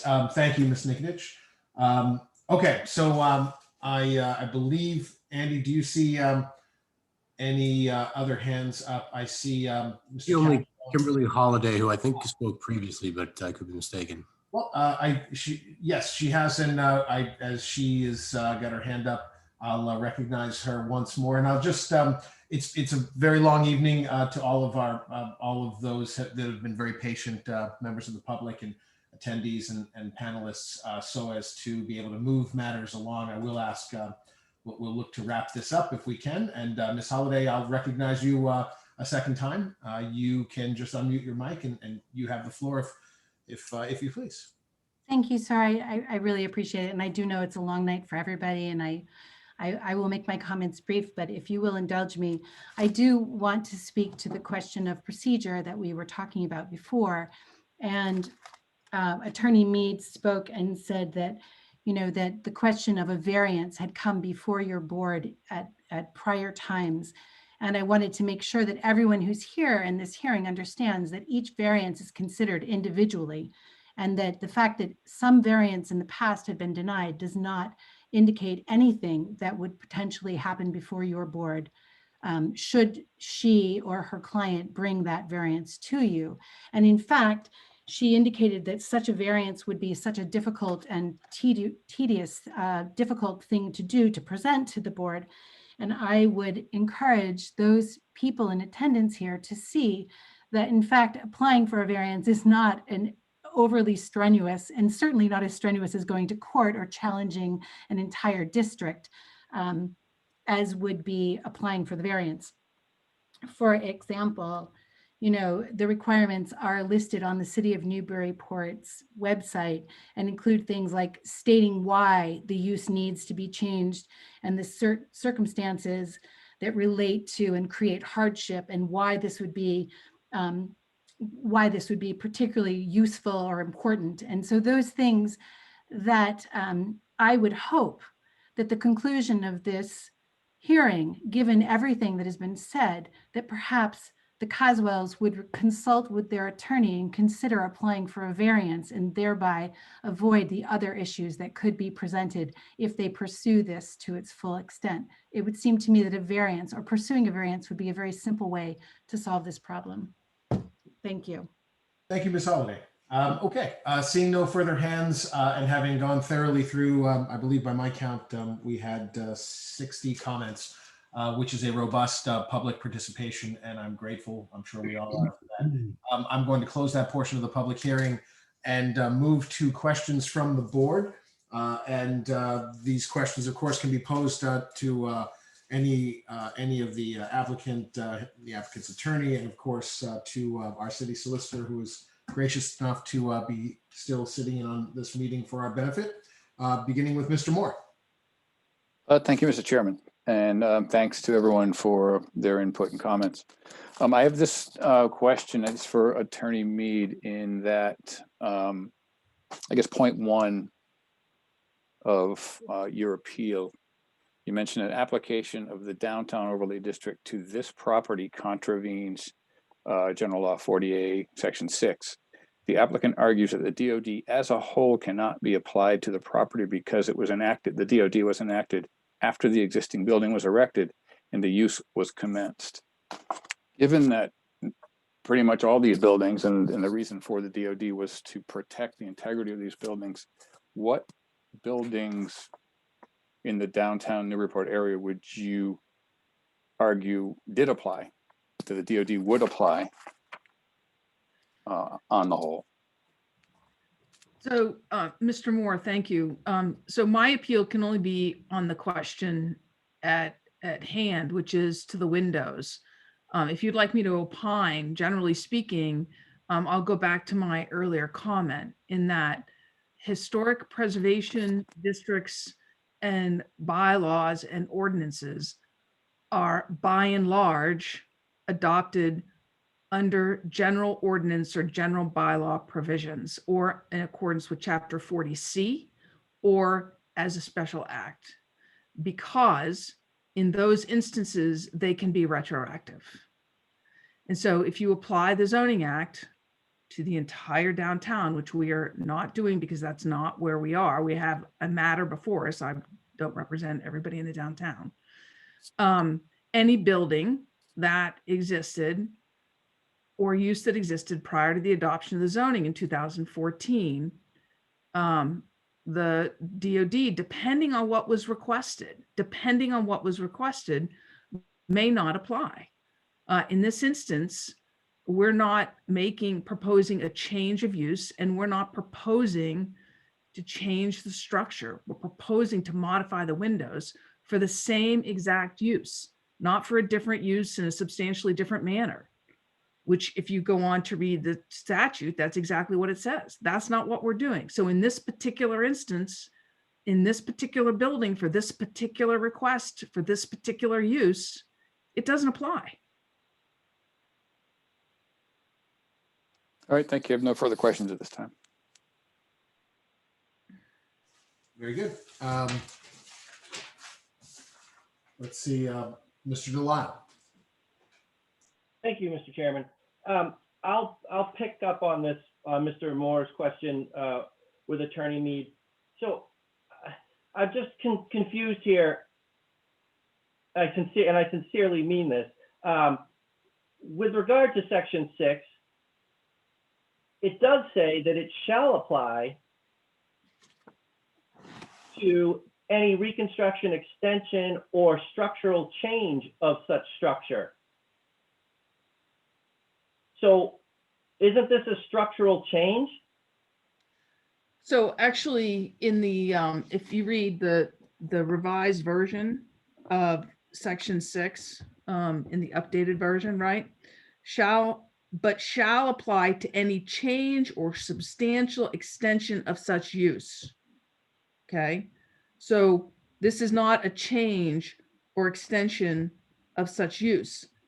If you go on, Mr. Delisle, to your point, right?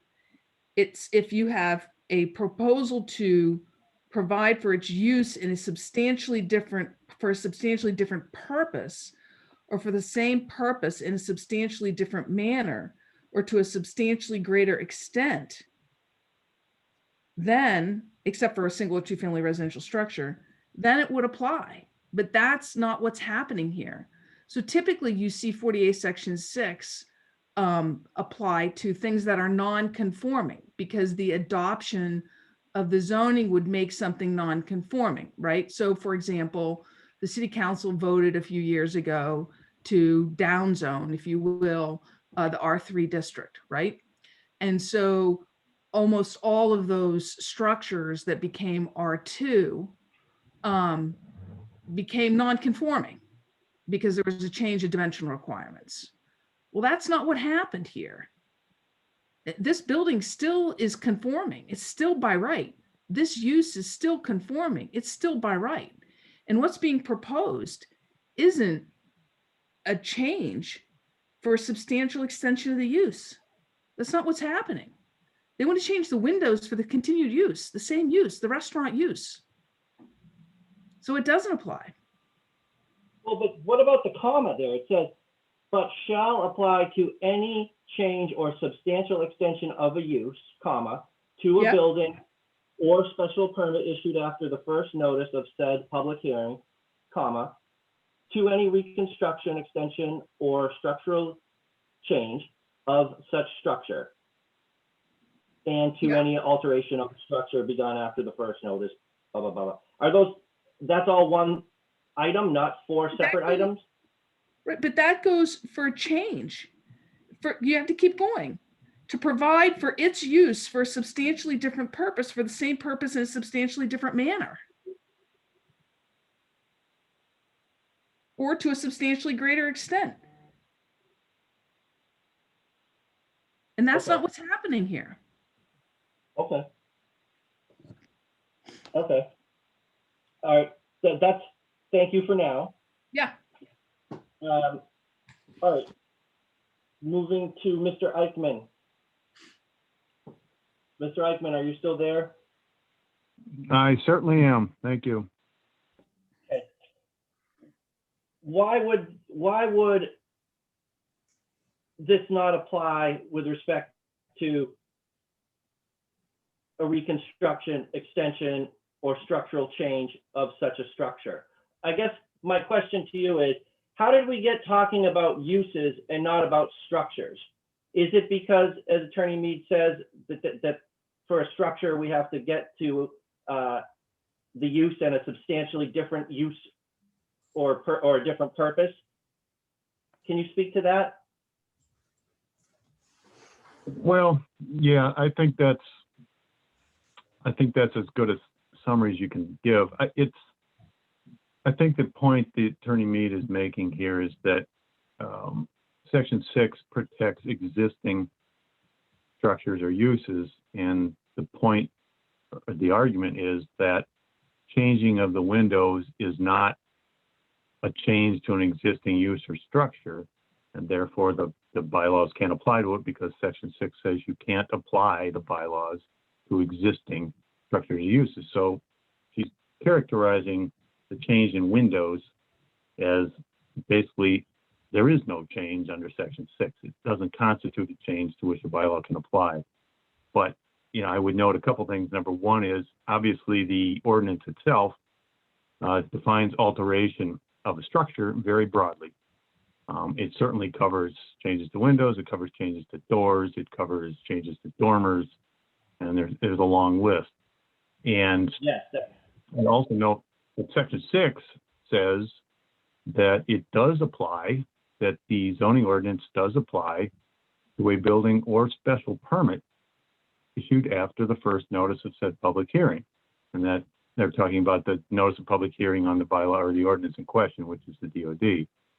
So this is clearly would be a special permit that's required to be issued after the DOD was enacted. The argument here against that is that somehow this isn't really a use special permit. And I've said, well, all special permits are essentially use special permits, so clearly this does apply. And the ordinance applies, it says so by its terms. And I do not think that Section 6, the language of Section 6, although I would agree with Attorney Mead, it is typically applied to non-conforming uses, and then we look at this language to determine how they may be altered or extended. This is not that case. This is a case of a conforming use and a conforming structure, and we're looking at whether Section 6 protects that structure from further change that under the ordinance is a special permit is required for.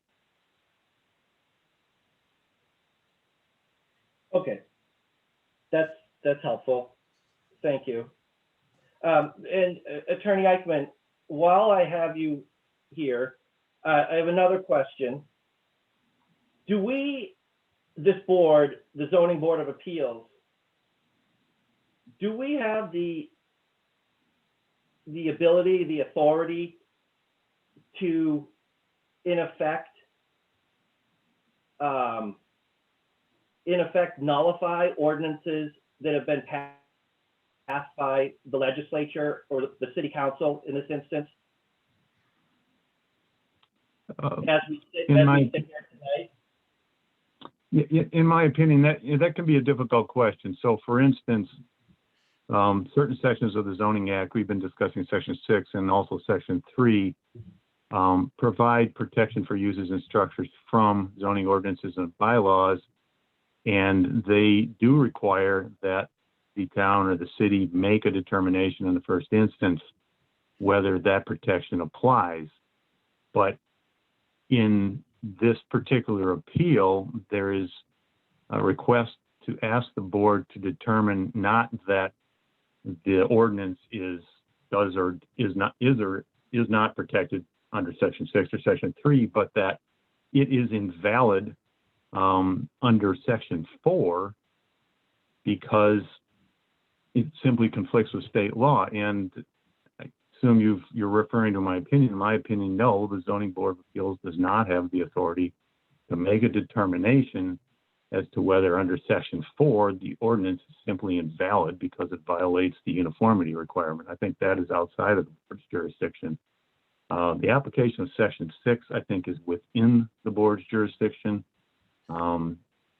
And with respect to the application of Section 3, as you know, I've said, I think the question there is that there isn't really a conflict. I think it's a misguided appeal on that issue. Thank you.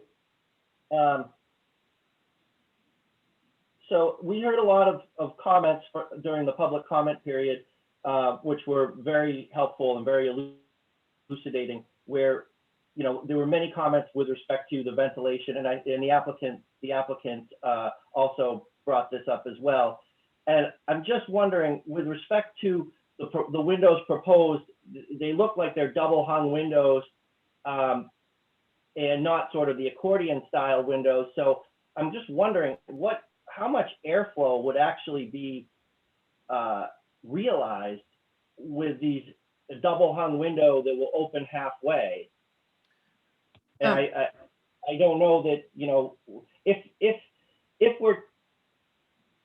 if we're actually thinking about the windows, and this is really about the windows and not about the DOD, then I think that there's a burden of proof with respect to, this issue of airflow that we as a board would need to consider. But if we're just talking about the statute or the ordinance itself, then I don't think we are getting into that. But if this is about the windows, then I think we need that evidence in the record. Mr. Chair, if I could, through you. Mr. Delisle, these windows, they look like they're double hung windows. That's the whole point, but they fold up and in. So the whole window opens. So they actually fold up on each other and then in. and not just rise from the bottom or the top or lower from the top. Well, that's pretty cool. Yeah. But I guess I would still ask the same question, because I mean, we have all been into fowls, and we know that the frontage of fowls is the short side, and the depth is really quite long. So I still would wonder regarding the amount of airflow. Certainly, I understand that it's much more than what you would have with the plate glass window that does not open at all. I grant that, but I'm just curious as to, you know, how the circulation, you know, would actually be impacted. Well, I can't speak to the entire circulation, but certainly opening up the entire front and then putting in place the appropriate the appropriate fan system would bring the ventilation all the way to the back. So the window, the entire front would be able to open up. Those windows are folded up interior and then hung up, so to speak. Okay, that sounds like kind of a neat method of operation. Final question for me. Saya has the accordion type windows, correct? Nancy, could you answer that question? I can't answer that question. It's to my understanding, and Jeff is going to unmute himself too on this, but with the Saya window, this was pre-DOD. And in fact, I think it might have even triggered the DOD window piece. But to my understanding, that window was approved, obviously, because we put it in place, but we didn't have to ask. And in the same conversation, I know that those types of windows have been presented by other restaurants and they were not approved. And if I can just speak to the purification system while I'm just live here, that somebody asked, in all of our restaurants, we have installed the Halo purification system. This is not a proven purification system against COVID. However, it does kill bacteria. We have installed these. We have them displayed all over the restaurant in Boston. It still does not put guests at ease, similar to what we've installed here at Fowls, which we've done. I know that Black Cow has also done this as well. And, you know, as much as we want to market it, it's not the same level of airflow quality. Well, that's good to know. I appreciate that. And I'm sure that that's, you know, also good for the record. So thank you for that. Those are my questions for right now. So I will stop talking now and yield back to the chair. Thank you. Thank you, Mr. Delisle. Moving on to Mr. Swanton. Yes, hello. This page, I'm glad this page is up because it shows the windows that we've been talking about all night. I must say, I resonated with a lot of the speakers. What nice restaurants have been run by this owner at Saya and at Brine. And, you know, I discovered this picture a while back when it was first pasted on the wall at the old Fowl building. And I thought to myself, wow, it'd be nice to see Brine go into this building that's been abandoned and to see it come back to life. So I was excited about it. But I almost feel, I'm not quite sure how we got here tonight, because I look at this proposal and yet we don't really have a proposal in front of us for variance to allow this. And I know a lot of people have spoke eloquently about the need for us to approve such a variance, but none has been presented. Andy, could you just put the agenda up for a second? Just because there's something rather basic here. If you look at our agenda tonight, and you look at the name of this topic, it's not about please approve a variance for windows. It's about Caswell Restaurant Group, appeal of zoning determination that the property is subject to the downtown overlay district. That's very different. So I prepared for tonight's meeting thinking, wow, somebody's asking us to basically throw out the downtown overlay district and kind of bypass it. And it's, you know, if you'd come in and asked about the windows, now the point has been made that in the past, we've been asked to approve an opening window. And I do recall one in December We had a long meeting with a bakery that wanted to put in an opening window. It was a lot smaller meeting. There was a lot of people concerned about the historic precedent and everything. So we asked them to please talk to the Historic Commission and come back in January. And they never came back in January. So it's either that or I've completely forgotten it, but it's late at night now. But I guess my question is, if you wanted to put in the opening windows, why didn't you just go through the process? Go to the planning board with the downtown overlay district, say, here's what I want to do to the front of the building. And if the only way the zoning administrator thought was to get a variance for the opening windows, come to us and ask for opening windows. Why didn't you just go through the normal process? Why did you want to bypass it and put us in the position of, for the first time ever, of just kind of throwing out and overturning the bylaw? I can't figure out why you took this route. If I may, Mr. Chair? Yes, please. So there are two, when a zoning administrator denies or says certain permits are required, an applicant has two choices, to agree and follow that path, or to disagree and say they've misapplied the ordinance to the request at hand. And so I'm going to answer your first question. What are you here for tonight, and what would happen if you overturned the zoning code enforcement officer's determination that this needed a variance, which is what it does. This is not a special permit option. It needs a variance. The ordinance says that they have to match the mode of operation that exists, okay? So it's not a special permit choice, it's a variance, which is what the zoning code enforcement officer said. So we're saying she's wrong. The ordinance does not apply to this building, to this request. And if you overturn the zoning code enforcement officer's determination, then they can apply for a building permit to put in these windows. That's the decision. And it's a 4-0. I mean, it's a 4-person decision to overturn the zoning code enforcement officer's determination that you need a variance. So, or we could have agreed with the determination of the zoning code enforcement officer's request and come to this board and ask for a variance. And as you know, Mr. Swanton, a variance requires, among other things, for the reason of your request, that is to put in these windows, that you can't put in the windows because of the shape, topography, or soil condition of the lot, which is different from the lots around it. It goes to the land. That's what the standard is. So in this instance, because in the applicant's opinion, 48 section 6, paragraph 1, first sentence is very clear. The zoning ordinance does not apply to this property for this request.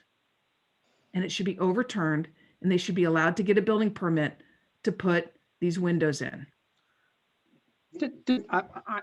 I'm a little lost because I thought the zoning enforcement officer said two things. You have to go for the planning board to have the downtown overlay district review, and you have to go to the zoning board of appeals for variance. Right, that's the sign. The sign issue was the special permit. Right, she said both of them. And basically what it says on the agenda here in front of us is that you're basically, you don't want to go through the downtown overlay district process. Why don't you? No, for the variant, Mr. Swanton, for the variance for the windows, we've been very clear. We appealed the determination of the variance for the windows. We did not appeal the requirement to do a special permit for the sign. We appealed. I'm sorry, I'm just reading what's on the agenda in front of us. Appeal the zoning determination that the property is subject to the downtown overlay district. We have to look at the actual determination of the zoning code enforcement officer. With all due respect to the agenda, it's not exactly what the zoning code enforcement officer. Okay, Andy, could you please put up the page from the zoning board? And because this is very important, because I feel like we're two ships passing in the night here. Andy, could you please put up the page where the zoning board enforcement officer checked off the boxes as to which things this applicant needed to do to, do the to redo the front of the building. I can just quote from it while he's getting it. No, here it is. Here it is. Notice she checked two boxes. Go to the zoning board to talk about the windows, and go to the planning board because of the downtown overlay district. And so this is her official ruling, and you have rebutted it and asked us to basically overturn this. And I'm wondering, why don't you want to go to the planning board like she's saying? She's not, Mr. Swanton, you need to read the top thing, which says, modify existing first floor storefront windows and Art Deco sign band to include new operable windows and wood panel sign band. New sign above entry. Window operation change of historic windows in DOD requires a variance. I realize she's telling you you need to do both. I'm asking you why you're skipping the planning board. We haven't skipped the planning board. We haven't done anything with the planning board. And why aren't you asking us? Why aren't you asking us for a variance like she's saying? You could have come to the zoning board and said, "I'd like a variance for the windows." You could have gone to the planning board and said, "I'd like to get my DOD thing approved," and you'd be moving ahead toward getting something done. And instead, you're coming to us and saying, "We'd like you to basically just end run the process." That's kind of the way it's looking to me. Well, Mr. Swanton, the zoning ordinance, as well as the statute, gives an applicant two choices: to file for the permit, but that the zoning code enforcement officer says is needed, or to say that the zoning code enforcement officer is incorrect. And we believe the zoning enforcement officer is incorrect. Okay, I hear you. And the thing is, we're sitting here as volunteer board members.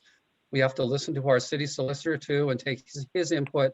My problem is I want to see this restaurant succeed. I like the opening windows, and I'm just, I'm kind of at an impasse because of how you've chosen to propose this. And you've done it in such a way that the city solicitor is telling us that you're basically calling the city council's law unlawful. And that's not a position I want to be in. So that's my final question. Okay. Let's see, moving on, and thank you, Mr. Swanton. Mr. Channing. Yes, I guess I'll make this question to the city solicitor. I guess if the issue truly does come down to, can they actually install operable windows, for us as a board to determine that that would become acceptable for us, we would have to take one of these three pillars and agree with Attorney Mead that one part of the DOD does not apply. And from what I can see from the discussion you've made previously, it would probably be 40A Section 6. And I think it pivots around the word use. That if we wanted to agree with Attorney Mead and the applicant that the DOD does not apply because of the word use, they could have their windows, and that would be the basis of our finding. You concur that that's how this boils down? Yes, I think in general that's correct. You have been given three reasons for overturning the zoning administrator's decision, and each one of those reasons is a challenge to the ordinance as being in conflict with state law. The first so-called pillar is 48 Section 6. Again, I don't believe that is a correct application of that. I don't think it boils down necessarily to the definition of uses. I tried to provide that to give a full explanation as I could of why I came to the decision I did. But I think there are a number of ways of looking at 48 Section 6. For instance, the fact that a special permit, where a special permit or building permit is required after the ordinance goes into effect, the bylaw or the ordinance applies. That hasn't been discussed, but I think it's another way of looking at the application of 48 Section 6 and saying it does apply. I don't think it has to come down to whether you believe this is or is not a use. I think it's really based on the language of that first section of 48 Section 6 and whether it can be, how it applies, I guess is the best way of saying it, to a conforming building where the local ordinance regulates changes to that building and requires, in some instances, a special permit for those changes. I hear what you're saying, but I think in reading even your explanation, for me, this comes down to whether this applicant is changing the use of that building in the way it's worded. And as such, if that is the case, if they are not changing the use of that building, that construction does not constitute a change in use, I think it's a formidable argument being made by the applicant. But thank you. I appreciate your response. I have no other questions, Chair. Thank you, Mr. Shannon. Mr. Bennett. Yeah, I think this is a classic example of the legal maximum that hard facts make bad law. But in any event, I just wanted to ask Attorney Mead to make sure I understood. Is it the applicant's position that you are prepared to go through the planning board review process under the downtown overlay district? So the sign, for the sign, because the sign is not a part of the building, it's not attached to the building. And so they're covered separately and different. And I would say it's distinct from the structure and the use. Okay, so let me just make sure I understand. You are not prepared to go before the planning board with respect to the windows? Correct, not with respect to that's fine. You don't need to explain it any further. I understand. If I No, could. so let me just ask, so am I correct then, for us to rule in your favor, we will have to find that the downtown overlay district provision, I guess, is facially invalid, which puts us in a very uncomfortable position, I guess. I'm just struggling with how the zoning board can be in a position where it might arguably be in conflict with the city council.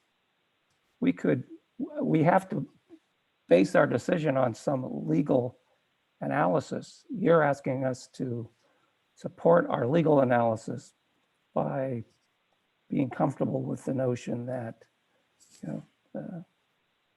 the statute doesn't apply here to pre-existing uses and structures, which essentially eviscerates the downtown overlay district. I may agree with your interpretation or not, but if we disagree, I'd be curious how the city council would view that and what their remedy would be. I don't know. I'm just struggling with the procedural posture of this case. I mean, it would have been one thing had you gone before the planning board, gone through the process and raised this issue along with the underlying substantive issue regarding whether the windows could be permitted. And, I think there is discretion there, but in any event, this procedural posture puts us in a very curious position. And I'm trying to struggle with that, trying to fashion relief in a way which doesn't undermine the entire DOD. If I could, just be clear, the planning board doesn't grant variances. The zoning. No, I'm not. I know they don't grant a variance. We're not talking about the variance now. The zoning board grants variances. I understand that. So that the window question is not appropriate for the planning board, no matter what. That the question doesn't go to the planning board. The question comes to this board in the form of a variance, if the statute applies, if the ordinance applies. And what I would say to you is the statute actually gives this zoning board the power to be the backstop of perhaps ordinances gone awry. And what the legislative body would do is change the ordinance. That's what the legislative body would do. because that's what the power that they have. But I'm asking the applicant is asking the board in this particular instance, for this particular request, for the operation of the windows, which is neither a change to the structure allowed by right, nor a change to the use allowed by right, to determine that in fact a variance isn't necessary, a building permit should issue. Maybe you can educate me here. Maybe I don't understand the procedure. I was under the impression that the SPGA for the DOD is the planning board. That's correct. Okay. But a So- variance is not a special permit. I understand that. Let's set aside the notion that about whether the zoning board, whether you're correct on the question of whether a variance is required here. I'm concerned more about how the zoning board can fashion some sort of relief with respect to your argument that you don't have to go before the planning board for Because the I was windows. never told I have to go to the planning board. I was told I have to get a variance. Okay. We're not Okay. appealing the issue related to the planning board. We're appealing the determination that I need a variance to put the windows in. Okay. Well, that's not what your papers say. You're applying. That's not what your papers say. But I get your point.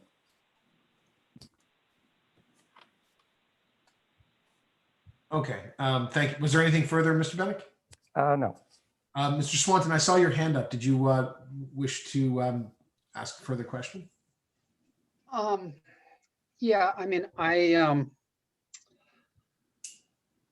I would be much more comfortable approving a variance for opening windows than I would approving a resolution that basically declares the DOT to be unlawful. And I wish you had brought that forward. I realize based on past actions, you may have been afraid that would have failed, but I think not everything is a precedent. And I think, I wish we had been in that position. Because I have one question I would like to one question I'd like to throw out here, which is, I understand what it's like to run a business. I started a business of my own. I ran it for many years. I know what it's like to meet payroll. I get it. And I know what it's like to be very focused on customers. And a lot of the customers that want to eat in a restaurant in the center of Newburyport, a lot of the draw is the historic nature of the downtown. And the only protection the city council has put in place is this DOD that you're asking us to throw out. I guess my question is, as a business owner for a downtown building, why would you want to throw it out? I mean, when there's another way to do it, which is to get a variance, like the zoning officer suggested. That's my question. Why would you want to undermine the zoning when you can simply ask for a variance, given that the zoning is the only thing protecting those buildings right now? That's why they put it in place. I think Jeff would like to address your issue. Hello? Yep. Hello, Jeff. We can hear you. You have the floor. How you doing? Jeff Castle, also an applicant. I just want to clarify the thought process. I know what people are thinking we're trying to circumvent the process. Very familiar with the process, what's going on with the DOD and just the thought process going on. So I don't want to speak like a lawyer. I know it's it's minutia. So when we got I filed this, it says J Caswell. I filed it. I thought I could just do operable windows. I got the denial. So when I spoke to my attorney, I said, I just want to use operable windows. And then obviously they speak to, section 401, whatever. I don't know. But my interpretation was, we're an existing conforming space. It doesn't apply to us. And if we just get a vote from the zoning board, which we would have to go through anyways, if we went through historic and planning, we would still have to go in front of you to get the variance because they don't issue variances. So we still have to go there afterwards. But we're an existing conforming space. If you vote now, granted, there's 3 pillars in there, which are added just for the fact that I don't want to blow up the DOD. If you guys vote, look, It doesn't conform to 17 state is not privy to this. I go get a building permit for operable windows tomorrow. Then I have to go in front of the historic and the planning for the sign piece of it. It's two separate applications completely. One's different than the other. I'm just trying to get operable windows to have a viable space. I'm not trying to ruin anything downtown. I'm not trying to do anything. I want operable windows. And it sounds to me, I understand you don't want to vote on something that you're not certain is going to cause ripple effects down the road. That's not what I'm looking to do. I'm looking to make operable windows. That's all I want to do. I get a permit, I file a permit, I put windows in. I have to go in front of the historic people, the people who called in, they've been yelling at me all night. I have to go in front of them and say, this is what I want to do down the road. We come to some kind of terms of agreement down the road for that. Then I go to planning, and then that's done. That's two separate issues. The windows are separate. And it was my understanding is they can't vote on the windows because the way the DOD is written, they cannot grant that because the way it's written, they can't change the operation. So no matter what, I'm back at the same position anyways. So I just wanted to tell you where I was coming from, why my wife came to this decision for. I mean, I'm not trying to cause ruckus in the town. I live here. I work here. I don't want this. I just want to build my restaurant. And that's all. My lawyer didn't want me to speak. I know that their lawyer is saying the usage is construction. That's not a change of use. Construction is not a change of use. That's a process. So I know they're trying to hang their hat on something. If you guys say, we agree with you on the first part, the second part has nothing to do with anything. Third part, nothing to do with anything. It goes away. That's the end of it. That's all I want to say. Thanks for the time. Hey, I mean, I'll answer questions more. I'm sure you don't really, this is Ken Swanton again. I really appreciate your answer. I mean, spoken like a business person, having been one for a long time. I get it. And I understand that you're just trying to get your windows changed. You're not really trying to put us in a position where you have to overturn, a bylaw that's trying to protect the downtown, which is kind of where we got to here. So I think this has been a great discussion. It's taken a long time, but I think we got to the crux of it there. Anyway, I wish this was a variance because I could get behind it. It's not what we're looking at tonight. You're asking us to basically throw the law out. So anyway, that's the end of my questions. Thank you. All right. Thank you. Thank you, Mr. Caswell. Thank you, Mr. Swanton as well. Just to round this out without repeating anything. I mean, I don't have any additional questions.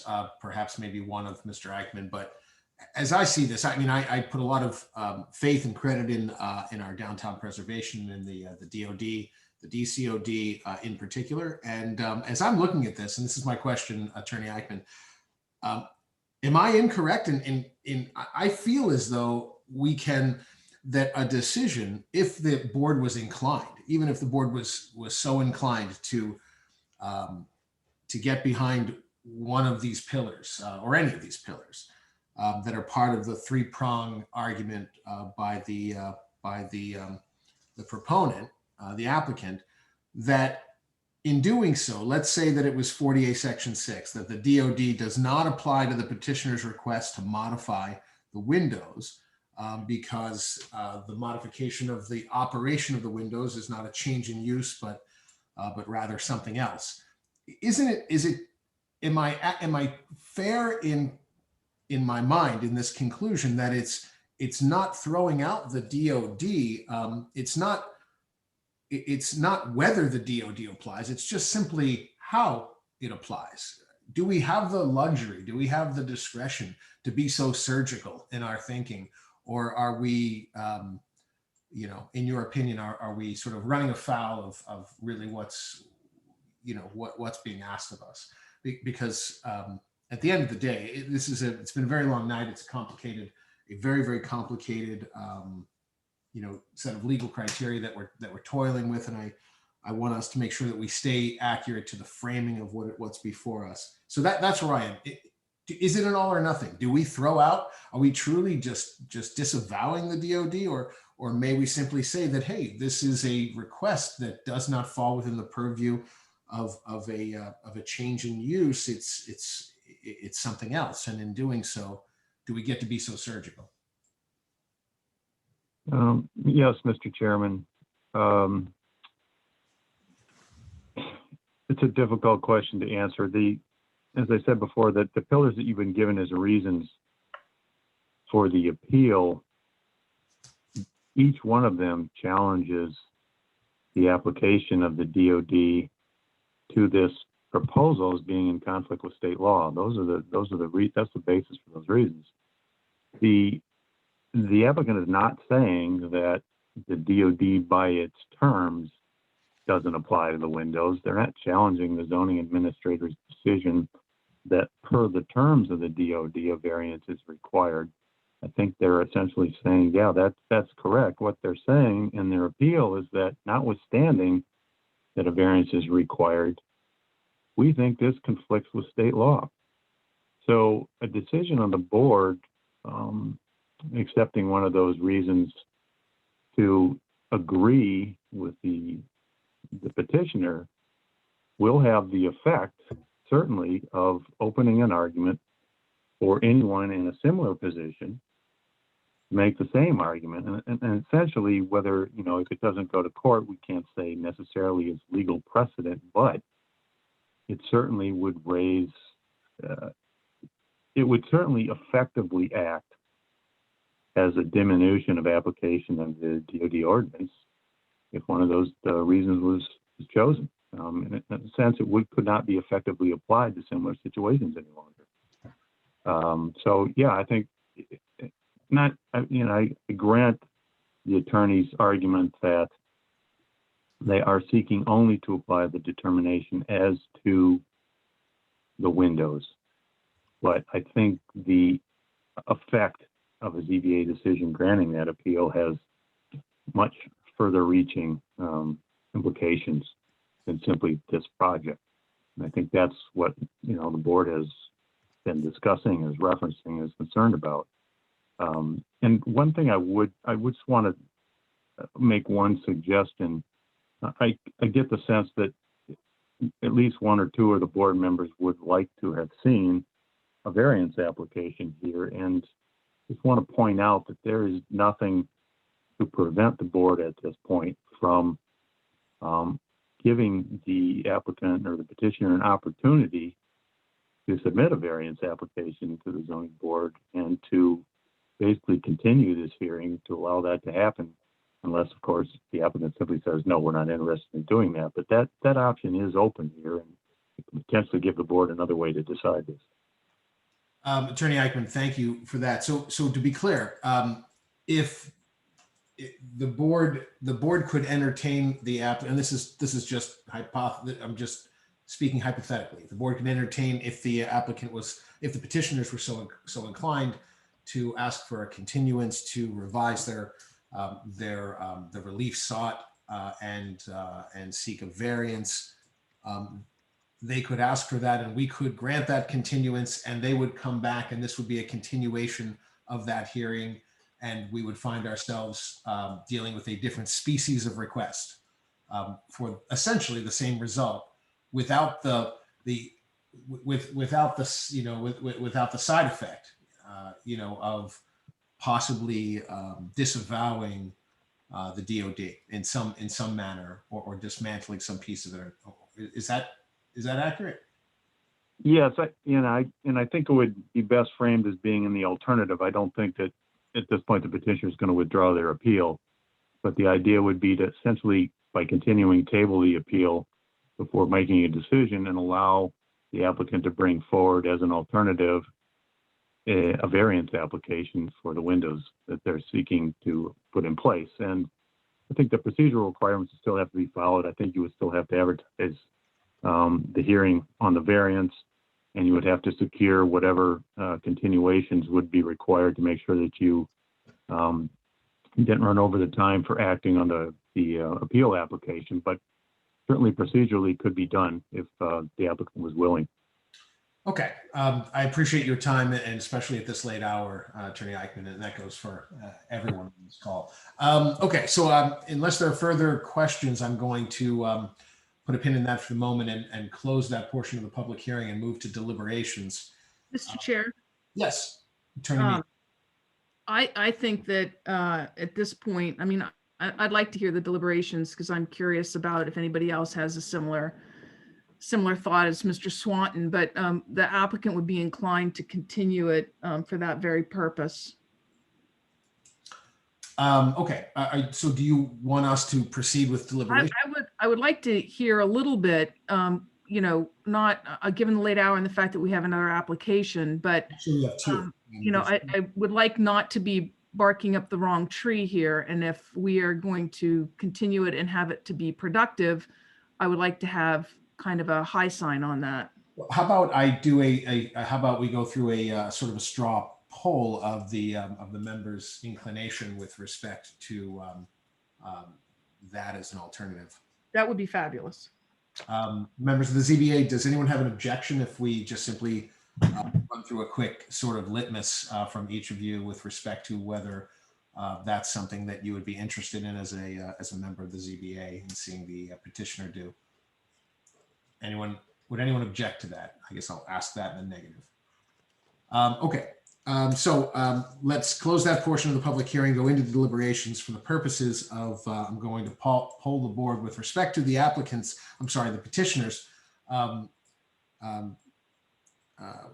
interest in potentially requesting a continuance for purposes of preparing an alternative in the form of a variance for the purposes of creating operable windows in some manner or another on the storefront. Members of the ZBA, what's your feeling on whether you would be inclined to want to see that or whether you would entertain that, Mr. Moore?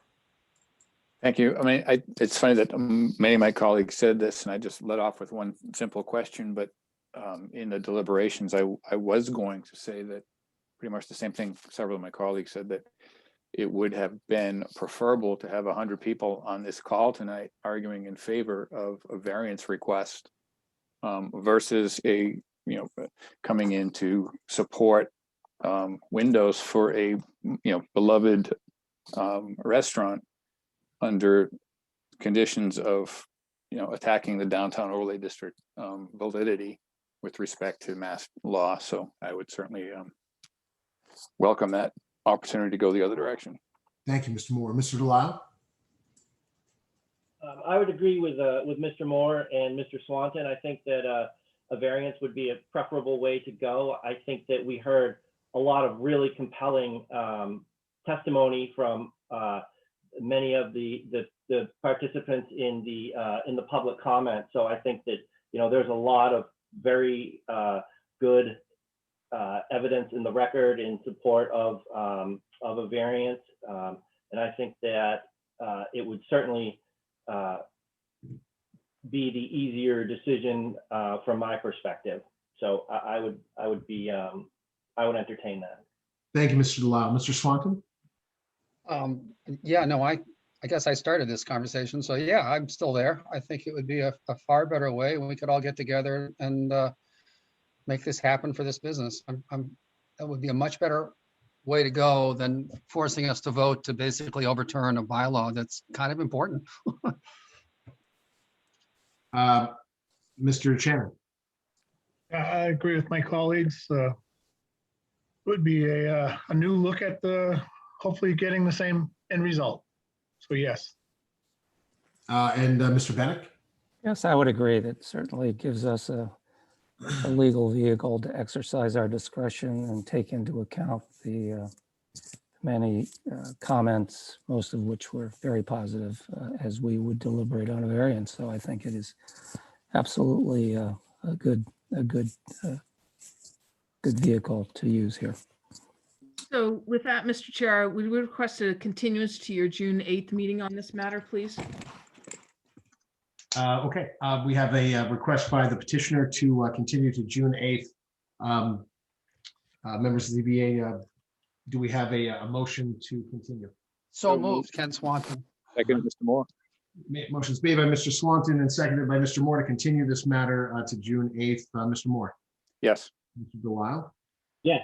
Mr. Swanton? Yes. Mr. Chairman? Yes. Mr. Bennett? Yes. Rob Champetti, I vote yes. That is 6 in the affirmative. The ayes have it. The motion carries. The matter is continued to the meeting of June 8th. I apologize to everyone for the late hour and thank you for your patience and your careful work and effort, and that goes to everyone. Thank you.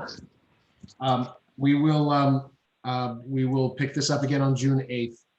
So with that, we still have 2 matters to get through this evening, and in fairness to those applicants that have waited this long, I aim to get through them. If I have the cooperation of the board, let's jump into the next application. Hey, Rob, this is Ken Swanton. Sure. I have to wake up in less than 4 hours to catch a flight to out of Logan, and so I'm glad there are 4 or 5 other members here. If you wouldn't mind, I need to like try to get to sleep. That's fine, and I appreciate that. And certainly, I apologize if I'm imposing on members of the ZBA. I think these next 2, I'm hoping might be quick, but we can at least try and see where we land in 10 minutes. But Mr. Swanton, thank you. We will, with that, Mr. Bennett, you will be our 5th voting member on the final 2 applications. Will do. Okay, great. So going to the application of 150 Merrimack Street, Cashman Park LLC, care of Lisa Mead, Tellerman and Costa. This is an application for a special permit to convert a professional office building to mixed use number 405. May we hear from the applicant? Thank you, Mr. Chair. And while the new presentation is being put up, I'll go ahead and start. So Lisa Mead, Tellerman Costa, 30 Green Street, here on behalf of Cashman Park LLC, and Eileen Graff is here as the architect, and Chris Horn is the principal of Cashman Park. This is, if you can go to the next slide, this is quite simply a change of use, which we're all used to seeing. And the current, this is a structure that's right on Merrimack Street and Pop Crawley Way. It's in the WMD district. It's currently a pre-existing non-conforming use as professional offices, which are not allowed in the WMD. We're proposing to change it to mixed use. The structure is not historic. It's considered what MC is moderately contributory, I think is what it's, but it was essentially all reconstructed in 1983 to 1984. The building department files were very interesting on this particular matter. On this same lot, there was the board, some of the board members may remember that a multifamily structure was permitted in 2017 to the rear of the lot towards the river.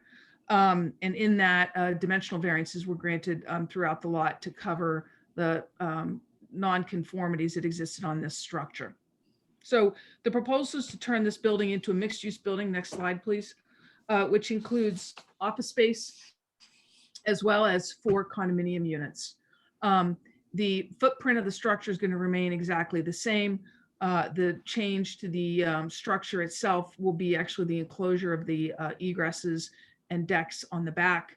And the property itself entirely includes 20,116 square feet. There is a 2.4 setback on the rear, which is opposite the Pop Crawley Way and 2 feet from Merrimack Street. With that, what I'm going to do is turn it over to Eileen just to run through the architecturals. If you go to the slide 5, Andy, just to give you orient everybody. So you can see towards the rear of the lot or on the right-hand side, the new 3-unit building that was built in 2017. And the structure we're talking about is at the front of the lot. That is now professional offices, which is a non-conforming use. It will have professional office on the 1st and ground floor, and then it will have 4 condominium units above. So if you go to the next slide, I'll have Eileen go through the architectural changes. Thank you.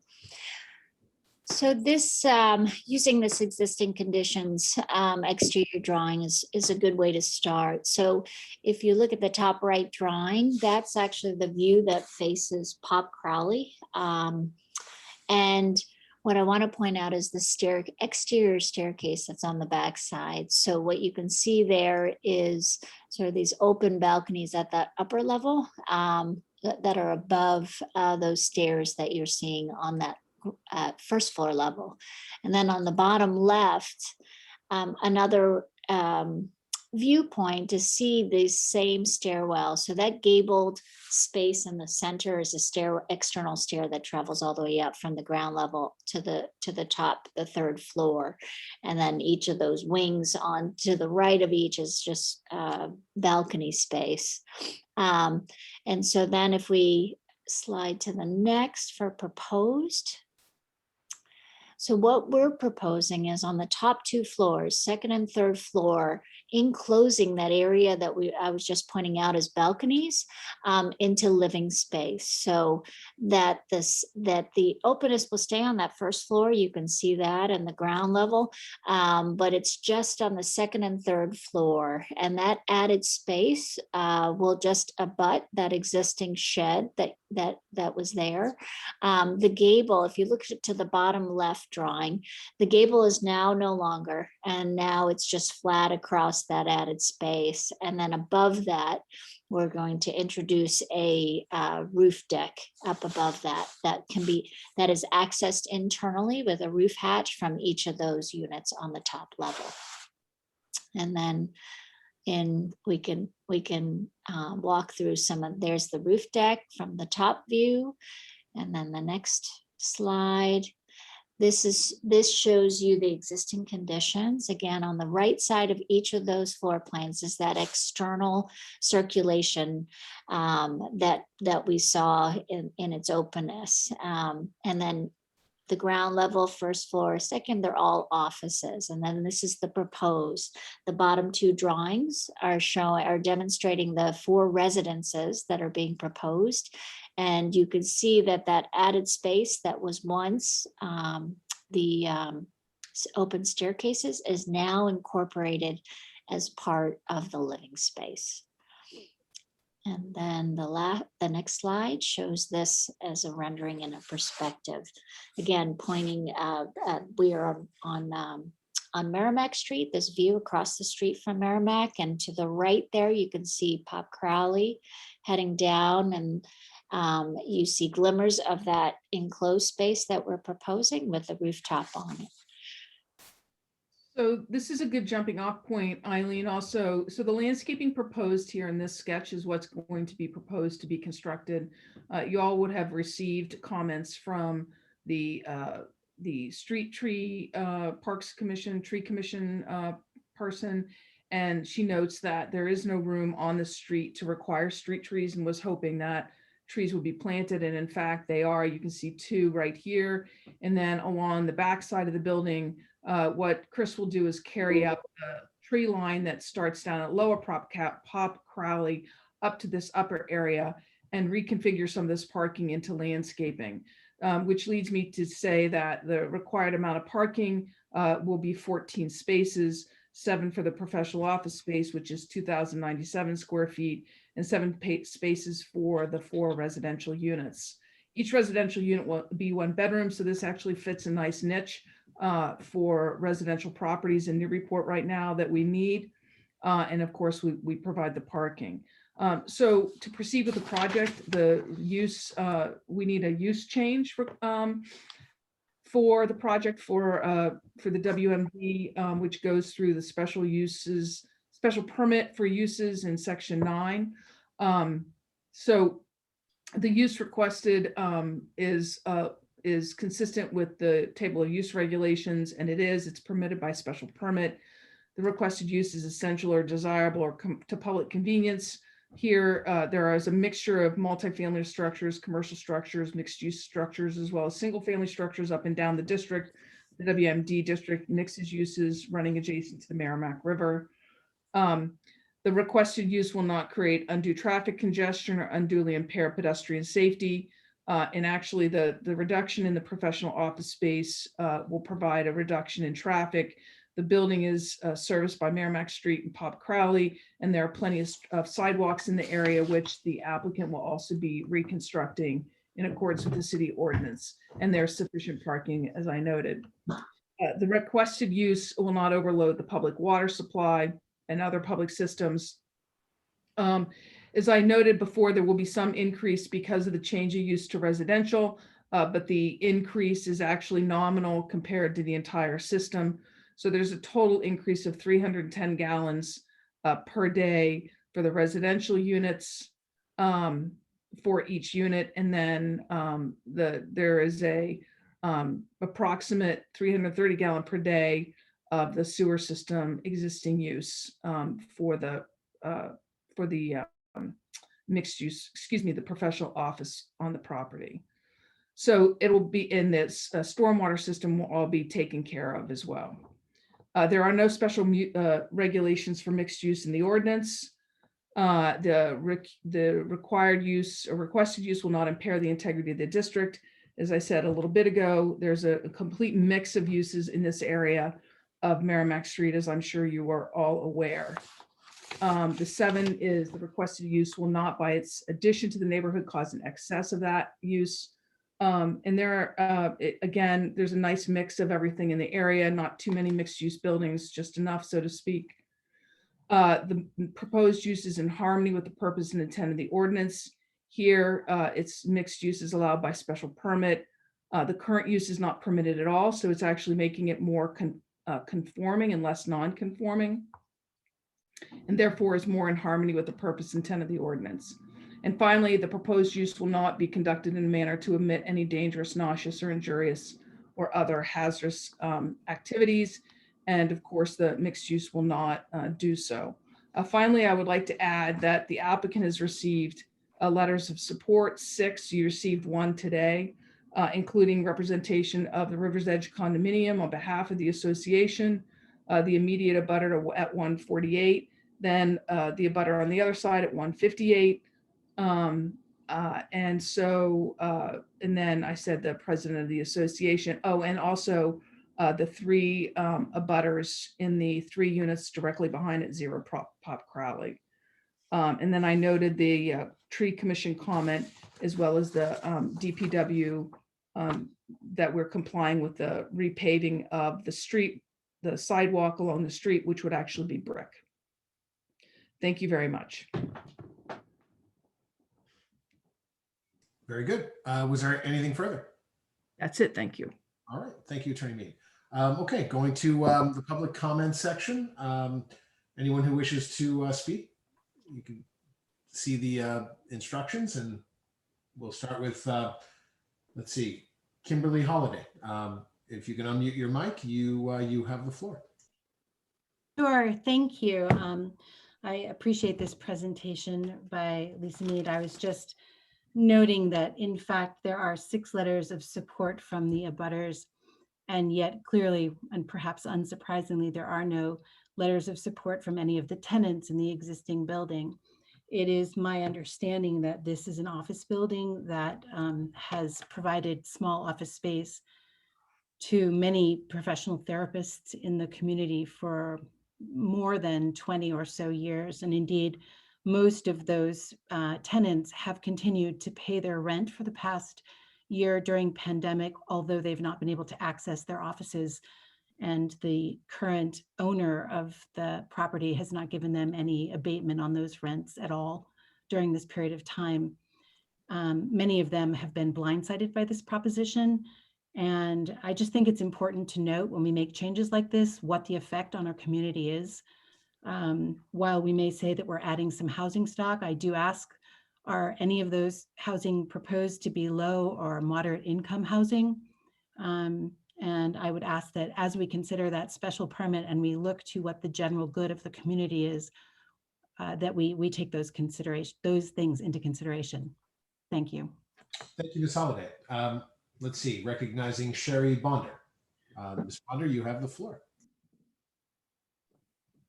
Okay, thank you. This was an unfortunate night to have had this come up. I didn't think I'd be sitting here for 5 hours. I'm sure you're all tired as well. I am one of the tenants, and I am a therapist. I work with teenagers. Lisa Mead, you may recall that I was a community organizer with you to prevent violence and substance abuse in our youth back when you were mayor. You and I actually got together and sat down with every single kid in Newburyport High School to discuss why they were using drugs and what they might need for a healthier life. And I was very, very impressed at that time that you did that. I thought that that was really cool. And I have been working in this community with the youth and with families for decades.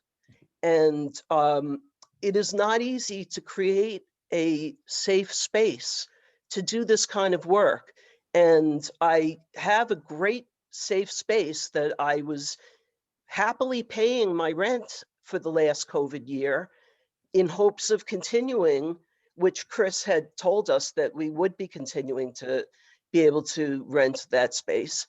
But this within the last few weeks, I found out that that we were going to be displaced, and there are 4 therapists in the building. Before this particular displacement, the same developer displaced 5 other therapists who have been serving this community for decades. And I think that I just really I know that it's going to continue and it's going to happen, but I just wanted to say that there is a cost, and the cost is to the community and to the, people talk about the greater good. Part of the greater good is the mental health of the community, and all of these therapists, now 9, are going to be competing for increasingly unavailable space in this community to help people. And I just wanted to say that there is a cost to this, and it and it came at me from nowhere, and I dealt with a year and a half of construction going on right outside my office. I was finally going to be able to relax, but that is not going to be the case. So I've been seeing people remotely for the last year, but we were getting ready to go back in to see people in person again. And I am going to have to find another place.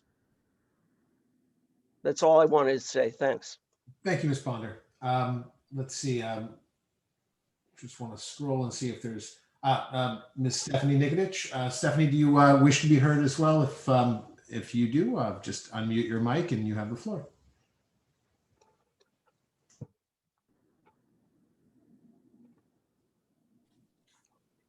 Stephanie's hand has been lowered, I think. I saw that as well. Okay. Seeing no further hands, I will close that portion of the public hearing and go to questions from the board. We'll start with Mr. Moore. No questions from me, Mr. Chairman. Great. Mr. Delisle. No questions here either. Mr. Shannon. No questions, Chair. Thank you. Mr. Bennick. I have no questions. I have no questions either with respect to the application. So I'm going to close that portion of the public hearing and we will go to deliberations. And again, this application is a special permit. So in deliberating, we need to consider the special permit criteria. So we'll just be mindful of the special permit criteria under section 10H7. And we'll start with Mr. Moore. Unmute first. Thank you, Mr. Chairman. The presentation was very thorough, and the applicant and applicant's counsel ticked off, I think, very well the 9 requirements for the mixed use application to be approved. That being said, we certainly, with respect to Ms. Bonda, who's providing vital services to many, and the concerns by Ms. Holliday, I think that's not where the board would reside as far as addressing those larger societal concerns, but they're certainly worthy of comment. But as presented, I can support this. All right. Thank you, Mr. Moore. Mr. Delisle. I would concur with Mr. Moore. I too can support this project. Attorney Mead ticked off the 9 criteria for the mixed use special permit. So I think we're all set there. And I too would like to acknowledge the comments of Ms. Bonder and Ms. Holliday and thank them for their comments. It is a good reminder for all of us that there is another side to these things. So I thank them for their commentary. Thank you, Mr. Delisle. Mr. Shannon. I can support this application. I guess I did have a question for the applicant, and maybe if I investigated it further, I would have figured it out myself.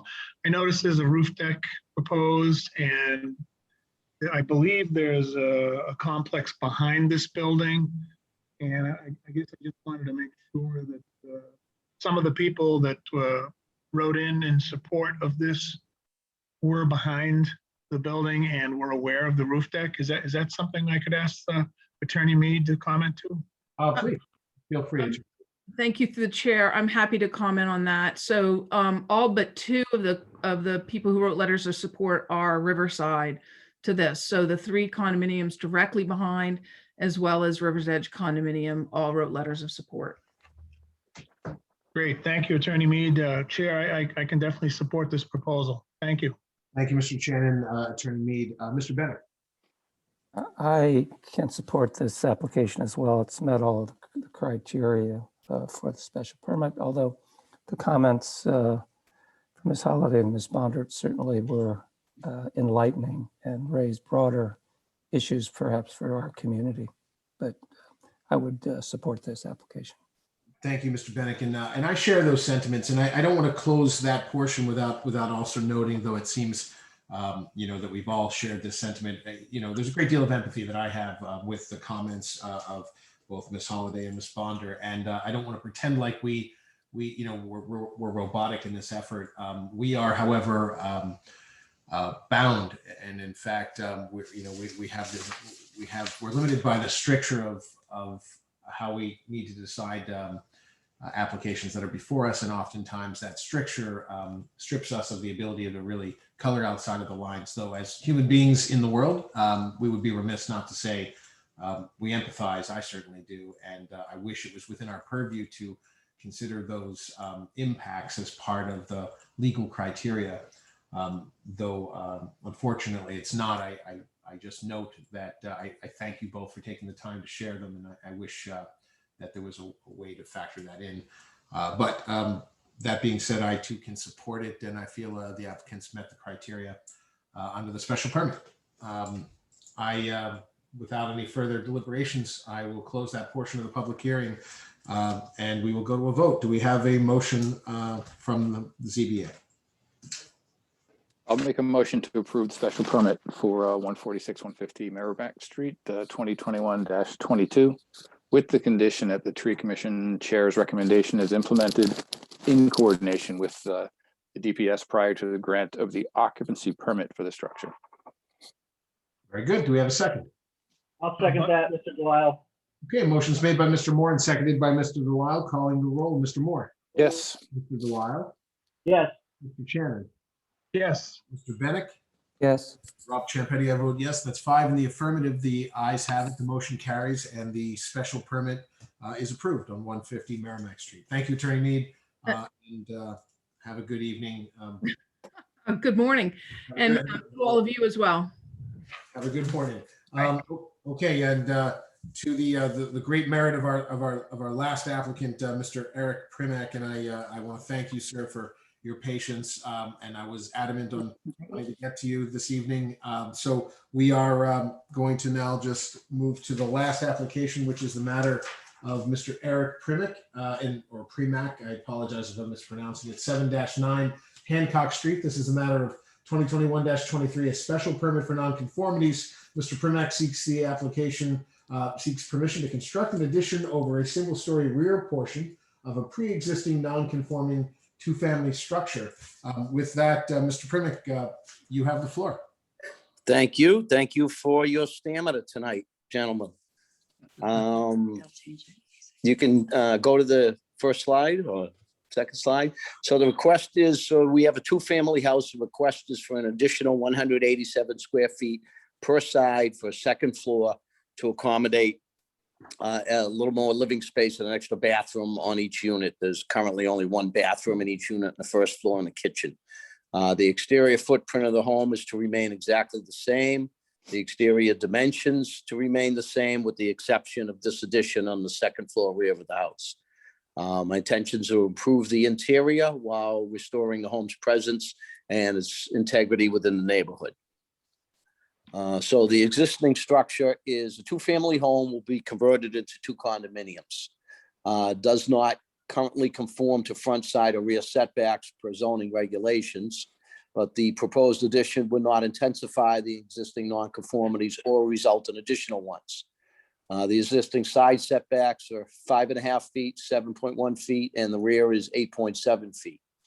The addition on the rear section of the house would only extend to the back porch, not further out on the sides and already exists, or further out in the back.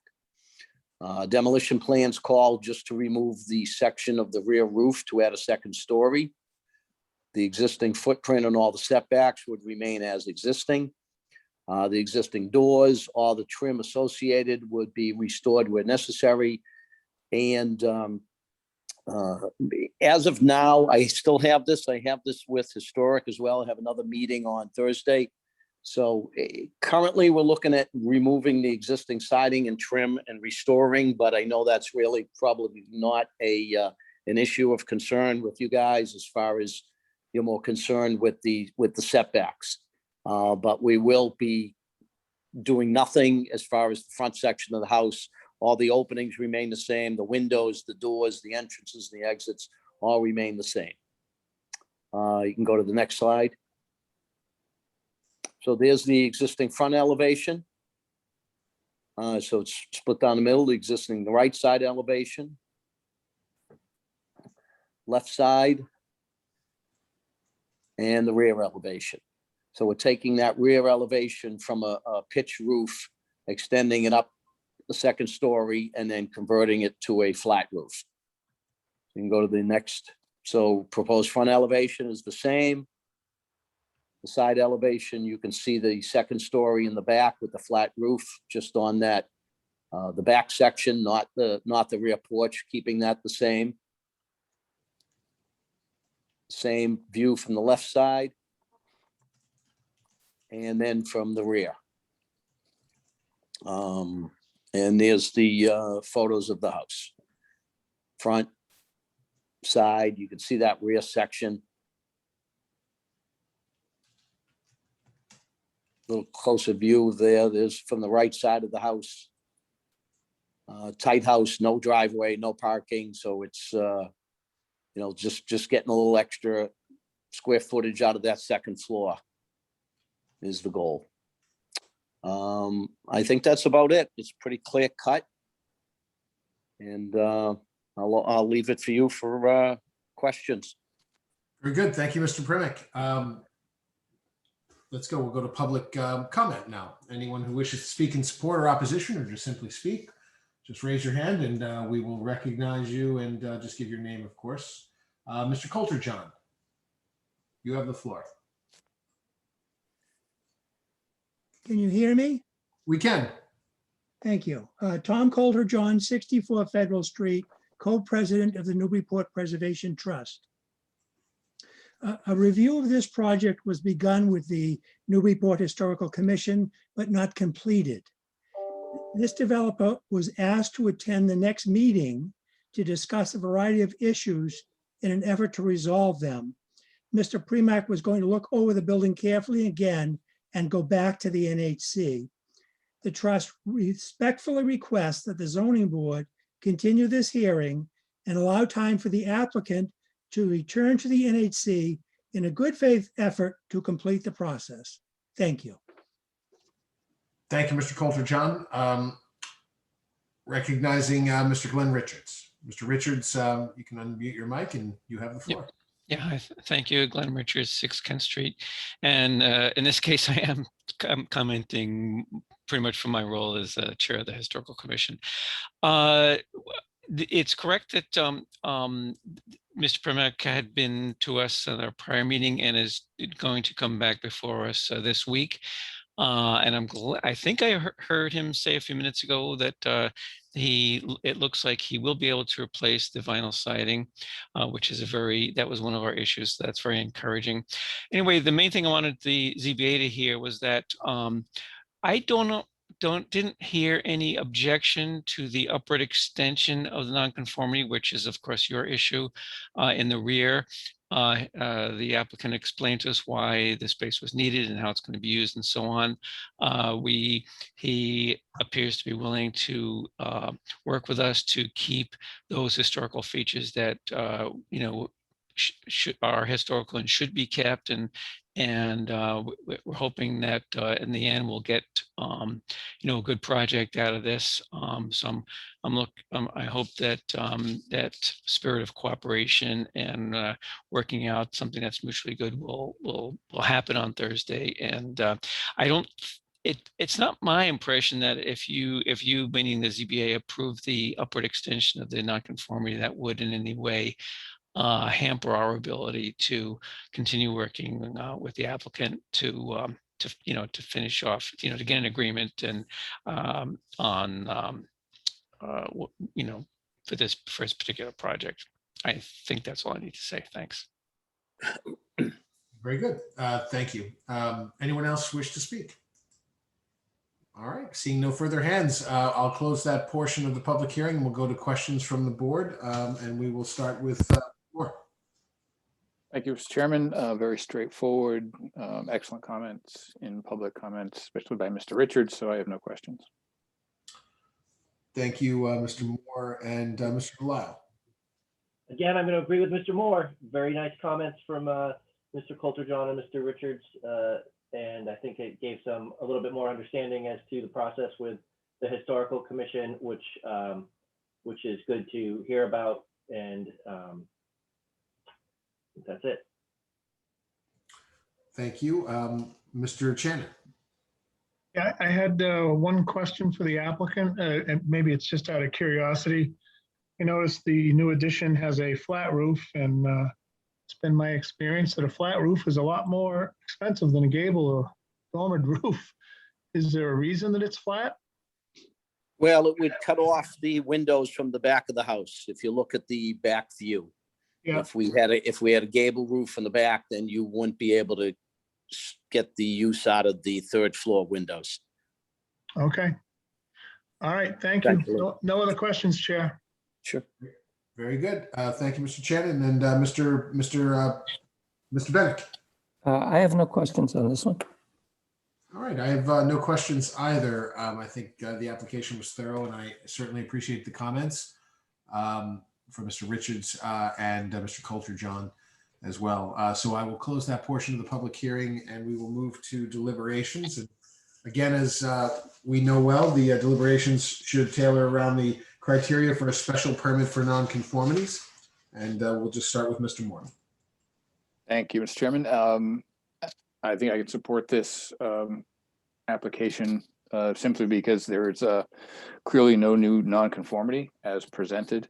And that when you look at the modest addition to add full-size bathroom, a little extra living space, it fits well with the existing building. It doesn't overtake it in my sense. So with respect to massing and sizing and the structure of it, I don't have a problem with that. I can't see it as any more detrimental to the neighborhood. So I can certainly support it. Very good. Mr. Delisle. Again, I'm going to concur with Mr. Moore. No new nonconformity, and there's nothing here in this proposal that's more detrimental to the neighborhood than what was pre-existing. I think that the addition as proposed is nice looking and may in fact actually be an improvement over the existing. So kudos to the applicant. I can support this. All right, Mr. Shannon. I agree with my colleagues. I can support this as presented. Thank you. Thank you. And Mr. Bennett. I'll make it unanimous. I agree with the comments of my colleagues. Thank you, Mr. Bennett. And I too concur. And with that, we can close this portion of the public hearing. And do we have a motion? Mr. Delisle, I'll make the motion to approve the special permit for nonconformities for 7 through 9 Hancock Street, file number 21-23. Bud Shagnon, second. Thank you, Mr. Delisle's motion. Mr. Shannon, second. Calling the roll, Mr. Moore, Yes. Mr. Delisle, Yes. Mr. Shannon, Yes. Mr. Bennett, Yes.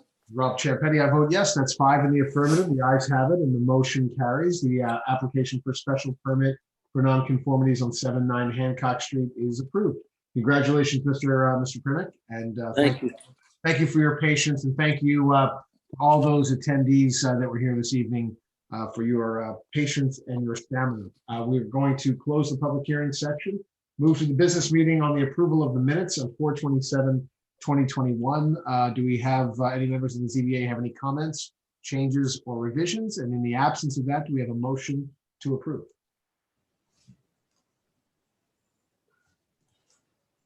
Hearing no comments, any changes or revisions? Can I have a motion to approve? I'll make a motion to approve the minutes for the meeting of April 27th, 2021. Mr. Delisle. Seconded, Mr. Moore. Thank you, Mr. Delisle's motion. Mr. Moore seconded. Calling the roll on the motion to approve the minutes of 4/27/2021. Mr. Moore, Yes. Mr. Delisle, Yes. Mr. Shannon, Yes. Mr. Bennett, Yes. and Rob Champetti. I vote yes. 5 in the affirmative. The ayes have it, and the minutes are approved. Thank you, gentlemen and ladies. And other updates from the chair or planning director. Given the hour, I have none. Andy? I have none at this hour. Thank you, Chair. I'd like to update you on that. I'm super tired. Exactly. It's my formal update. Okay, so any attendees still on the Zoom call, I want to thank you for your stamina and your patience, and everyone, ZBA, Andy, Caitlin, poor Miss Gretchen Joy had to write all this down. Thank you guys for sticking it out. I'm glad we got through. Probably this is like the longest agenda I remember in years. So onward. Have a great night and have a good Motion to adjourn. Yeah, and all those in favor. Aye. All right, the ayes have it. Meeting is adjourned. Have a good night, everyone. Thanks, Good Mr. night. Rob. Thanks. Nice work. Nice work, everybody. Right.